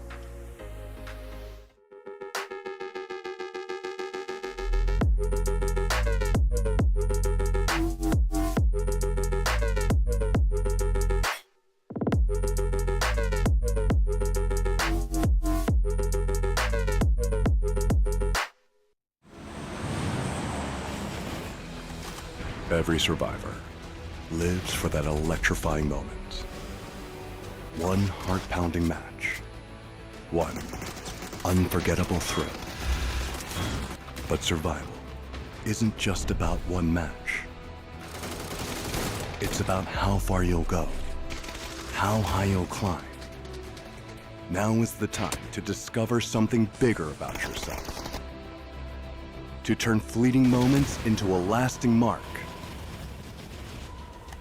No longer just a moment. It's your legacy. Updates to ranked mode, some gunplay adjustments, the return of the black market, and a little boom boom while you zoom. All this and more as we dive into the update 36.1 patch report. First up, ranked mode is getting some major changes for Season 36. Ranks now feature 2 new tiers, Crystal between Platinum and Diamond, and Survivor tier for those who can manage to push themselves beyond Master. Ranked Duo mode is being added, while tiers and RP have been unified across party types and perspectives.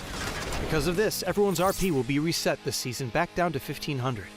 And ranked playpoint rewards have been improved. So drop in, rank up, and collect your new rewards. In addition, we're also unifying your Battlegrounds experience between ranked and normal matches. This means you'll see the recall system, red zone, BRDM, and items like the zipline gun and C4 in ranked.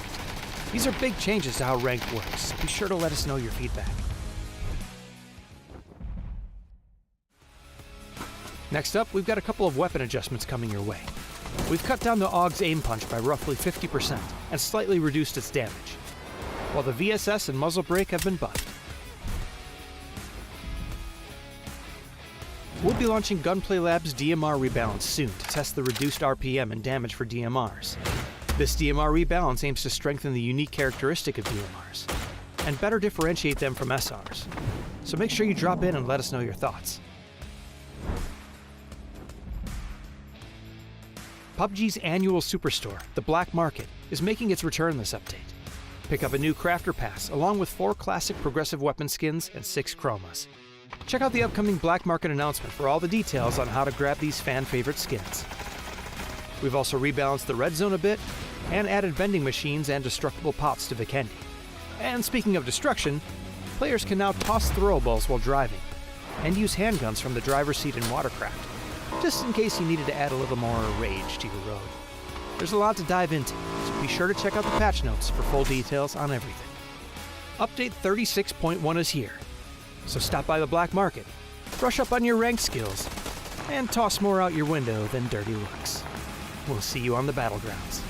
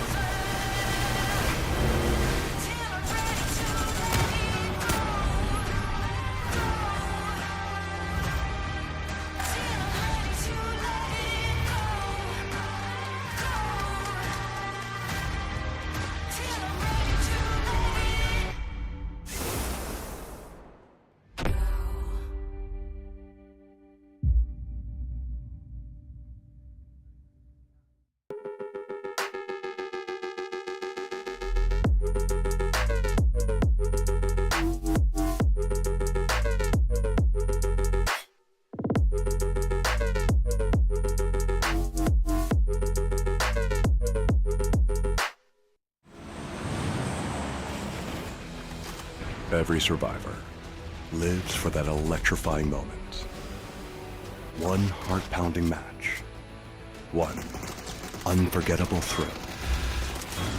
But survival isn't just about one match.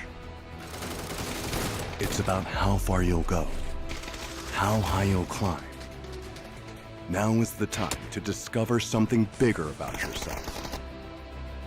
To turn fleeting moments into a lasting mark. No longer just a moment. It's your legacy. Updates to ranked mode, some gunplay adjustments, the return of the black market, and a little boom boom while you zoom zoom. All this and more as we dive into the update 36.1 patch report.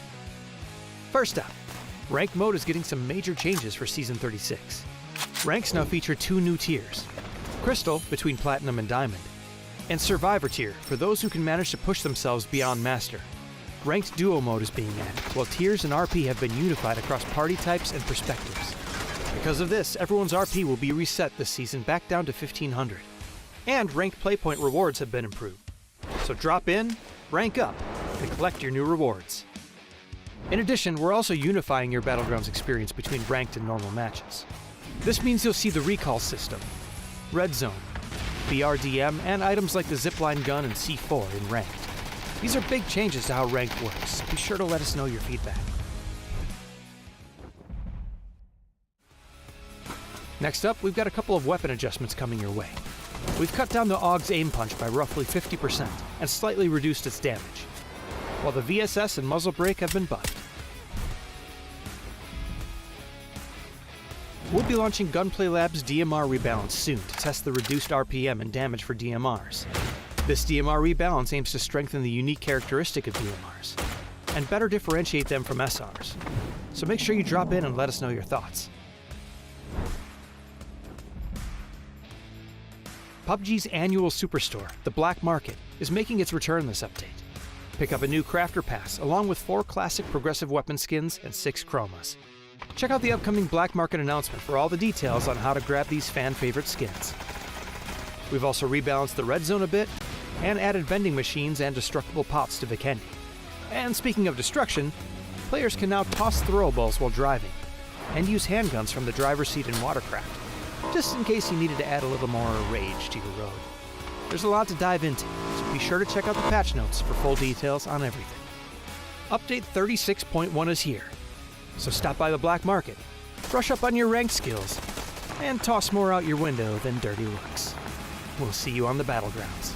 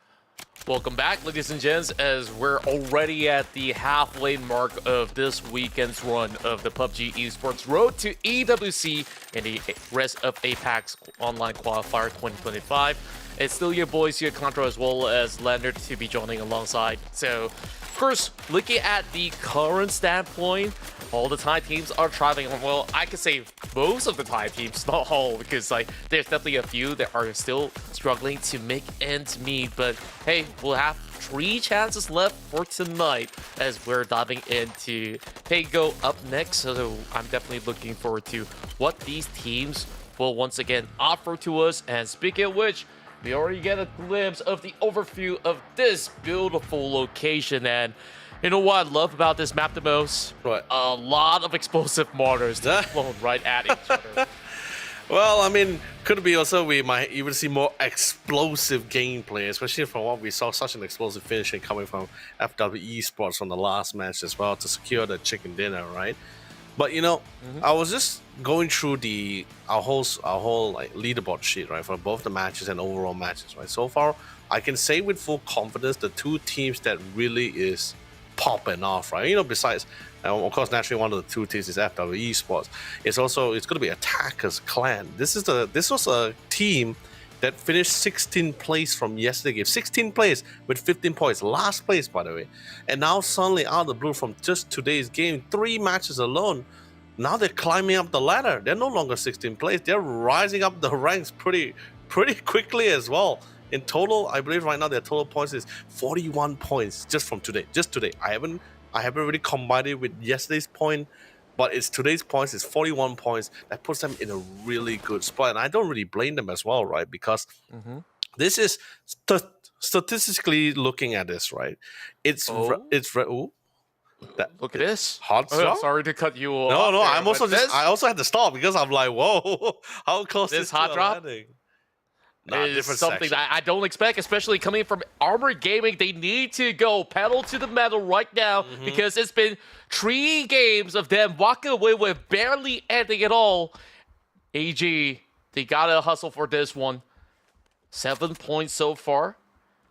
MG, they've definitely had a full ride of day 1, and right now, this is not going to be an easy situation. They got to quickly gather up their resources right over onto this corner of the field. And just a little bit of a careful maneuver coming in from both ends. 2K got himself the M4. And just about enough stocks to be able to settle the scores. Shank's going to be face-checking this one. Hopefully he'll be able to check this corner of the staircase, because that is typically one spot that players like to hide for most part. So he's being very, very careful on his steps as the rest of AG is going to follow suit later on. An even split, but if anything at all, I believe that his members will be able to try to find something in return. But Opons is the one initiating, dropping a huge nade, and quickly covered by Cao Kong. Yeah, it's quite the stinker for Team MG as well here, since one of the members I think dropped a little bit too close to the side of AG here. So that's and the worst part, to make matters worse, one of the members was trying to relocate himself closer to the member that was quite close to AG to set up for this 2-2-2 split here. Ends up being caught up during the rotation midway here, and then ended up sounding the alarm bells on the members of MGG here. And it seems like most likely they just might have to abandon it, and 2K just have to find some kind of salvation to get out of that spot in time. Whereas on the other side of the map, we do see Team Flash and Old Bloods contesting for the very same compound within the vicinity, which is very interesting to me because this is a very large map, right? And the chances of you running so close with another team at this stage or this phase of the circle is very interesting to me. So looks like the Old Blood decides to take a little bit of a safer call, decides to fall back here, really relocate themselves to a more safer compound. And it's a sound judgment. It's totally fine for me. But you know, it's their last game of the night as well. So they really want to make sure they have all the advantages on their end. Last 3 games for sure, but look at the situation. A lot of teams flocking towards this area because it is the red bit center, and even Logi gets tagged out. Perfect catches coming from Chiaowei on his mini 14, and he is gotta make them all heard even more. But at least a respectable distance for the moment. Billy out as well, since right now being flooded with those members of Team Flash. This is not going to be an easy situation, but 2 of their members down for the count already. Long X now looking around the corners. Billion sends a grenade right across. don't believe that it will do much of a damage, but it does chip some health bar instead. Hong Vodi needs to give a little bit of a backing up against Lung in order to really secure it. He just pops a little bit of a smoke or a little decoy nade, and he heard those footsteps, quickly storm right into the corners, and just like that, Team Flash looking for that final member of Zoo Team, but Sis is still getting the tax done. Can he clutch it up?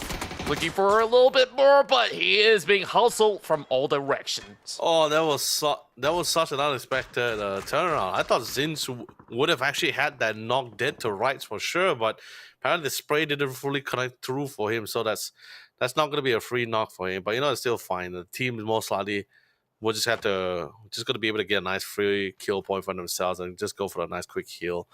Other than that, it looks like AG on the other hand and MGG looks like they're going to be able to find their own respective piece here. But we do see AGG slowly make their way into the zone here. On the other hand, we do see Tosaka this time running toe-to-toe with DBH. This is the team that actually got the 2 knocks on two members of Zoo teams as well. We do see Xiao Fang with the Panzerfaust and is getting ready to land his Sing anytime. Yeah, he knows that somebody's pretty close on these quarters. He's trying to flush them out with the grenade. And once they try to storm right into his compound, you know what's coming for them. That big old Panzer. Well, Sam has very perfect angles up against Yan Li, catches him off guard. They cannot afford to step out. I mean, look at all these other teams over on the hillside. Just like as I mentioned, Selfing already getting tagged up, soaking so much of that damage coming through. Chao Wei so far, impeccable on his mini 14.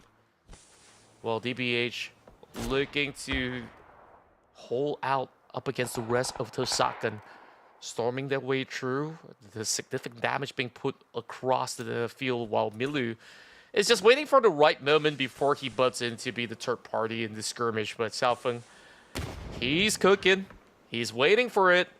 Hatswat might just be a big casualty if he sets foot forward, but thankfully, they're well disciplined enough to not succumb to some of all these shenanigans. And look at Chao Wei. He's stuck in the middle of nowhere.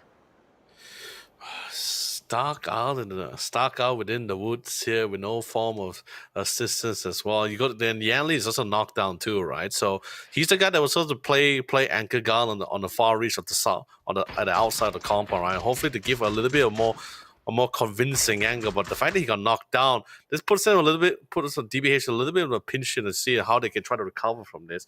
But back to AG and MGG here, not as much things coming back. Oh, okay, we're back to DBH once more. This time, Chao Wei is going to be the one that gets knocked down this time. So it's a 2v4 here. Tosakan feeling absolutely good about this. They know the knocks are here. They know they can take their time with this as well, but naturally, you just want to push for this, right?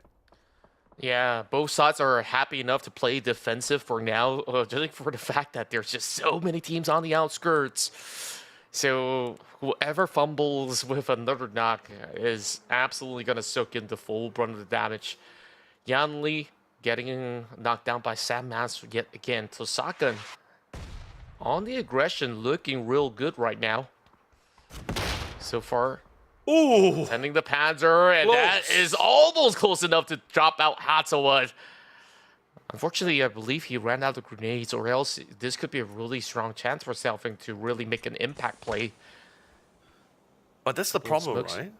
I mean, that's the problem, right? Since these two teams, they dropped relatively early, they didn't really get to, like, loot down multiple compounds before coming into this situation as well here. So I think it's the same situation with Dream Bounty Hunter Gaming, right? Where no other utility around for them to play with. Just need to see if anyone is bloodthirsty enough to just push out aggressively, I guess.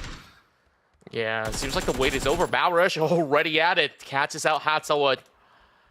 When exactly is it going to be go time? I believe now's the right time to rush right through. Just like what his name entails right now. As Latte is going to be holding an off angle. I believe he saw a pixel of his head.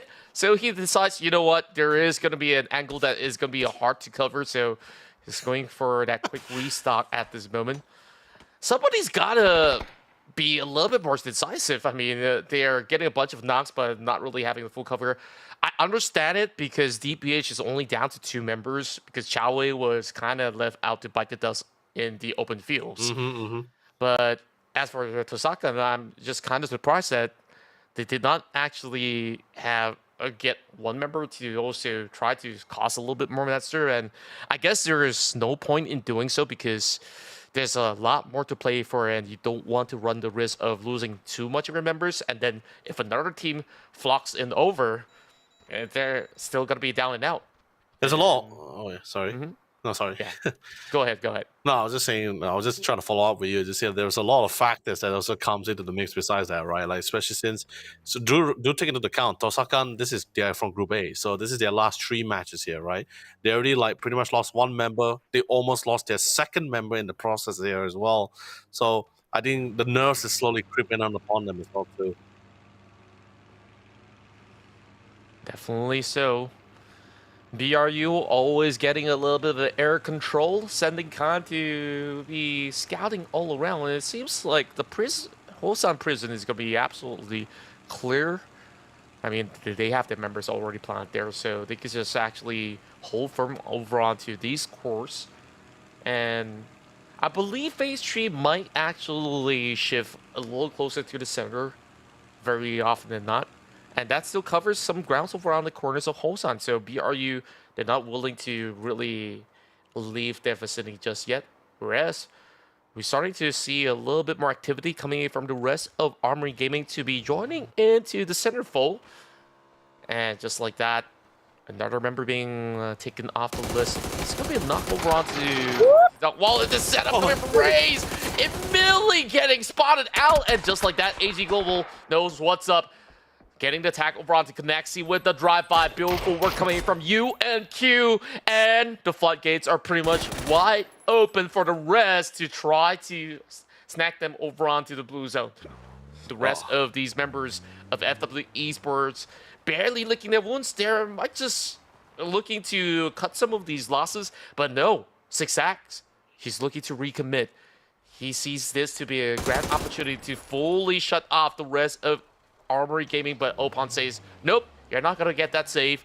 Nexi down and out, and this is one pivotal member that is off the list for FW Esports. Oh man, AG, this run and at least this match alone, it's just been one situation into another. So you got a nice consolation prize with one kill point for the cell. That's great from this competition against FW Esports here. But you know, FW Esports is unfortunate they lost their anchor player, which is Konasi, who by the way, his crowning moment was probably in match number 2 with the Tower of Babylon on the map of Erangel there. But other than that, it's like which is what I wanted to bring back just now, right? Which what I was talking about regarding the amount of points for these teams. It's definitely particularly for both sides of Group A, Group C. It hurts a little bit more for Group A teams, mainly because of the fact that statistically looking at the scoreboard, right? If you're not really popping up, right? This is the time where you need to try to rack up as much points as possible, right? Whether it's in place or kill points, because you got last 3 matches here, and if you're not in the spot like Buriram, for example, Buriram or Tosakan right now, where you got 40 to 90 points, then sure you can, or at least like 4 crazy rapids, then you're fine, that kind of thing. But if you're currently like All Bloods currently, or not even All Bloods, probably like someone like LFT, for example, one of the new teams coming from Group C's, you really need to start racking in those numbers while you can, because the later you drag this out, right, less and even more less room of error is going to be allowed for you here. But of course, naturally, we're seeing a lot of teams on the kill feed constantly training it out, especially this early, and I guess it's because of the circle for the contest for the compounds as well. Yeah, it's a tight squeeze over on the far west. Oh yeah. More crazy rabbits are absolutely doing it. Well, LFT have been able to shred 2 members outside of OBS. They still have a member up there, and Jeff barely squeezing past. Speedy's gonna be able to relay some information, and he tries to look the way around. And James, an absolute clutch factor to keep the hopes and dreams alive for LFT. And oh boy, that was a huge scramble for space. And the painful run continues for the Old Bloods. You did talk about the amount of points that they have. Only having 31 and 2 more maps to go. This is going to be their final last 2 hurdles inside Miramar. And I guess the only way that they could actually look for a way into the top 8 is by a double chicken dinner finish. And in hopes that when Group A or should I say Group B versus C, plays tomorrow, some of these guys will not be able to surpass them in essence. So it is definitely down to chance, but right now, I don't think the numbers are looking that good. I could say the same about AG, JFT. You were mentioning that, yeah, this is their first day out, but when you're on singular digits and you're already playing 3 games, this is not healthy numbers. So they need those big pop-off moments out there. And look at the current field. I mean, a lot of all these teams establish some ground control, but eventually, these guys will have to move deeper into the grounds to challenge BRU in the zone for Hosan Prison. On the move is going to be some of all these teams on wheels, while Nirvana Rebirth Soldiers tries to gatekeep them over onto the north terrains. LFT currently stuck over on the outskirts. Probably not for too long. I really want to see how does LFT actually make their way across, especially with the presence of JFT, who's currently over onto the high ground terrain. Shoehorse, an absolutely perfect picking in order to really hold him back.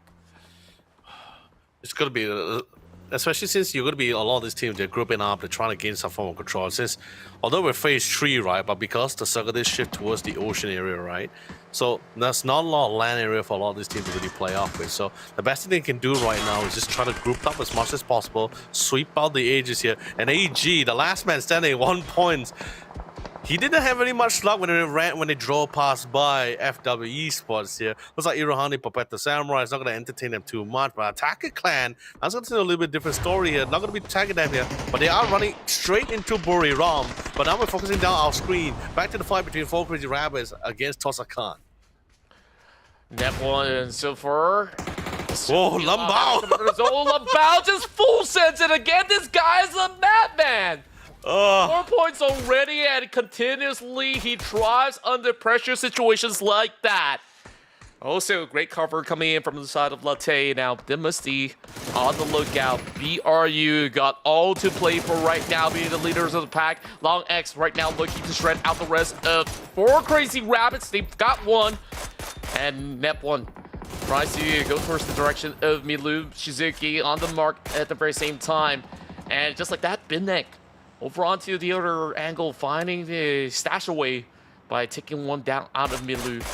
And they're on these open grounds. They have to move deeper in the fields. They look for the cover of the trees, but not quite there just yet. Binnek now preamps a little bit of the grenade, drop towards the side of Hamster, and now down to the 1v1 duel between these 2 gentlemen right there.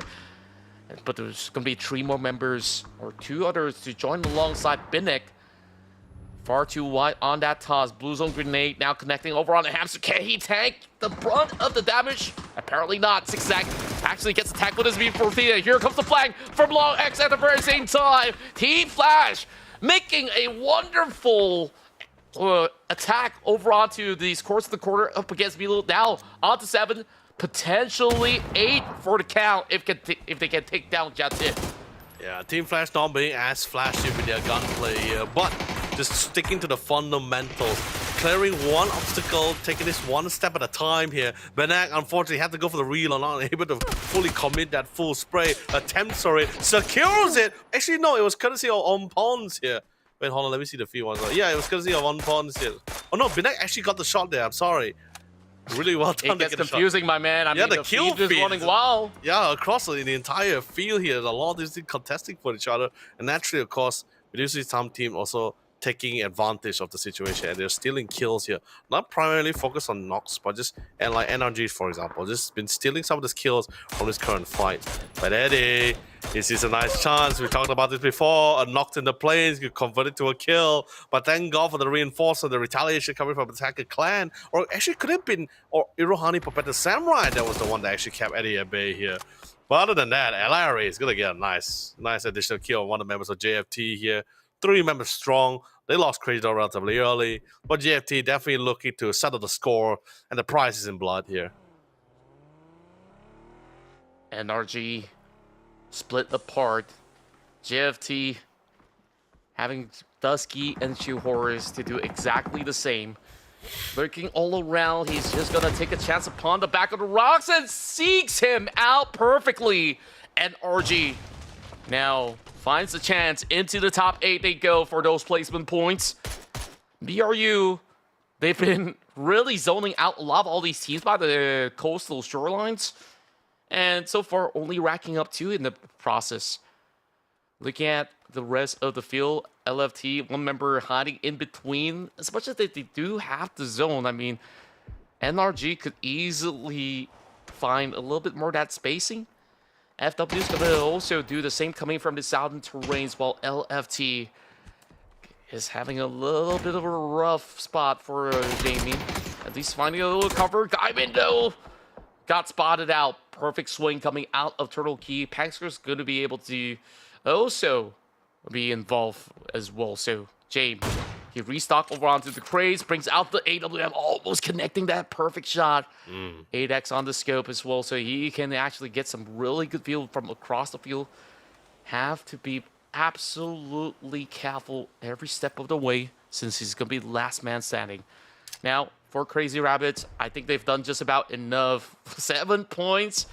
One of the biggest results so far, and of course, coming closely to the tally of what Team Flash has to offer for those 9 points. Mark 1 getting brought down. 80 once again tags him out.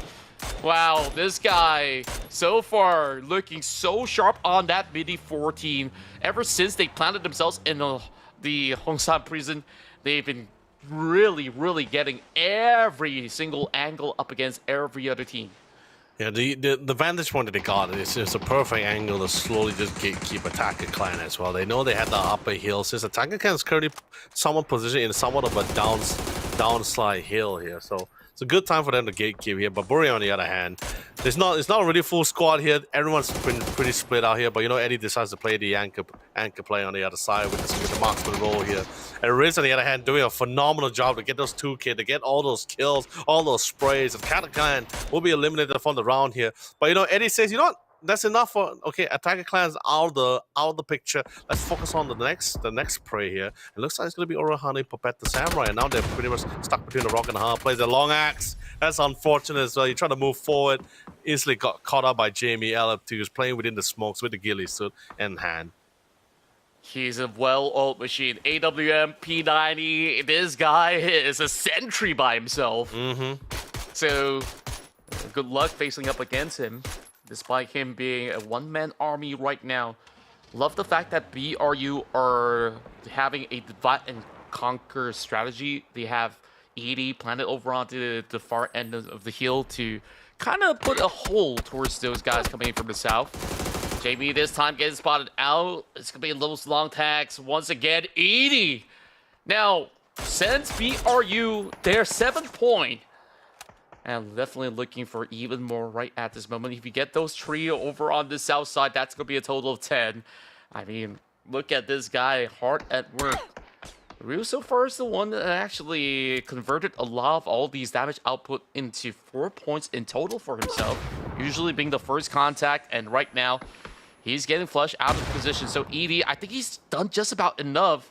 This is not an angle that they could actually hold out with him being all alone over south, but he's just buying enough time so that these guys get depleted by the zone. But now the one goes in for exchange, finding Binek, and great angles. But that one definitely sees a whole lot more coming out of Team Flash. So that's going to be that one final member right over onto the very far corner up north. And now 6-act spotted. So Team Flash, they got themselves some really good hole over on the covers.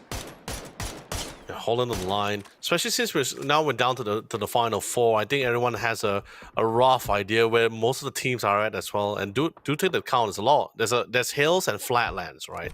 So there's not really a lot of angles that most of the teams really need to focus down on. They just really need to try to keep track of where the teams are, and just really need to focus down. If anyone wants to try to full send it, it most likely is going to be in the form of a vehicle here. You know what? Flatlands in the vehicle to the central part of the map. Well, you're basically trying to attract a lot of attention for the rest of the team. It looks like Hirohane Puppet the Samurai not gonna full send to the south to the center of the circle. Most likely still gonna play around the edges where at least you can still play around with the cliff plays here. But they will be contesting alongside with FW Esports. Technically, Hirohane Puppet and Samurai, they're stuck between 2 squads, the top 2 teams, by the way, in this current lobby at this current moment of time. Not the kind of spot you really want to be in at this current point of time. And look, all the utility players got no choice. Absolutely perfect. And just like that, those nades just massacred them. And like you said, they got really no space to work with going up against these two monsters in the field. Team Flash somehow squeezes into the top 3. And we even saw them really putting on an onslaught of their own, denying that spacing for whoever comes over onto that north point. So right now, BRU definitely having a lot more leverage as compared to the other 2 squads because of the amount of space that they've garnered throughout the area that they've started off from the far west. So BRU looking to extend even deeper, choking out that spacing for FW Esports, and FW Esports looking rather satisfied with their position. They are firmly planted, but now with a shift of the zone, it's going to be a little bit of a tight squeeze. FW Esports, they swear they spotted one member of Team Flash for sure, which is why you see Zigzag has been locking onto those tight little angles, but he kind of missed out on where exactly he shifted towards. So, of course, best of luck to the Lone Ranger of Team Flash right now. And take a look at the top 3. 8 points for BRU, 9 points each for FW Esports. These guys devoured half of the lobbies to each of the names. I mean, it's crazy, right? Yeah, I know, it's insane, man. It's absolute mayhem as well with how the state of the circle has been as well. And just looking at the terrain too, so a lot of these teams just had a really tough time just trying to secure those edges for themselves. To make matters worse, there's just not a lot of compound or a lot of cover for them to play with as well. So it's a lot of just really kissing the dirt here and just once in a while just popping out the head like rabbit holes here to see if anyone is trying to make any aggressive, greedy runs through here so far.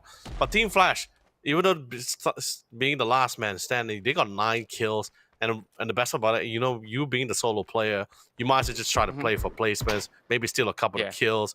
You find an opportunity to hopefully have this, drag this fight out into a 1v1, where in hopes that FW Esports does enough damage to Buri Ram where you can make it a more combatable situation, then that could be a chance. But, you know, history tells that Buri Ram, with the abilities that they have and the man advantage as well, I can't see a time where Buriram actually loses out this fight.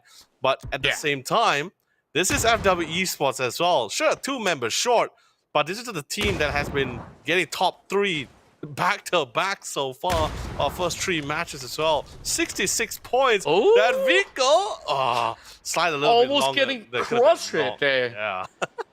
I mean, look at this time scramble as well. BRU, they're definitely going to be able to choke them out, especially with all the supplies that they've gotten from the care packages. They are absolutely at the links in the hands of Edie, looking for that massive upgrade.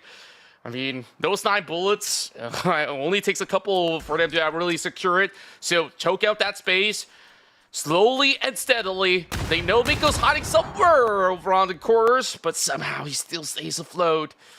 I guess that flipped over vehicle is giving him just about enough cover. Zigzag on a dangerous predicament with Zigzag dropping that grenade, and right now the eruption between BRU as well as FW Esports. But now right now faltering very low. He's barely getting anything done, and here it goes, a chicken dinner for BRU with a perfect tenor to close out the round. Oh. What a round that's been behold for us, really, for ourselves here. But of course, well done to Buri Ram securing the chicken dinner again for you for tonight. 4th match, by the way. There are literally 2 more maps to go.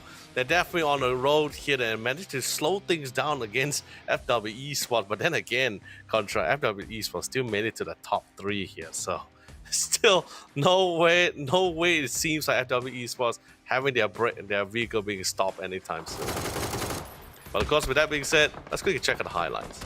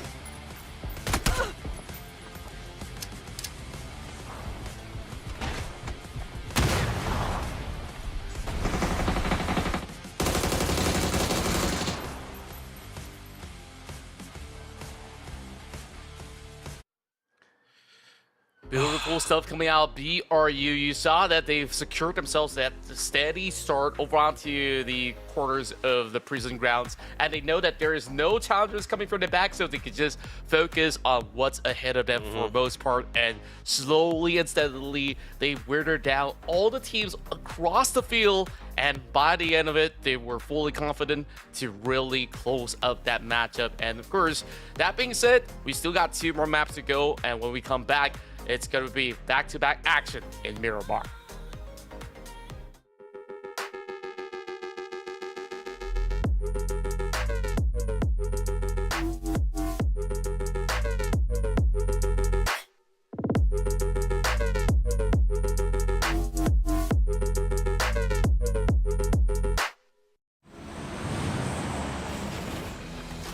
Every survivor lives for that electrifying moment.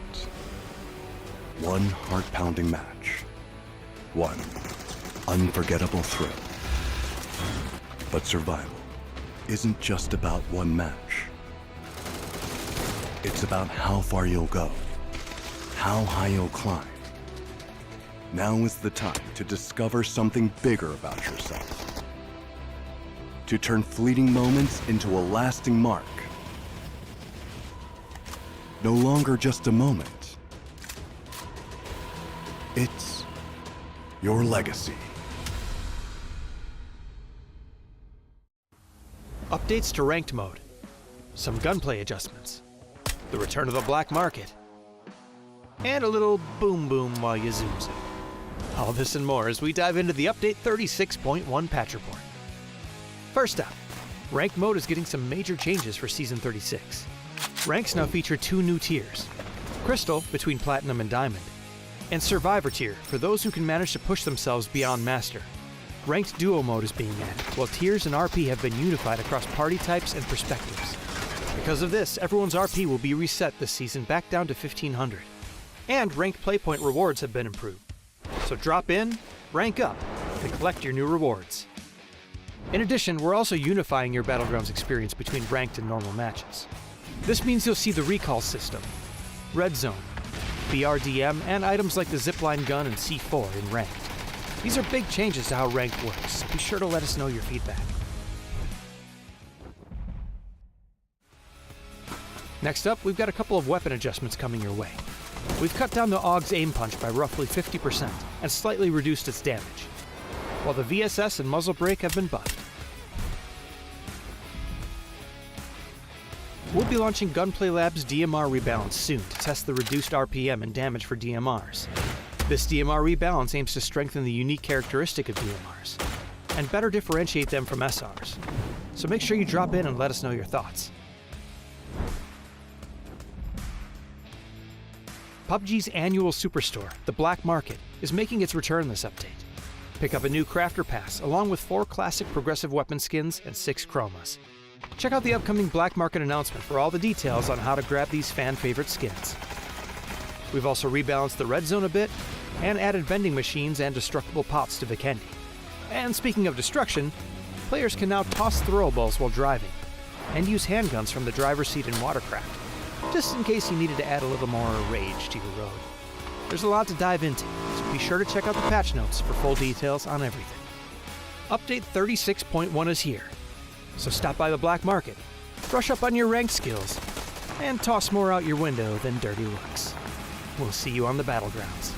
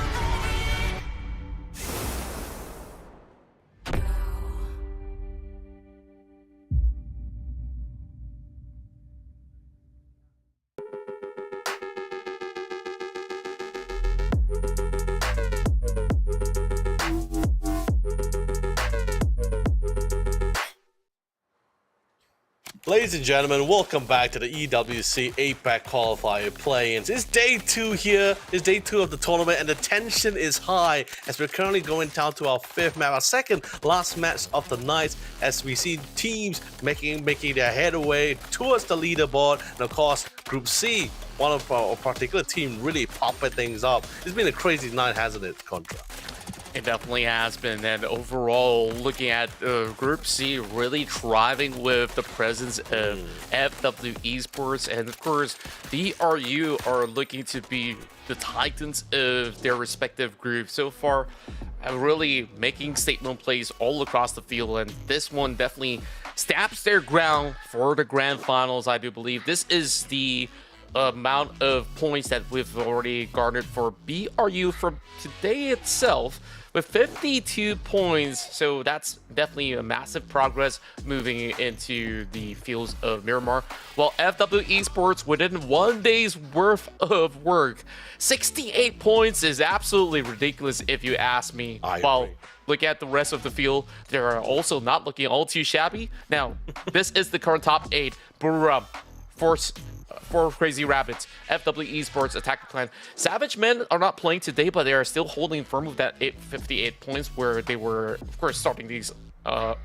ending the run with the total of 58. And then we take a look at Roy Esports, just by the edge of it, where Nirvana Rebirth Soldier are hoping to at least squeeze a couple more points in order to move into maybe 60, 65 points, so that they could still get themselves into the top 8. Yeah, but I mean, look, of course, giving notable action to both Brewery Round 4, Crazy Rabbit, and FW Esports. But I like to say, like, the one team that has been really outperforming, had the most massive improvement combining from yesterday's game, is actually going to be Attackers Clan. Now, I did say from yesterday, I don't mind being proven wrong. I would have loved to see a team who just, like, from first day underperforming, and then the next day racked up a total of 80 points from themselves. I would have loved to see that, although it may not be exactly clean or exactly the same thing on paper, but Attacker Clan is trying to replicate the exact same goal which they're trying to go for, because understanding of the spot they were in from yesterday's game, they recollected, they took a step back, they looked back, the drawing board, they say, all right guys, what can we do to improve, and how do we really work around this? 15 points in total is really unacceptable here, as since today is their last round of their match, and they really pop things off here. 50 points in total for themselves, and really puts them really up high up in the ladder, and they still got 2 more matches to go. If Attacker Clan keeps on with this pace, they might be one of the few teams that really had a really nice reverse sweep to keep themselves in that top 8 here. But other than that, for the rest of the other teams here, from our bottom side, Old Bloods in particular, Zoo team, this is our last 2 match here, and I don't think there's, and history states as well, there's no way that's going to be able to really maintain themselves in the top 8 here. But other than that, as long as, like, for the rest of our top teams, like you mentioned before, as long as they don't have a stink up around, I think everyone should be able to do just fine. Yeah, true to what you just said, right? Certain teams, mathematically, they won't be able to reach the top 8, so right now they can play spoilers, so no pressure on them whatsoever. But for those who are just playing from today's circuit, especially those teams coming in from Group C, AEG, of all names out there, only reaching 10 points after 4 rounds of play. They are so far performing under their usual ratios when it comes down to frags or even placement. They barely moved past phase 4, if you recall, over onto the couple of all these matches that they played. So I think there is definitely a need for them to have a band-aid to fix some of all these rotational issues. Speaking of which, we're already seeing teams contesting for the vehicles. A little bit of a late drop for that Sid member still up in the parachute. So MG Gaming got those first dibs and already want to make his way out of that corner, Chumachera. So look at the rest of the field. The circle, though, moving all the way far north. And this time, who benefits? Attacker Clan. So far, it's been a great day out for them. Same could be said about BRU. They have plenty of time to loot up El Azahar and maybe stretch out over onto the North Point to really look for a better alternative. So when we take a look at Armory Gaming, they have definitely fallen hard from their glory days in that sense, where if they don't put in a spectacular performance through this Miramar run, then they need to kind of find a way to even find a certain rhythm, just like how Attacker Clan did, in order to surge up ahead on their day 2 performance, understanding the amount of pressure that all these teams is getting put through. Today, we're only seeing half of the pack feeling that pressure, right? Yeah. Whereas tomorrow, it's everyone really fighting for that chance. I mean, arguably, BRU, they could just go AFK for a couple of rounds and they still be fine in the top 8, I do assume. But obviously, it's bragging rights. It's BRU showing that they are one of the best teams to ever play from Thailand. Yeah, it's really phenomenal performances, right? Especially with the great the huge history that they have in the PUBG scene, right? And the experiences, even the way they interacted towards the game that we were witnessing so far. Sure, not all the rounds were winner chicken dinners for them here, but it's how they really engage out of those really unfortunate scenarios and situations, which really makes them prime gaming for themselves here. But of course, Attacker Clan looks like they've been engaged upon. A Zoo team on the other hand going to be caught off guard here, but Lao G will be able to find Hams in the lines. A headshot, no, nonetheless here. They'll get a very early knock here. Now Attacker Clan, what's the next plan? Plan is to engage. And just like that swing from Logi was nasty with the pumpy. And just like that, Zoo, right now, pretty much withered down the rest of the field up against Attacker Clan.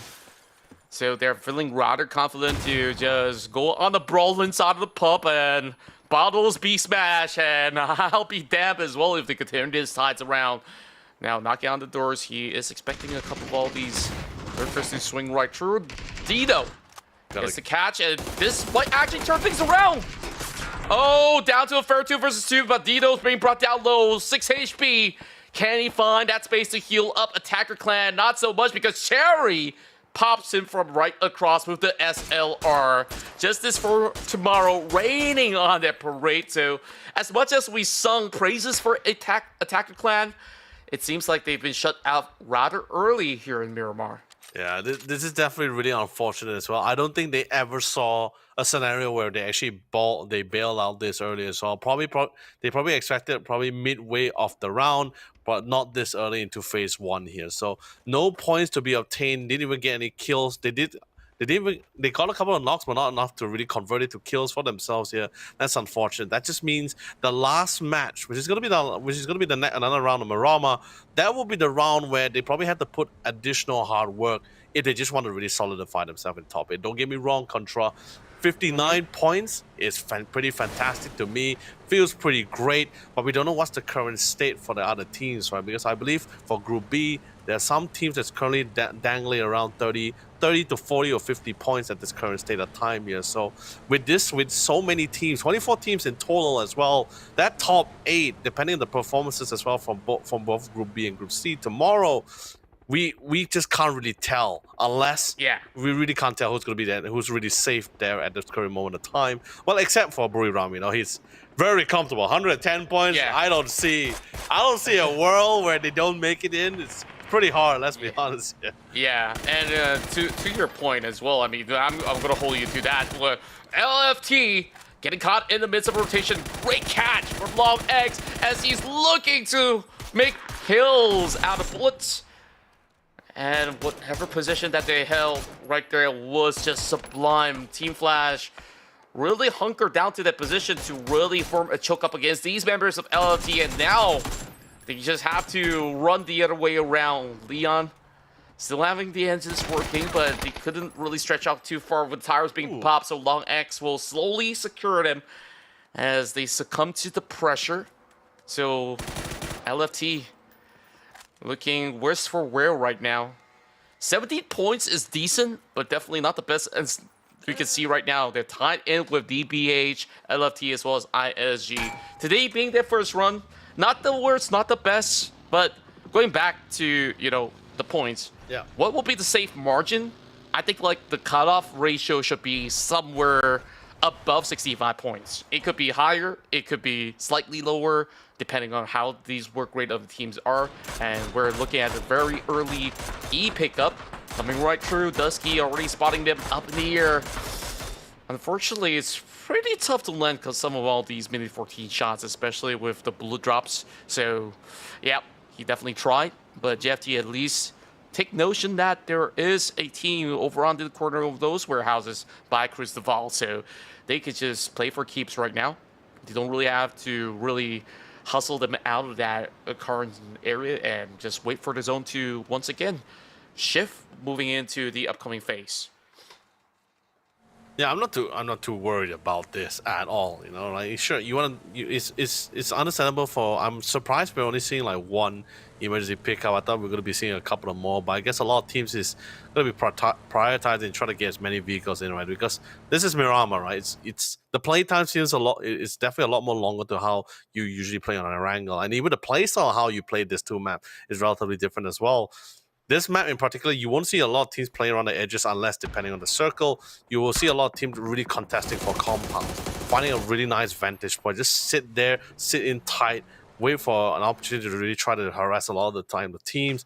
You also want to try to find a decent ditch here because this is pretty much a sniper's battle map, right? So long range shots here is pretty much the name of the game here. It's definitely going to be quite the norm as we cash through the two remaining Miramar maps as well. Pretty much like what we're seeing right now, right? You tag, you get a couple of hits, and that's great. You're going to be forcing resources here because we are talking about a lot of teams where, especially I believe not just NRG. I saw another team still currently trying to make headway into the circle from the southern side of the map, right? They all left relatively early. They basically just got basic needs from the compound nearby, and after that, it's pretty much just pedal to the metal to the circle here. And the result of that will be a lot of these teams that came in relatively early. I think maybe we might see NRG later on. You will just come in with very basic resources. It feels like a first aid kit kind of scenario where you just come in with the bare minimum in hopes to find a compound where you just get to loot a little bit more later on. Yeah, the beggars can't be choosers, right? Like, you just got to ensure that you will be able to at least reach a certain designated area for you to hold out fine. And just say that if they were to win out a battle of two, then it could be good news for them to not really scour around to look for all those resources. Have them delivered to you. Win that battle. Then you're sorted out. I mean, easily said than done, right? Where a lot of all these teams, they kind of don't want to jump the gun too early, especially in such a early situation. And now that's going to be a very hard shift right back over onto the grounds of water treatment. So a lot of teams who are planted over onto the far west, or even some say over north, has to find a deep way to reposition over onto those valleys. And I think FW Esports is still in a really good ground control right at this moment, as they are going to be able to hold up the north point just about fine. Last I checked, there was NRG passing by Zoo Team. They're in a decent spot, so it's more about holding firm onto the grounds as they draw a little bit of exchange up against Jiatin over on the other far corner, and it's just so tough to even squeeze these bullets, and you can barely even see the hit of Jiatin. So they will definitely go for a lot of all these small little attacks in between. And you know, this is a sniper's playground, like you said, when most often than not, the biggest benefactors out of this matchups in Miramar, it has to be BRU. I mean, we've seen how well they've tried having Dynasty on these DMRs. And the same could also be said about those members of FW Esports, especially Kanaxi.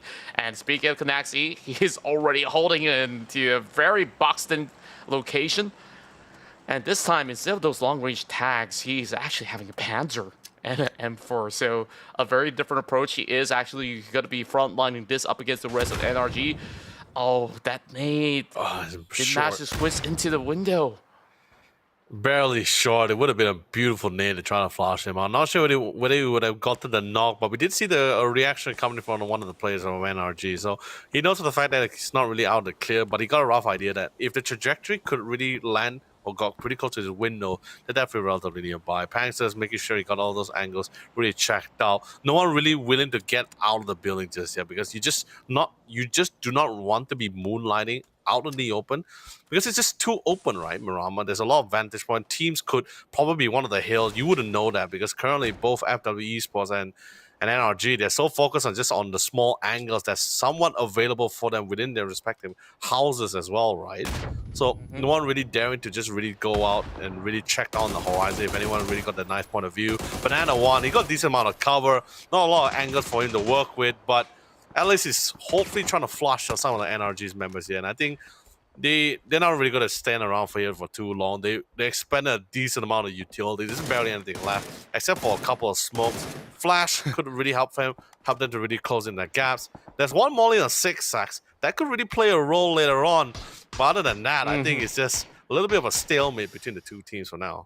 Yeah, I mean, FW Esports will never back down from a fight. As a matter of fact, it was Kanaxi calling for them to rally onwards, right? I mean, he was here alone. He didn't back away. That is a telltale sign that FW Esports, they're looking to farm those numbers because they're definitely looking envious up against FCR as well as BRU, who's currently still ahead. And you gotta say, it's impressive. I mean, in a day's worth of work, FW Esports have not fallen below top 3.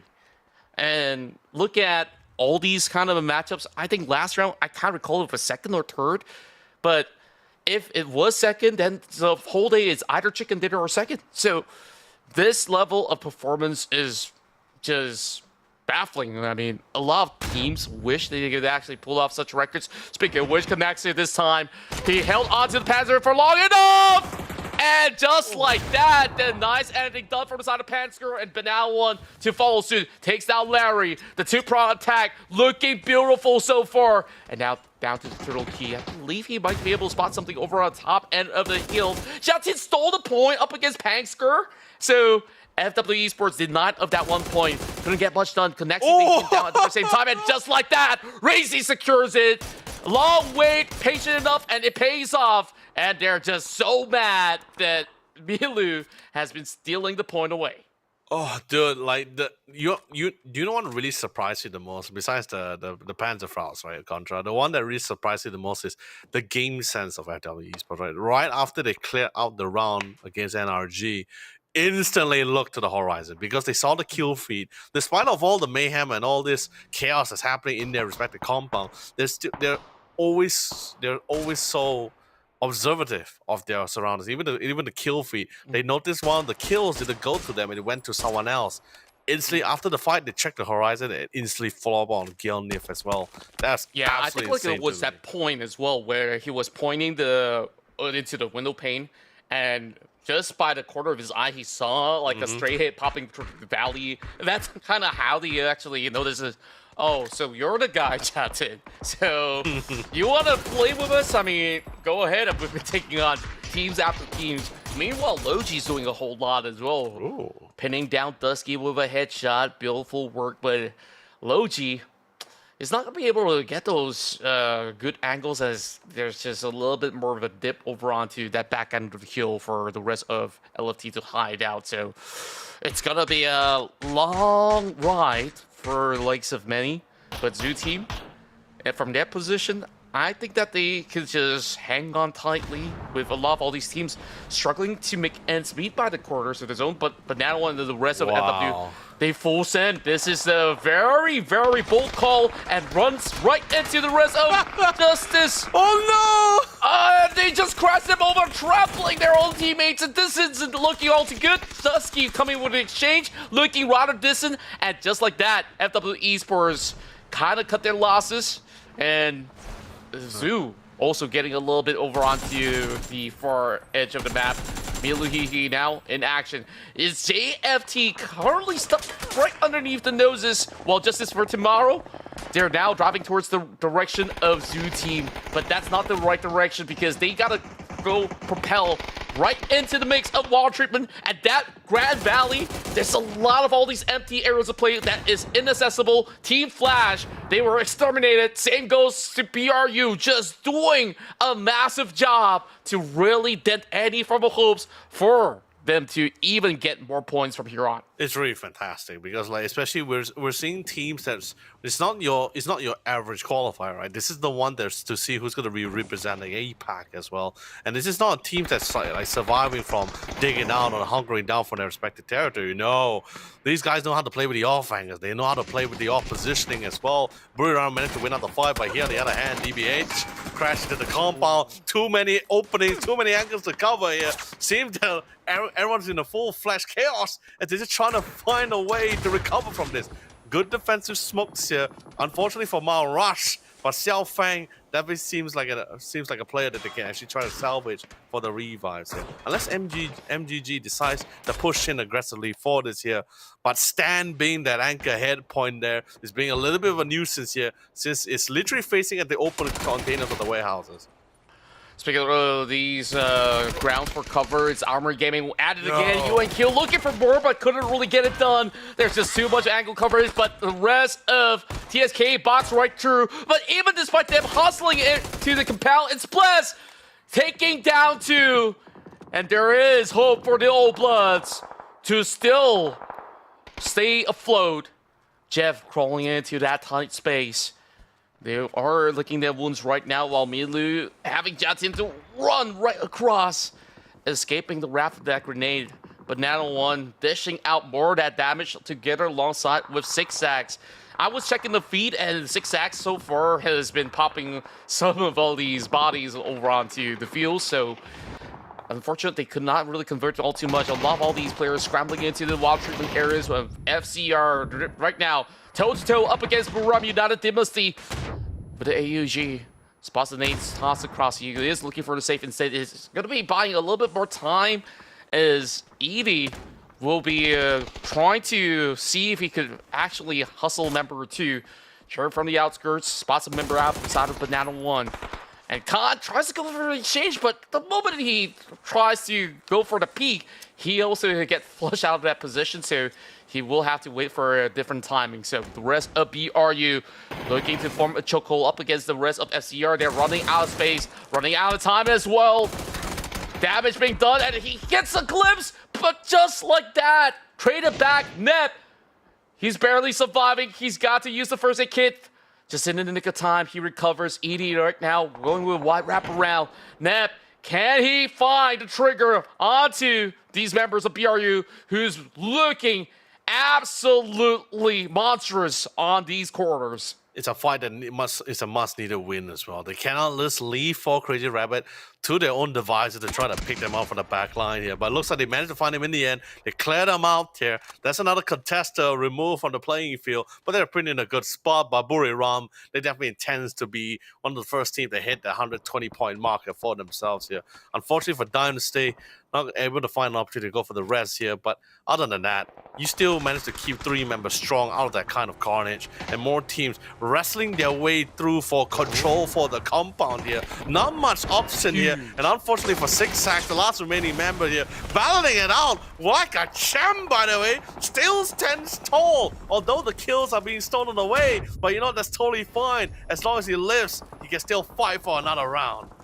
He's still stuck in the shack. I mean, this truck covering the grounds, and I guess that he couldn't even really find the angles to toss out this flash perfectly up against Jiao Tin. Oh, no! And he flashbanged himself. Now here comes BRU crashing right through. All Bloods set out just like that, and that is true. The efforts coming in from the side of Shanks. Now out for the count. A good hustle, but Zigzag, he could not even find any space to work with. Logi's gonna take this cover for his own. FW Esports, I think they've done just about enough carnage over the span of the round. 7 teams still left to duke it all out. It seems like a little bit more space has been created for these teams to have a little bit more of a relief. Not too much for the side of ISG though. Text being sent coming from the side of Sins. A couple of tires popped from the pickup truck while BRU is on the far corner. So as we take a look at the zone, I think the biggest winners of the area would be DPS, as they got the entire farmhouse to themselves, shared alongside with MG Gaming on their far east. So I guess they're just going to be quiet neighbors for the meantime while teams over on the outskirts. shit. How on earth are they supposed to get right through? Because it's a lot of flat ground terrains that they have to work through. I agree. And they are battling with teams that has vantage points and compound as well here. So it's really going to be a really tough siege for Buriram United. I do recall they did came in with a vehicle as well here. So they could try to go with the crash and play here, or just be super aggressive and just try to go for the kills here, because either way, right, you're gonna have a really tough entry. You can really play your cards with this. You can try to buy out the time, particularly just play around with the north side of the. And yeah, true enough, I mean, right now, they just gotta do whatever they can to keep themselves afloat. TSK somehow having the hardship benefiting them. They have a full defensive compound for them to work with, while BRU looking to challenge the rest of Zoo Team. Big, massive grenades dropping very closely towards in, somehow staying afloat. Khan is going to rush right through, but he's got no info onto Logi's position. Oh, he's distracted. He's having a hunch that they're hiding right behind those vehicles, but instead they're inside of those Highland little shack. Just about no smokes for them to trade right back. They found Rouge. Zoo Team so far, this has been an immaculate run for them as they secure themselves 10 points. The most that we've seen out of Zoo Team so far, with only 2 members working in tandem so perfectly. And here comes the rush. MG Gaming trying to seek out the position of these members of Dream Bounty Hunter. What Selfin's over on the rooftops. He's going to cut all the way back, getting to some attacks from the outskirts, while Yan Li guarding the doorways, and Annie for a peek. This will be lethal. Just a glimpse over the hand. Dream member stuck right between, and he got flashed! Oh, the timing! Perfectly executed by the side of 2K. He's also bringing the saw off just to clear those angles straight. Taking the fight up against DBH, who wasn't exactly prepared for those utils to pop in those corners. Oh man, MGG, they just know exactly what needs to be done. Don't really need to take it head on. Just need to try to flush them out with util. It's really well played and well thought out from MGG. A little bit unfortunate with the flash grenade as well. He thought he panned out the map perfectly, the room as well. If he ever get flashed, all he had to do was just retreat back the route that he had in his head. But sadly, he got clipped at the edge of the door, so he got stuck there, and that was a pretty nice pickup for him. But it looks like up right there. It looks like Buriram. But Buriram was able to go for the swing by taking the advantage of the conflict that they had on the southern side. They were able to find an entry in, but Zoo Team on the other hand, I don't think they're not going to be as lucky as Buriram. So they will fall there, eliminated away. And now Buriram safely in a circle at a better spot this time. Now it seems like they have a better fighting chance, but MGG, they won and earned this territory, and they're definitely not going to give it out without a fight. Definitely so. And it was just so rough. I mean, the tires being popped, nowhere to really traverse to. But I would say a respectable run for some of these guys out there on the fields. LFT in the same predicament, quickly being tagged up by Feven. While the rest of ISG making another deep run into... No way. It just strays further and further away. TSK really banking on such a perfect location right now for them to secure a potential top 4 finish. And I say potential, I mean, they could make it deeper of a run. Top 3 also very, very possible for them. All they really have to do, hide in the gas station for the longest of time while these teams out there onto the fields. I mean, take a look at this. Other than ISG's position, the other section where DBH as well as BRU is currently holding is kind of rough, I tell you that. More members on the side of MG Gaming. They can fend off BRU as well as DBH. So... Edie, slowly getting flushed out. 20 HP. He's got the first 8. Someone's right above him. I think he knows. He is curious enough to try to discover who exactly could it be. I mean, Chao-Wei, oh, that almost flushed out his position. He's replying with a flashback. He's like, no, don't come anywhere close by. I mean, I dare you to climb. I'm absolutely ready. And oh boy, they say, I mean, bro, the blue zone's coming in anyway, so you gotta step out. So Just buying time, and just like that, Chawi sniffed out. Easy does it for Khan. Really well done. Thought it out. Sadly, ED didn't really, or Khan didn't have the, or ED didn't have enough utility to flush him out either way. But It's the last stand yeah, for MG. Blue Zone really aided him here. It's top final 4. MG's got to duke it out with Buri Ram, but now it's a 1v4. Doesn't have the angles, nor does he have the man advantage as well. And MGG is trying to gatekeep them. But Irohani, Papet the Samurai, standing tall with the vantage point, so really gatekeeping all this team. Well played coming in from Khan. Decides to go down swinging. We want to get as many points as much as possible. And he managed to get 2K before he goes down. Really well done for Buri Ram United. It's crazy. 13 points out there. Top 4 finish as well. Right now, ISG running out of space, and it's all Tosakans to take here as they look to wear out their opponents over on the outskirts. And all that they have to do, buy enough time. And it is all down to Feven right now. They're looking to stash away another point. TSK only has 2. And my, count their lucky stars as they will secure themselves a chicken dinner to close off this route in Miramar. And we still have another map of Miramar to go to see this Thai team drive to the top.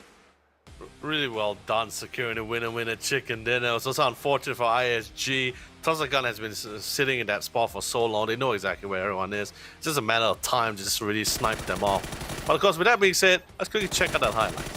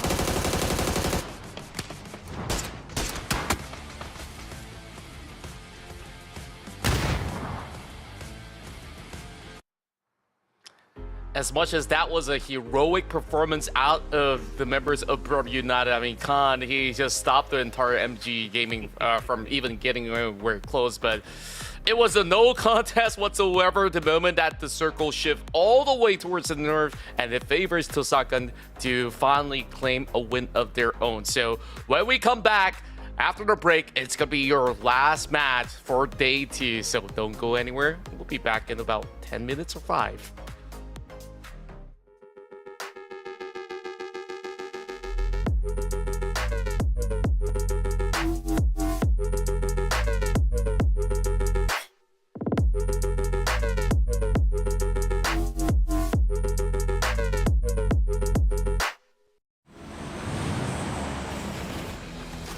Every survivor lives for that electrifying moment. One heart-pounding match. One unforgettable thrill. But survival isn't just about one match. It's about how far you'll go, how high you'll climb. Now is the time to discover something bigger about yourself. To turn fleeting moments into a lasting mark. No longer just a moment. It's your legacy.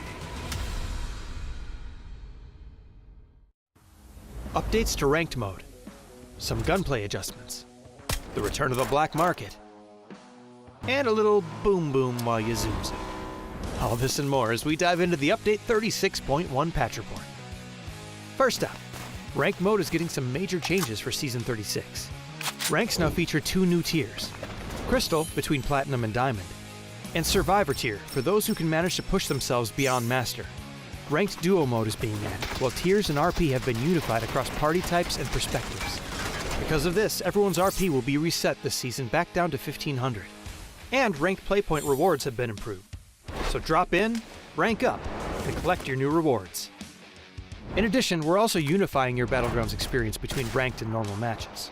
This means you'll see the recall system, red zone, BRDM, and items like the zipline gun and C4 in ranked. These are big changes to how ranked works, so be sure to let us know your feedback. Next up, we've got a couple of weapon adjustments coming your way. We've cut down the AUG's aim punch by roughly 50% and slightly reduced its damage, while the VSS and muzzle brake have been buffed. We'll be launching Gunplay Lab's DMR rebalance soon to test the reduced RPM and damage for DMRs. This DMR rebalance aims to strengthen the unique characteristic of DMRs and better differentiate them from SRs. So make sure you drop in and let us know your thoughts. PUBG's annual superstore, the Black Market, is making its return this update. Pick up a new Crafter Pass, along with 4 classic progressive weapon skins and 6 chromas. Check out the upcoming Black Market announcement for all the details on how to grab these fan-favorite skins. We've also rebalanced the red zone a bit, and added vending machines and destructible pots to Vikendi. And speaking of destruction, players can now toss throwables while driving, and use handguns from the driver's seat in Watercraft, just in case you needed to add a little more rage to your road. There's a lot to dive into, so be sure to check out the patch notes for full details on everything. Update 36.1 is here, so stop by the Black Market, brush up on your ranked skills, and toss more out your window than dirty looks. We'll see you on the Battlegrounds.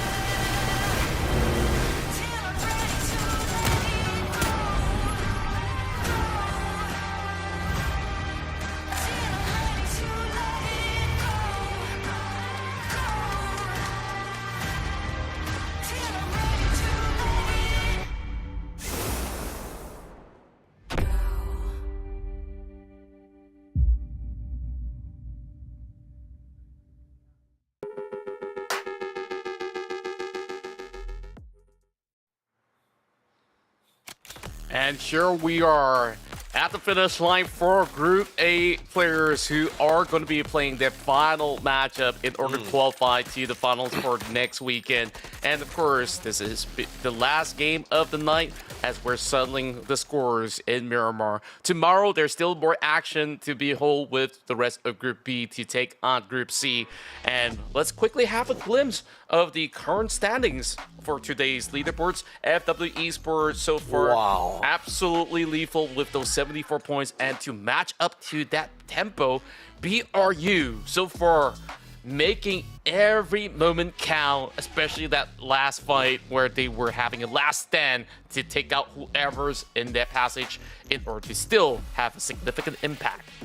It's really fantastic, right? Like, I mean, it's to be expected from their day one performances. Not only that, they actually did it even better, because you were to calculate the amount of points that Battlegrounds actually obtained from day one, which is 58. They completely got even more than that to get that 120 spot, which is currently what you can see from the total leaderboard here. For Crazy Rabbit was also doing the same thing in suit as they were trying to solidify their spot towards that potential top 8. But the biggest impact so far will still be FW Esports. This is their day one, 74 points. The only team from all 3 groups to have such a significant lead on their first day of performances. And by the way, it's not like there are rounds where it didn't really do that well. I mean, probably the last match. But other than that, majority of the rounds has been so consistent with the positioning and the amount of kills as well. But APAC Client, another team that's been it's been showing great growth in day number 2, completely overshadowing what happened to them in day number 1 here. I'm really happy for them as well. And if Attacking Clan can get even more points in this last match, they might even stand a fighting chance to get to that top 8 for now with the efforts that they have. But of course, that is all to be decided after seeing their performance in this last match. I can't say the same for the other bottom half of the leaderboard here, but other than that, those that are still in it, particularly for Group C, they still got a lot of room to work with here, especially before we go towards our last day tomorrow. Final flight for the night. I mean, you've already broken down all these possibilities out there. I think that the top teams are looking pretty good in what they've been able to accomplish throughout either 1 or 2 days of action. But when it comes down to certain teams who have played, whether for the first day or so, they are definitely seeing signs of struggle. I mean, who can blame them? Yep. When you got monsters in the field like the rest of these FW members who's really causing quite a ruckus moving into today's matchup, and for them to surge so far up ahead to really challenge even the likes of BRU, it makes things harder because they have been taking almost, a quarter of the lobby every other day, every other round. So it is just super tough for them to even try to salvage some of all these points out there. To me, I mean, AG, far cry from what their glory days are. This is a team that has represented Thailand for a lot of all these international circuits, and for them to miss out on EWC would be absolutely painful. Especially look at 2025. I think like they had some signs of struggle. They definitely have made certain changes to their roster, but I don't think that they're gonna be fully out for the count just yet. Something just tells me that AG, when they turn on their serious mode tomorrow, then we will perhaps see that miracle run bear fruit. Just as for tomorrow, playing around the cable cars to get their way across as they're looting over on the south side, close to the prison grounds, I do believe, where they're currently situated. So plenty of room as well as areas for them to cover right now. I mean, still very early into this matchup, and they are not too far off from the zone because this is somewhere around the central, and it does cover a little bit more of the edges coming in through the south side of resort. So if they're going to loot off to Portona to get their way through, it should be absolutely fine. Yep. I mean, it's especially since the two circles we've been receiving from both Marama so far, at least the Starling circle, at least it's been pretty kind so far to a lot of these teams, right? They didn't really give them didn't really give them any implication. They really forced them into the idea where, okay, we have to move into the circle right now because there's just not a lot of land, there's not a lot of place for us to play with. But with the circle that's pretty centralized and not near to any waterways, by the way, so It's teams a lot can more comfortable, right? yeah, so teams can take their time to get into this circle, right? Just at least get the information. They don't really have to feel too rushed about this. Probably not as hectic as the last round, but I think this one is going to be a pretty comfortable one for at least a lot of these teams. At least for the first few phases. That I dare say. You saw how it turned out last round in water treatment. It is absolutely nasty on what some of these zones can actually change the fates of certain teams. So that's it though. Dream Bounty Hunter, I've been pretty impressed with what they've been able to do throughout today. I mean, considering that this is their first day, 21 points, decent, as they've been able to at least walk away with a couple of all these kill points somewhere in between. I think the only struggle for DBH right now is to try to find a top 6, top 5 kind of cut in order to really focus on to, stashing away with those grand runs. And this roster, we've talked about their potential. I mean, they are some of Taipei's finest, I would say, for many, many years right now. We've seen different iterations when they also had, a couple of all these runs in, either the old days of the PGCs, and hopefully they'll be able to, put themselves on the map once more. Whereas for Crazy Rabbits, these are the names that half of them are, new prodigies coming to the table. Of course, led with Lambao with a lot of his experiences coming from the rest of the squad. So far, looking impressive on their work rate of aggression, flushing out teams. And now, speaking of aggression, Hangsker is up to no good, lurking around. Chao Wei kind of stuck in the corner. The tires being popped as well. I mean, where exactly could he even work it out? Pangster, timely lurk, but he quickly gets sniffed out. The rest of DBH looking to trade back. Crazy Doc over onto the corners of the walls as these members of Dream Bounty Hunter, they kind of have that perfect vantage point to really look over onto the other compound where NRG is hiding out. So you expect NRG to go in for a grand reset, but Turtle Key, he's trying to stop the approach of these members of DBH because they're already looking to beeline with all these nades sent out. And oh, they didn't spot his angle. Turtle absolutely put him to the ground. Yeah, and that's pretty much why we see a lot of this defensive, but it's also offensive at the same time because they really want to get this finishing flush, right? They get all these knocks as well. 2 knocks. They're keeping track on the kill feed as well here. So they really want to move in. But Turtle is playing a really key player here in trying to disrupt them from pushing forward aggressively as well. And by the way, I'm not sure whether you noticed too as well, Contra, but this is a little bit of the sibling rivalry, right? This is Pangster fighting against his ex-teammates as well. And I guess you say new bloods into the team line as well. Who's going to be able to come on top? So it's a pretty interesting interaction as these 2 siblings goes head-to-head with each other. Yeah, I kind of forgot about that. I mean, it's kind of like Connexy versus the entire squad of BRU, right? Like, come on! It's like, who's got the bigger guns, you know? Like, bring it to him. And it looks like Turtle's going to have the last laugh. Look at him go. Crazy Doc. Once again, being absolutely rowdy, chomping them down one after another, but it's rather tough. Now that Speedy's also involved, the rest of the Old Bloods are slowly tagging them from afar. Yan Lee, thank goodness he's got a first aid. That's the only first aid he's got. A couple of bandages to keep him under wraps on Nep. He finally converts something over onto the far corner of our screen, which we're not focusing on right now. So we'll get to that later. Well, here comes Speedy. They say, you guys took your time. I think that your time is running out. And Speedy looking to claim a few lives right now. But it came down to this standstill. These 2 teams slowly running out of resources, but at least there's a grenade in the hands. Tossed towards Yan Lee! Good. Oh, perfect lob. Just like that, settles the scores, and Old Bloods, this time they say, okay, no. You guys had your say, and this time it's our turn, but instead, upon arrival, Washington got punished.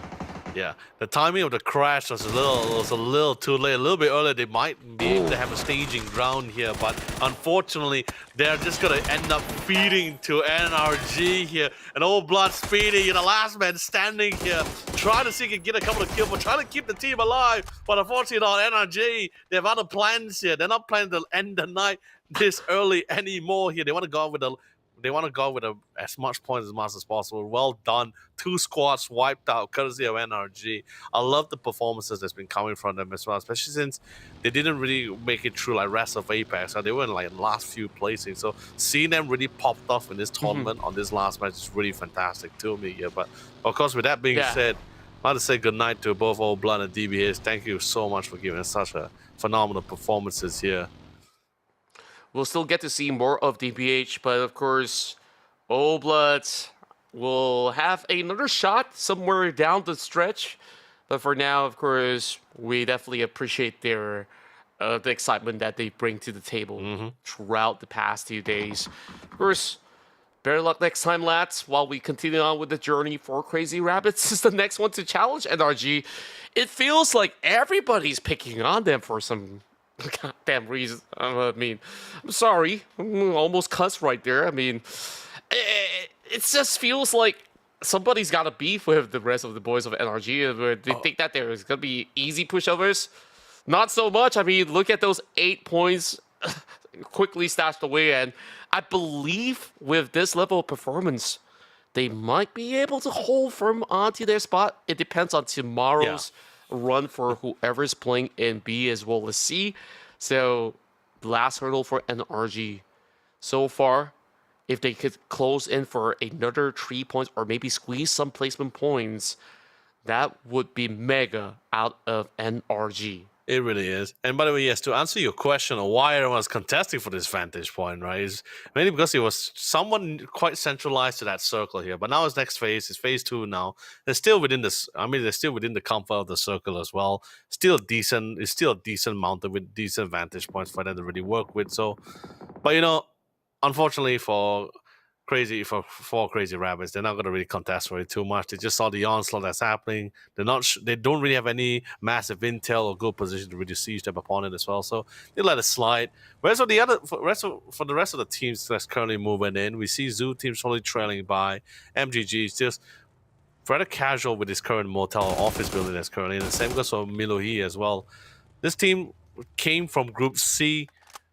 Like I said, this is like one of the now this is somewhat of an advice, right, for some of the teams, especially for a Group C stage, right? Try to rack as much points as possible as you can. You leave the round with 20 points, or at least maybe 10, at least a couple of points for yourself, right? At least there's something for you to work with, which is why I'm pretty happy for ISG as well, right? This is a team that's been pretty silent. It's been pretty passive with their playstyle so far in previous tournaments, but at least this time now, a little bit of proactiveness. Yeah, I kind of lost you right there halfway through. Hello? Sorry if I accidentally cut you or anything. You lost me for a second. I'm sorry, buddy. No, but I was just... Yeah, I'm glad you're back. Yeah. But that will still be a solo bolo podcast for Contra himself, so... Oh, that's... Yeah, it's been pretty impressive. I mean, look at ISG's run.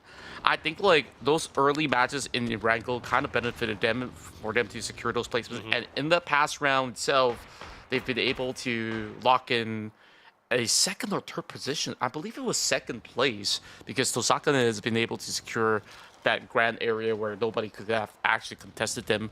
So if ISG could actually pull another round like that, it's going to be a good safe margin for them to close out above 35 points if they could. Then there is a very strong chance for ISG to slowly propel up ahead into the top 8. So it's still a steep hill to climb.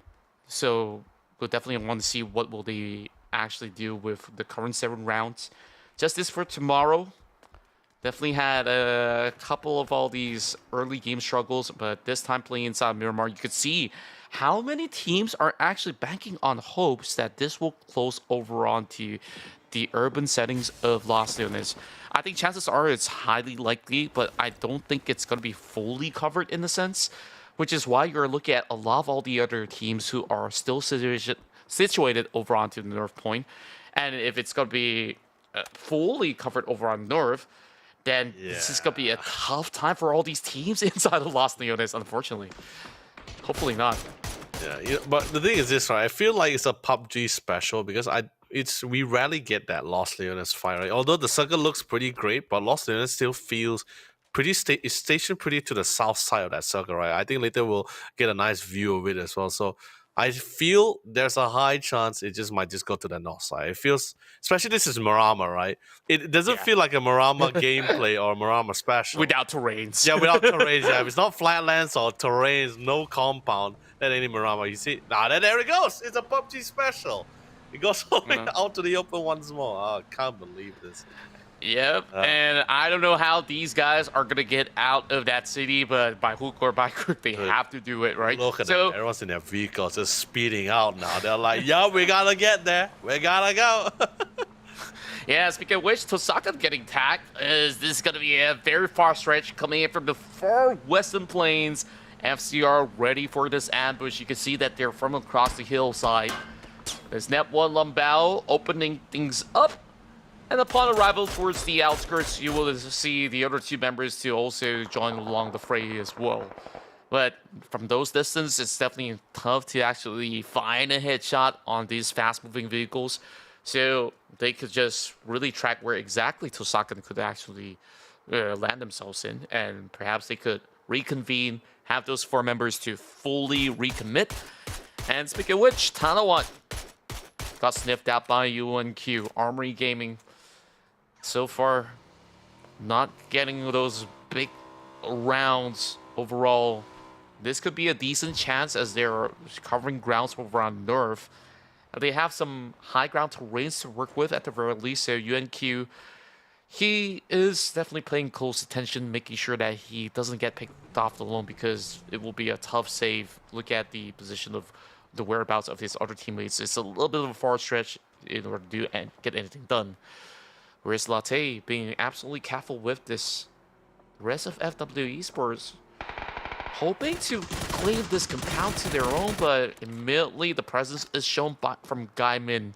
So absolutely pivotal to Pufferfish at that moment, just to stake claim on this real estate. And I'm not sure if FW would recommit. They opt to take the low ground instead. That was unfortunate as well, because the vehicle did slow down as well. But I think he held back a little because he's not sure what's the current state of the situation. But that's fine. You get a couple of tags, you're going to be forcing some mats off of FW Esports. If you got a knock, that probably would have been a kill. But speaking of which, looks like AG is going to be running into, or Tosakan is going to be running into AG here, as they were trying to hold on the line. And it's not really a good spot either. Contra is a very vulnerable territory for themselves, but they just don't have a choice. They stopped the vehicles, now they have to dug in deep, as AG will have the high ground and will land perfect nades as well. Yeah, I mean, it is a small price to pay when you can box an entire team over onto the far stretch, and Tosakan currently needing to find that space. As they're currently split apart, you can see that Latte looking to find a cheeky angle, climbing up the hillside. And there is another different squad coming into the picture. And don't forget about FCR, they can also get involved. Crazy Doc right now pinned down.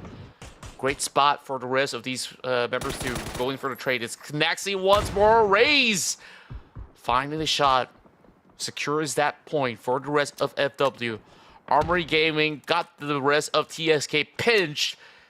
So it's really down to Sam Mass as well as Latte on the outskirts to really see if they can get a couple of knocks to neutralize their targets right now. Or else they won't be getting out live. Tough time as well. The circle also shifted away.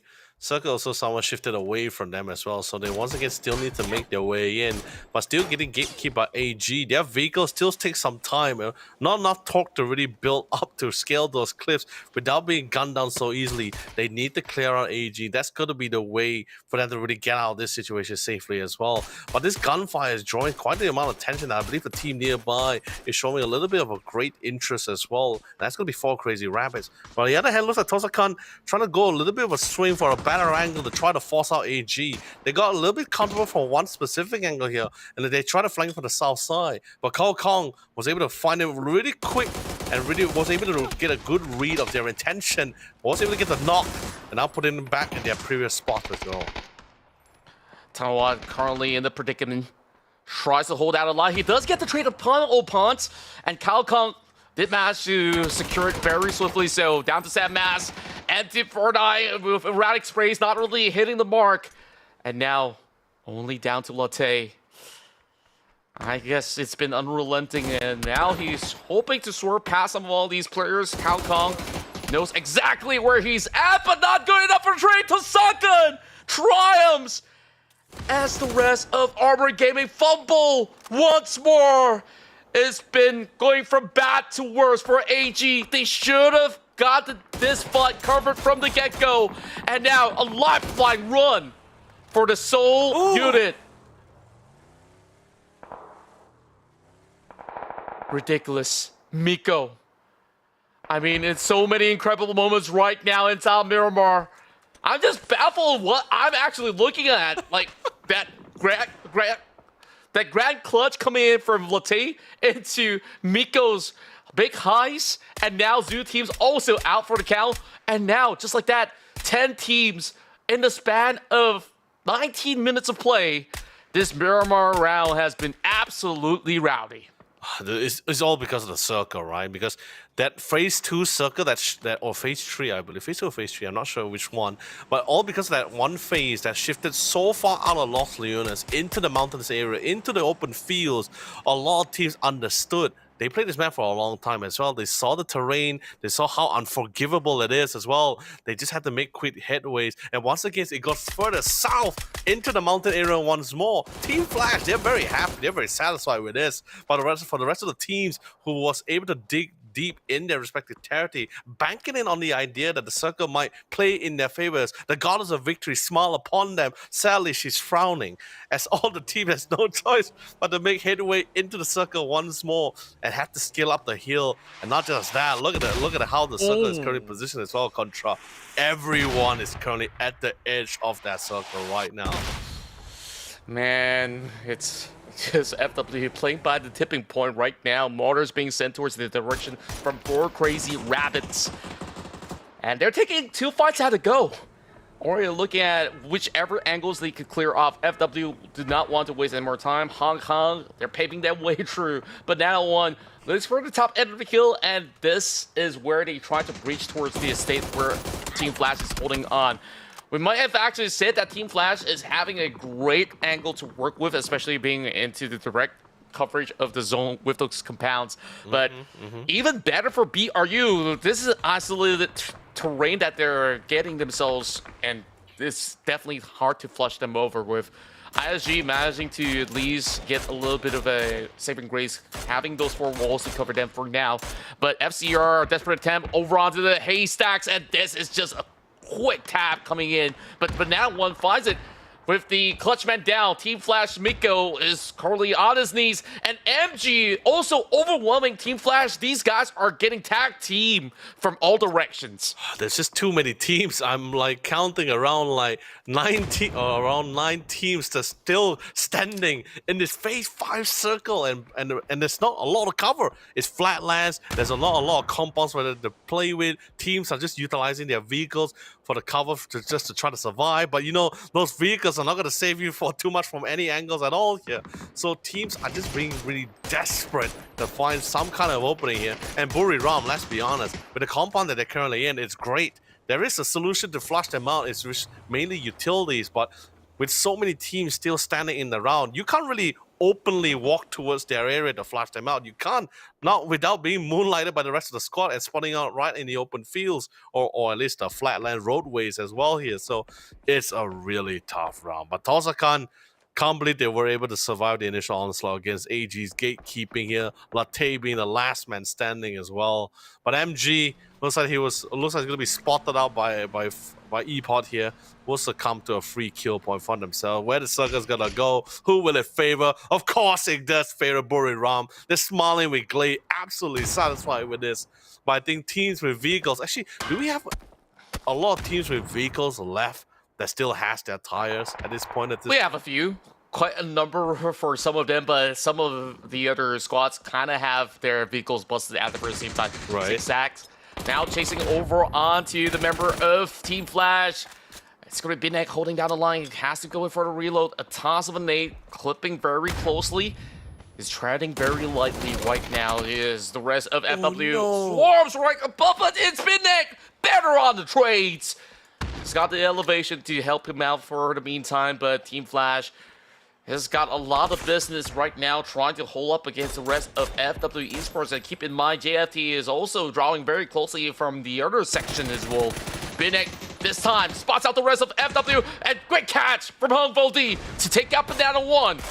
There's nowhere to go for these guys. FW Esports managed to pick up 4, but if they could just blast their way right through against Binek, then maybe they could find a little bit more of that leeway from that small valley, but Binek's not gonna let that happen at all. He has been pivotal into gaining 9 points for Team Flash. Right now, we go back into the drawing board, over onto the center ground, over onto the creases of the fields. It's ISG getting bombarded. FCR tries to attack along over onto these quarters as attacker clan, excuse me, goes in for the long range exchange, and I believe that last member of FW Esports have already crashed out with Latte. He definitely managed a whole lot over onto those corners. Well, Tosaka is the next one on the chopping block. Great headshot coming from Cherry. But you see what I mean, right? Like even for ISG currently in their respective compound, the way they really do this is just utility. You can't really rush in. It can be quite a risk as well, but they will attempt for it. They find the lines of sight, find great success. Now looks like 4 Crazy Rabbits. They managed to find a foothold for themselves, but they're not really out of the clear. Hams, on the other hand, he's been trying to attempt to flush out Buriram for the longest of time, but every time he pops out ahead, he gets spotted out by JFT from the mountain side here. But he knows for the fact that 4 Crazy Rabbit has really taken refuge in this combat that's currently next to him as well. Mark 1 is trying to be the anchor here as well. He can't leave his post because the minute he does, that just means 4 Crazy Rabbit is going to be able to get a nice backstabbing view for a lot of the members who's currently finding refuge in this some kind of an incline of a hill here. It's not really the best here, but now they got close enough, and Hams just has no choice but to forego their thoughts of sieging Buriram, but have to focus on flushing out 4 Crazy Rabbits, who's currently being a little bit more of a dangerous threat compared to BRU. And even more dangerous for the rest of Team Flash. This time, the what a circle does not favor them. They just move all the way up north, once again benefiting BRU. They can just basically sit back and relax while the rest of these teams duke it all out. Whereas for Team Flash, are they gonna full send it up against BRU? It's gonna be a big, massive call coming out of these 3 members of Team Flash that's been doing so much. Humvo Dish sees the target, and it's a big flip that cost him. Pivy did them dirty. In the blink of an eye, you'll miss it as Team Flash goes crashing out the gates. And that will be the end of the run for them for Miramar, but it's a super impressive one with those 9 points accrued. Meanwhile, for the attacker clan, they're still holding firm over onto these creases for the moment. So far, playing very defensively. For Crazy Rapids, also respecting their territory. They don't really seem to have a need to take off their position just yet, until it's going to be a very tight space in between the two of it. So right now, when exactly does BRU wants to get involved? Because this time around, it's going to be a tough altercation, but right now, with Justice for Tomorrow approaching, Edie quickly tags him with the links. Man, this man is so well equipped. Not only did they get the zone, they got the best weaponries for it too. You know, but that's the thing, right? Buriram is in such a good position, right? They don't necessarily have to look for fights. I mean, sure, unique scenarios, if the fight comes to them, then sure, they'll take it head on. It's still PUBG, right? But other than that, they don't really have to force themselves. They're top 1. They have a lot of points to work with here, so they're totally fine with this. For Crazy Rabbit, on the other hand, they just need to clear out they need to really clear out attacking clan. And attacking clan also have the same thoughts in mind. JFT, they're slowly making their way from the southern side here, eventually running into Buriram here, but they're too tempted for the free picking, the potential picking from this open field from the 2 teams that's currently going head-to-head with each other as well. But the nades are great. They got the knock. They finish out with the nade to follow up with this as well. Lambo has no choice but to forego his anchor positioning to play a little bit more closer now, since they did lose out more of their members as well. It's a 2v3 for the southern side. We do see JFT slowly migrate.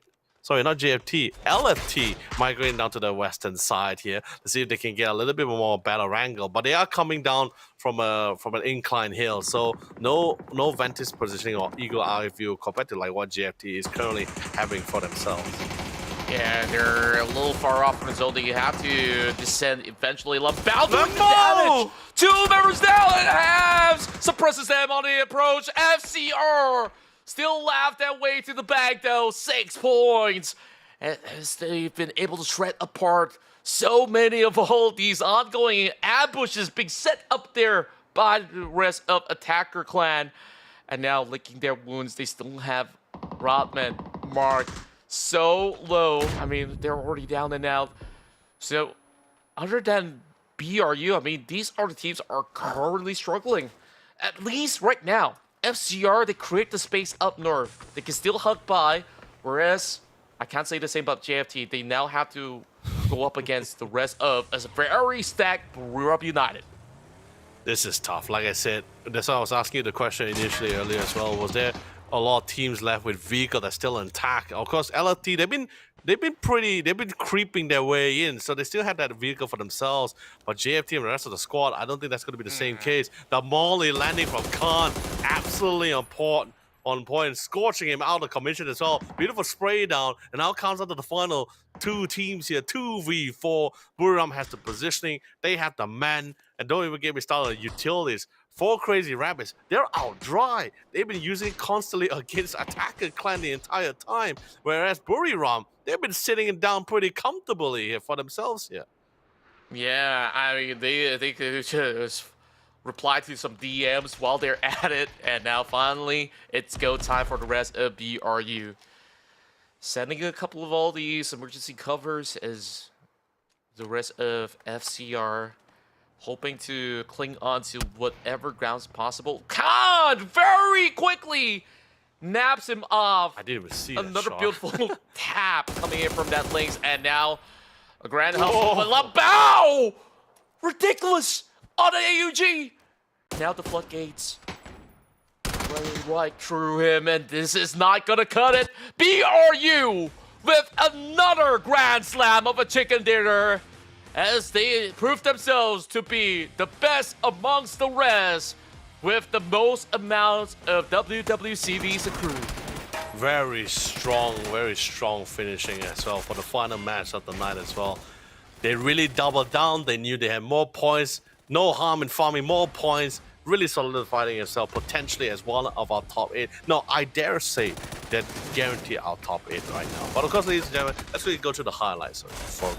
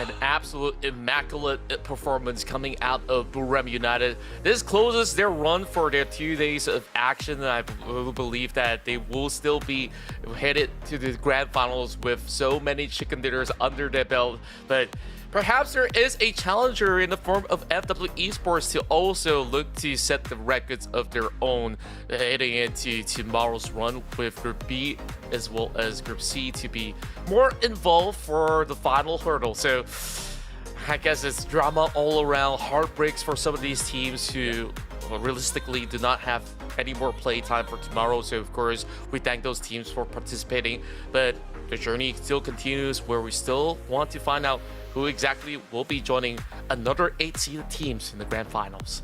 Yeah, currently, like, especially since this is the last night for Group A teams as well, so they're going to be able to get a nice, good rest. They give their heart out, they give their best as well.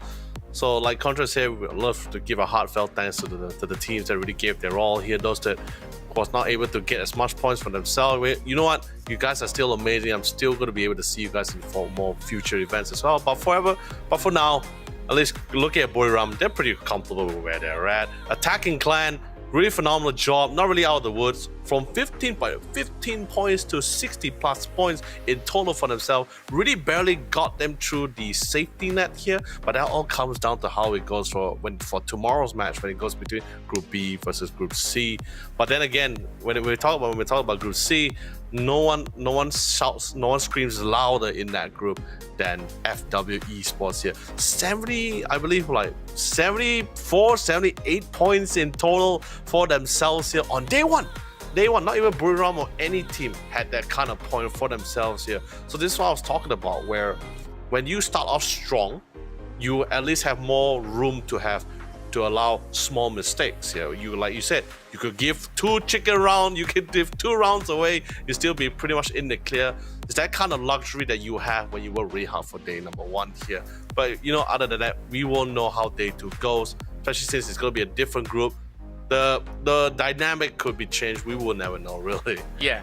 To your point, right? Now that FW Esports kind of almost guaranteed their spot because it's kind of impossible for them to fumble, into those right? 6 rounds with 0 points throughout the entire day, right? Yeah. They just have to do bare minimum and just let the rest of all these hungry dogs to really claw at it, right? So right now, I think like it's more about the teams over on the mid-table on how well could they actually, of course, maintain themselves under high-pressure situations. When we take a look at some of all the names, of course, you mentioned about Attacker Clan to be able to really come in swinging hard to really close out their run.